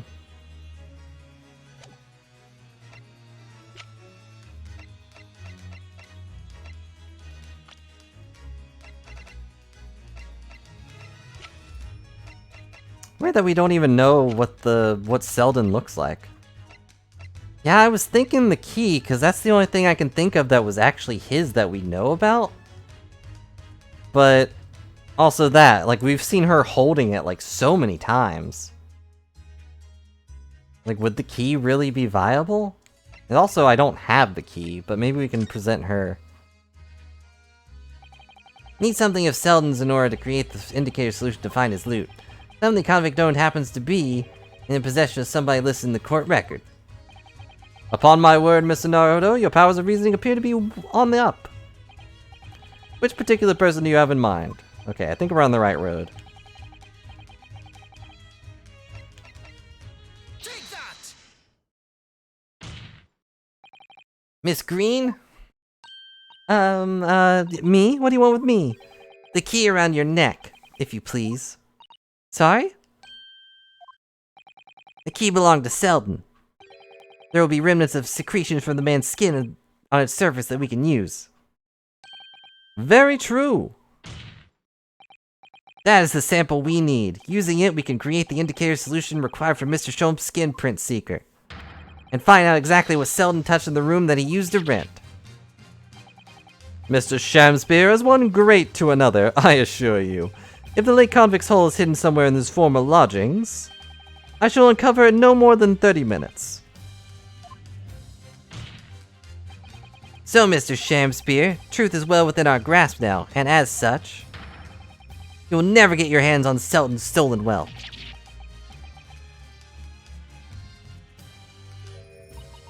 In that case, I'll gladly let Mr. Sholmes have this key. no, give that key to me. The detective shan't have it. It's over, Mr. Shamspear. No, no. You're out of options now. There's only one thing left for you to do. Admit your guilt. Whoa.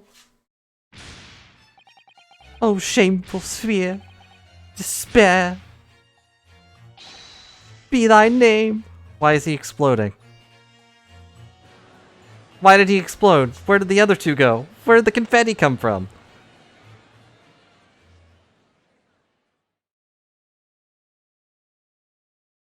His gems did explode. Except for the one on his belt, thankfully. However, his hat is gone. Also, hang on, jeez.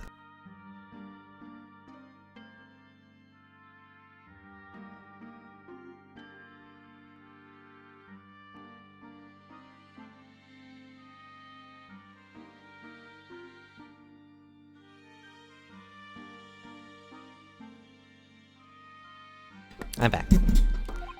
I never intended to kill the man. I just wanted to drive him out of the room. That's all. Do you have time to find the convict's haul of stolen goods?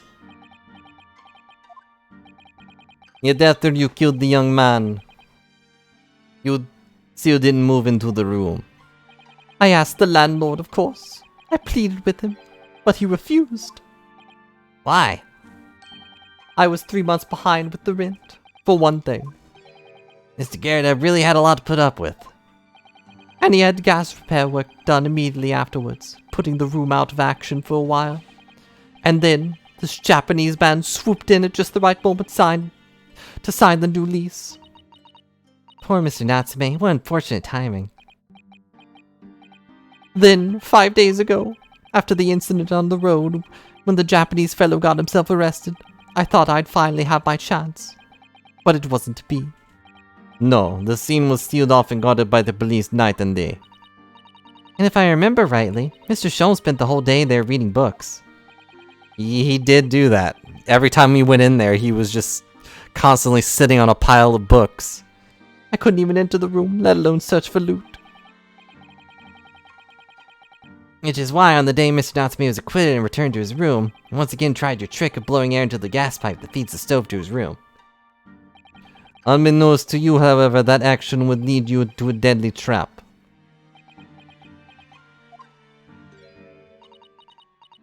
Shouldn't the key be gone? William Sham-Spear, how does it go? To be or not to be, that is the question. From Shakespeare's Hamlet, Act 3, Scene 1. I know all of them. I read them every day. Well, let me tell you, in your case, it's not to be. That is the answer. You deserve to die for what you've done. Whoa, jeez.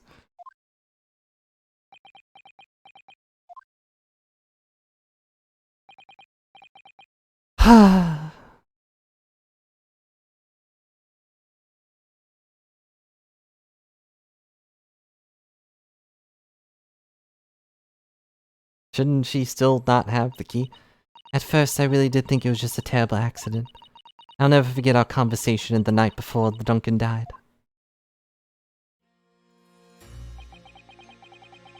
Gas supply is my new lodge, a complete disaster, you know, Olive.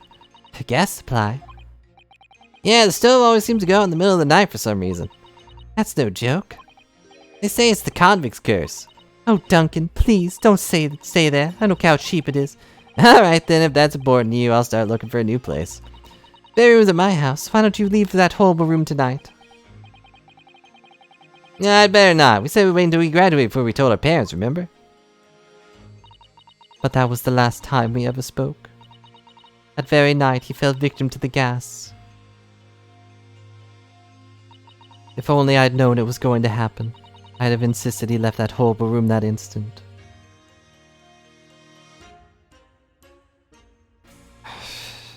She's very relatable. But instead, all I'd been left with is bitter regret. I stopped going to school, but something kept drawing me back to the house on the road.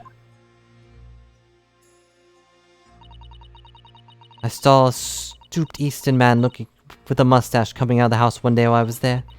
Walked up to the grubbery for some food, so I followed him, and sat myself down next to him. He had some watery looking soup. I started to pick a quarrel with the publican.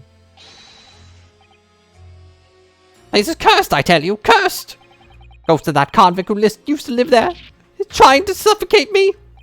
I wake up in the middle of the night, freezing to death because the stove has gone out. The room is full of gas, and I can hardly breathe. But the pipes have been checked. No problem there. It's like I'm the problem. That's what they're thinking. But how could that be? Duncan was gone, and now this man had almost suffered the same fate. Could it really be a curse? Then I remembered a rumor I'd heard about how the gas companies go around investigating the gas installations. A rumor? Ah, you mean... Yes, everybody's heard the stories, it seems, about how they go around checking the pipes. And now anything connected to the gas can be extinguished by blowing air into the pipework. That's when it started. A little flicker of doubt in the back of my mind. That just wouldn't go away. Was it really an accident, though? Once I'd had the idea, it wouldn't leave me alone. It plagued me day and night. So I bought this at one of the black markets in the East End. A black market? I never been. I just heard people talk about them. And you really can buy anything you can think of there. In some ways, being able to get my hands on this so easily made me even more determined. I had to find out one way or another. Was Duncan's death an accident? Or was it murder? And you chose method of establishing the truth was simple, but highly effective. smear poison on the gas pipe you suspected the man of tampering with, and wait. In Mr. Shakespeare's incident, nothing would come of what you'd done. But if he was guilty, he would pay for his crimes dearly. I found the name of the man I suspected, William Sham-Spear. I wrote him this little note.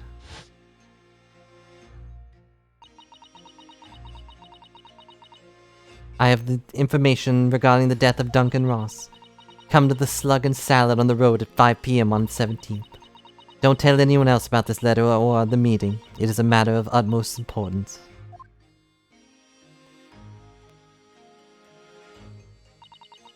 If he'd done it, I knew it would worry him enough so he'd be sure to go. So I waited to see if it worked. And of course, Mr. Sham-Spear followed the instructions to the letter. From the letter. Haha. I worked out where the gas pipe was right away. So I smeared a good amount around the poison I bought all around the mouth of the pipe.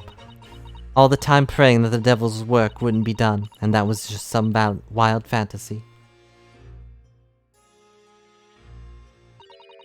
Actually, no. All the time praying that the devil's work would be done, and the culprit would get his just desserts. And even then, it didn't even work.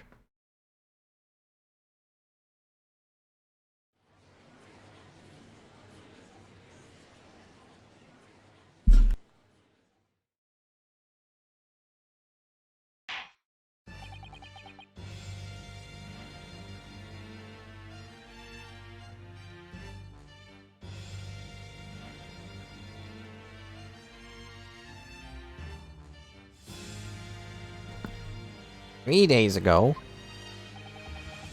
when you all first stood in the dock before me, this whole affair seemed relatively straightforward." Oh, yes, my lord. I thought he was talking to Olive, and I was like, she was in the hospital 3 days ago, right? Certainly never imagined the depths of depravity that we should subsequently find lurking behind these scenes. It's been a long road, my Nipponese friend. Oh, yes. And one I certainly didn't envisage walking with you. Nevertheless, together we have reached the light at the end of the tunnel, as it were. Miss Green? Yes, my lord. Why is Sham-Spear there now? Henceforth be stripped of your freedom, as punishment for the attempted murder of Mr. William Sham-Spear. Yes, I know. And you, Mr. Sham-Spear, you will be tried for the murder of Duncan Ross in cold blood, as the subsequent attempted murder of Soseki Natsume here present.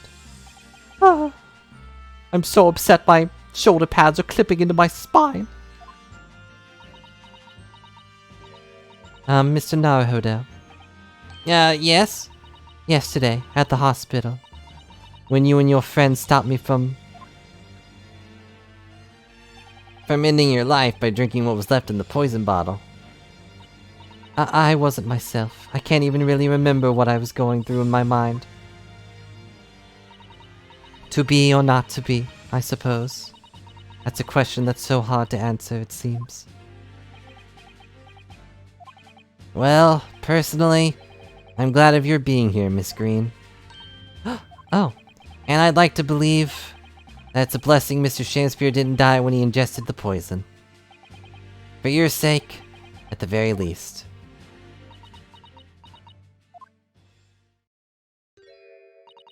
Because of you, I chose life, not death. And now you've made the truth come out at last. Really, I can't thank you enough. Oh, Miss Green.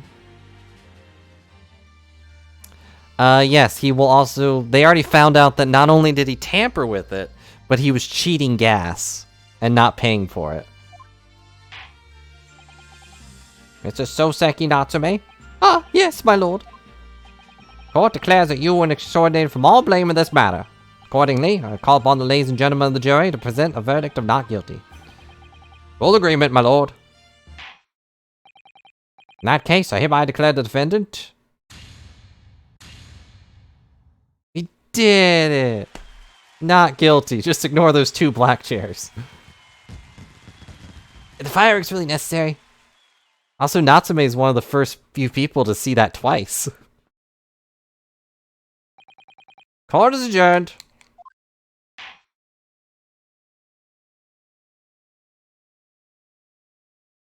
Twice in 1 week, as a matter of fact.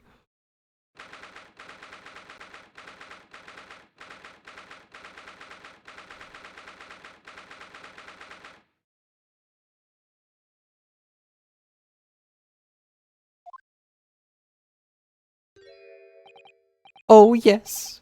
Yes, at last. Divine justice duly done. Divine justice? My dear fellow, if there were any divine justice in this world, you would shave that mustache. No, this has nothing to do with my mustache. Some say a luxuriant mustache is a sign of physical prowess, Mr. Sholmes. Locum student Mr. Naruto Esquire. Once again, you've saved me from doom. Very happy to have been able to help, Mr. Natsume. Congratulations on your acquittal. Your second in almost as many days. I was first acquainted with and gained affection for English literature, whilst our great homeland empire. And then, by a twist of fate, I was brought upon the land that bore fruit in literature. Only, the city of bricks and mortar became my prison. Truly, try as I might, I never found my feet here.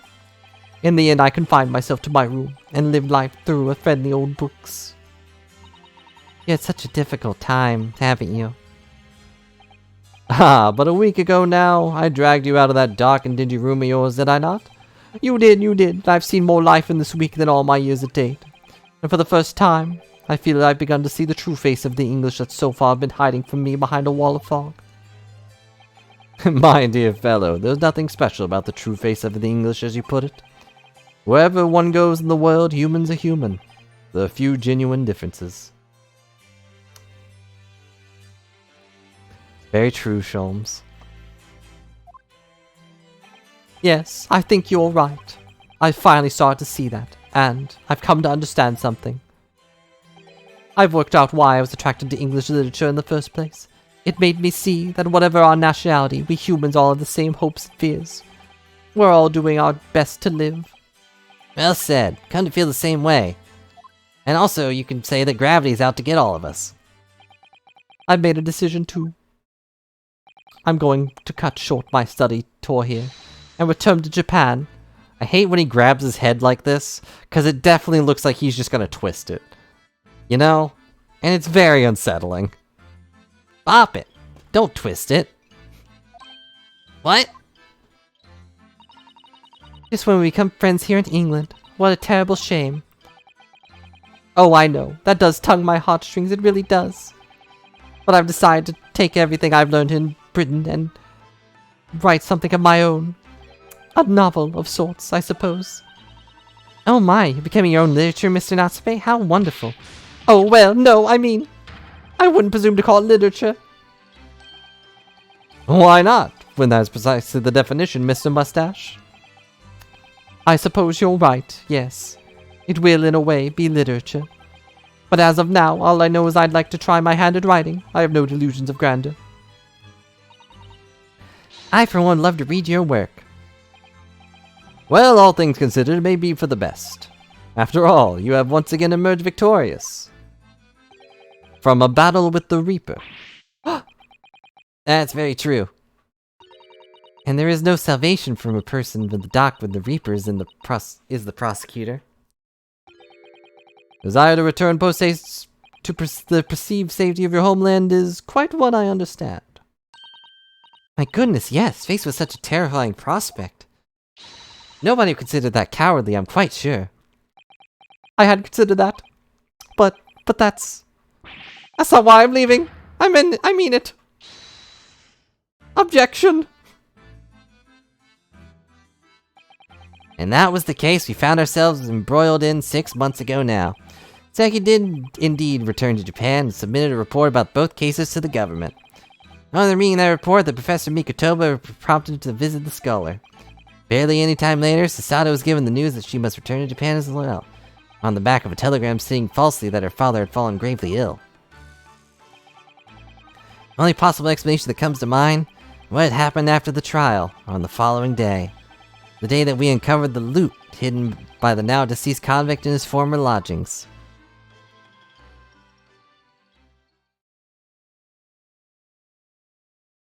Is it inside the cat? Also, we get to actually see the loot. Her father lied about being gravely ill so that she would come home. Well done, Mr. Sholmes. How simply marvelous of you. Cover the secret hiding place just one day. Wasn't this supposed to take 30 minutes? As I believe I told you, my dear fellow, skin prints are extremely useful in the situations. Would you agree, Gregson?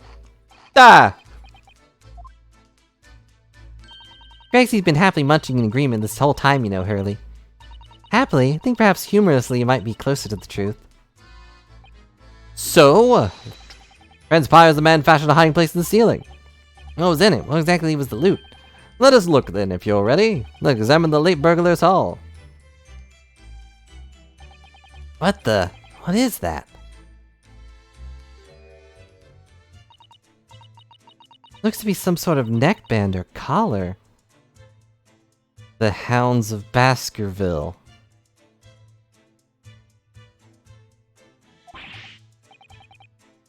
The collar? It's huge, though. And look at the gemstone set in it. See why it was claimed to be worth £1,000. Perhaps I could have it as a belt.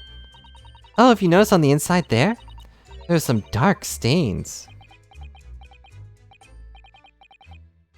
You don't think they could be blood, do you? I mean, there's quite a lot of it. On second thoughts, perhaps I won't have it as a belt. And of course, there's this emblem here. A large letter B and a small crown. What does it signify, you think? Oh, I hadn't noticed that. Feel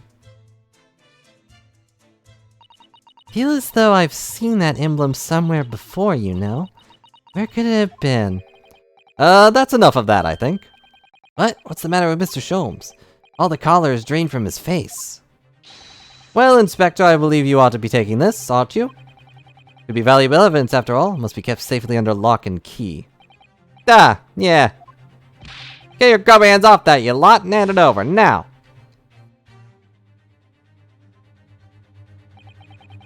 Never seen a collar that large before. All those jewels certainly look to be extremely valuable. That's almost stood out the most to me. At least not once I'd noticed it. Those dark marks on the inside of the collar. Those stains. Could they have really been blood?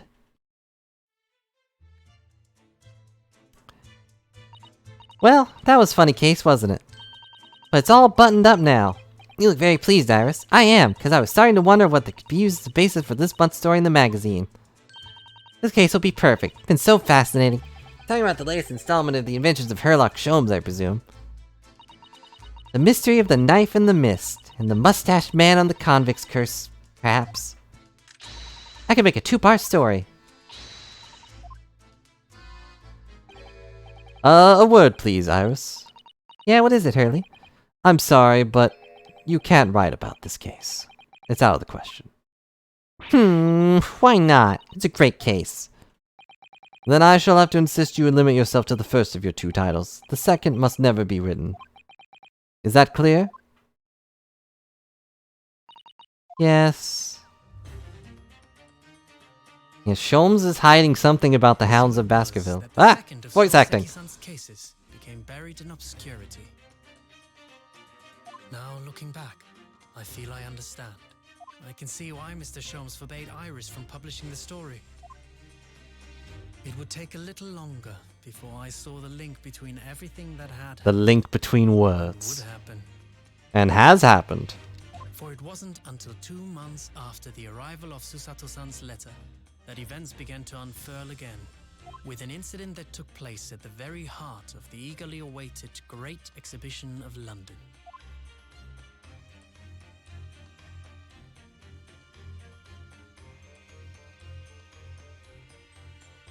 End. Not to be continued, just end. I got a key of knowledge.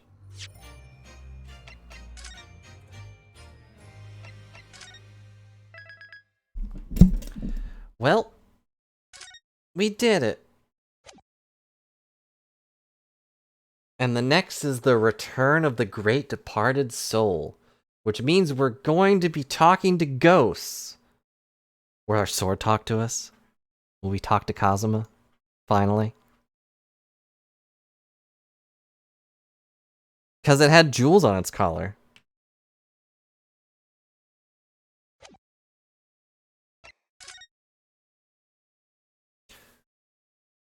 But for now, that will be it. I'm glad we decided to finish it, even if it took an hour and a half more. You don't like talking swords? Why not? Oop. But I'm gonna go find something to eat and probably deal with other garbage. But thanks so much for watching. That's okay. I mean, I did jumble around for a bit. But you were otherwise spot on. You just didn't take into account all my ad-libs. But thanks so much for watching, and I will hopefully see people tomorrow for more things, possibly some fun board games.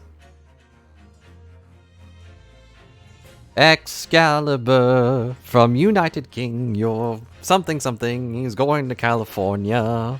That's all I remember of Excalibur. You know, they actually use him once in the manga, just one time, and then they get rid of him. Have a good night, Rieslein.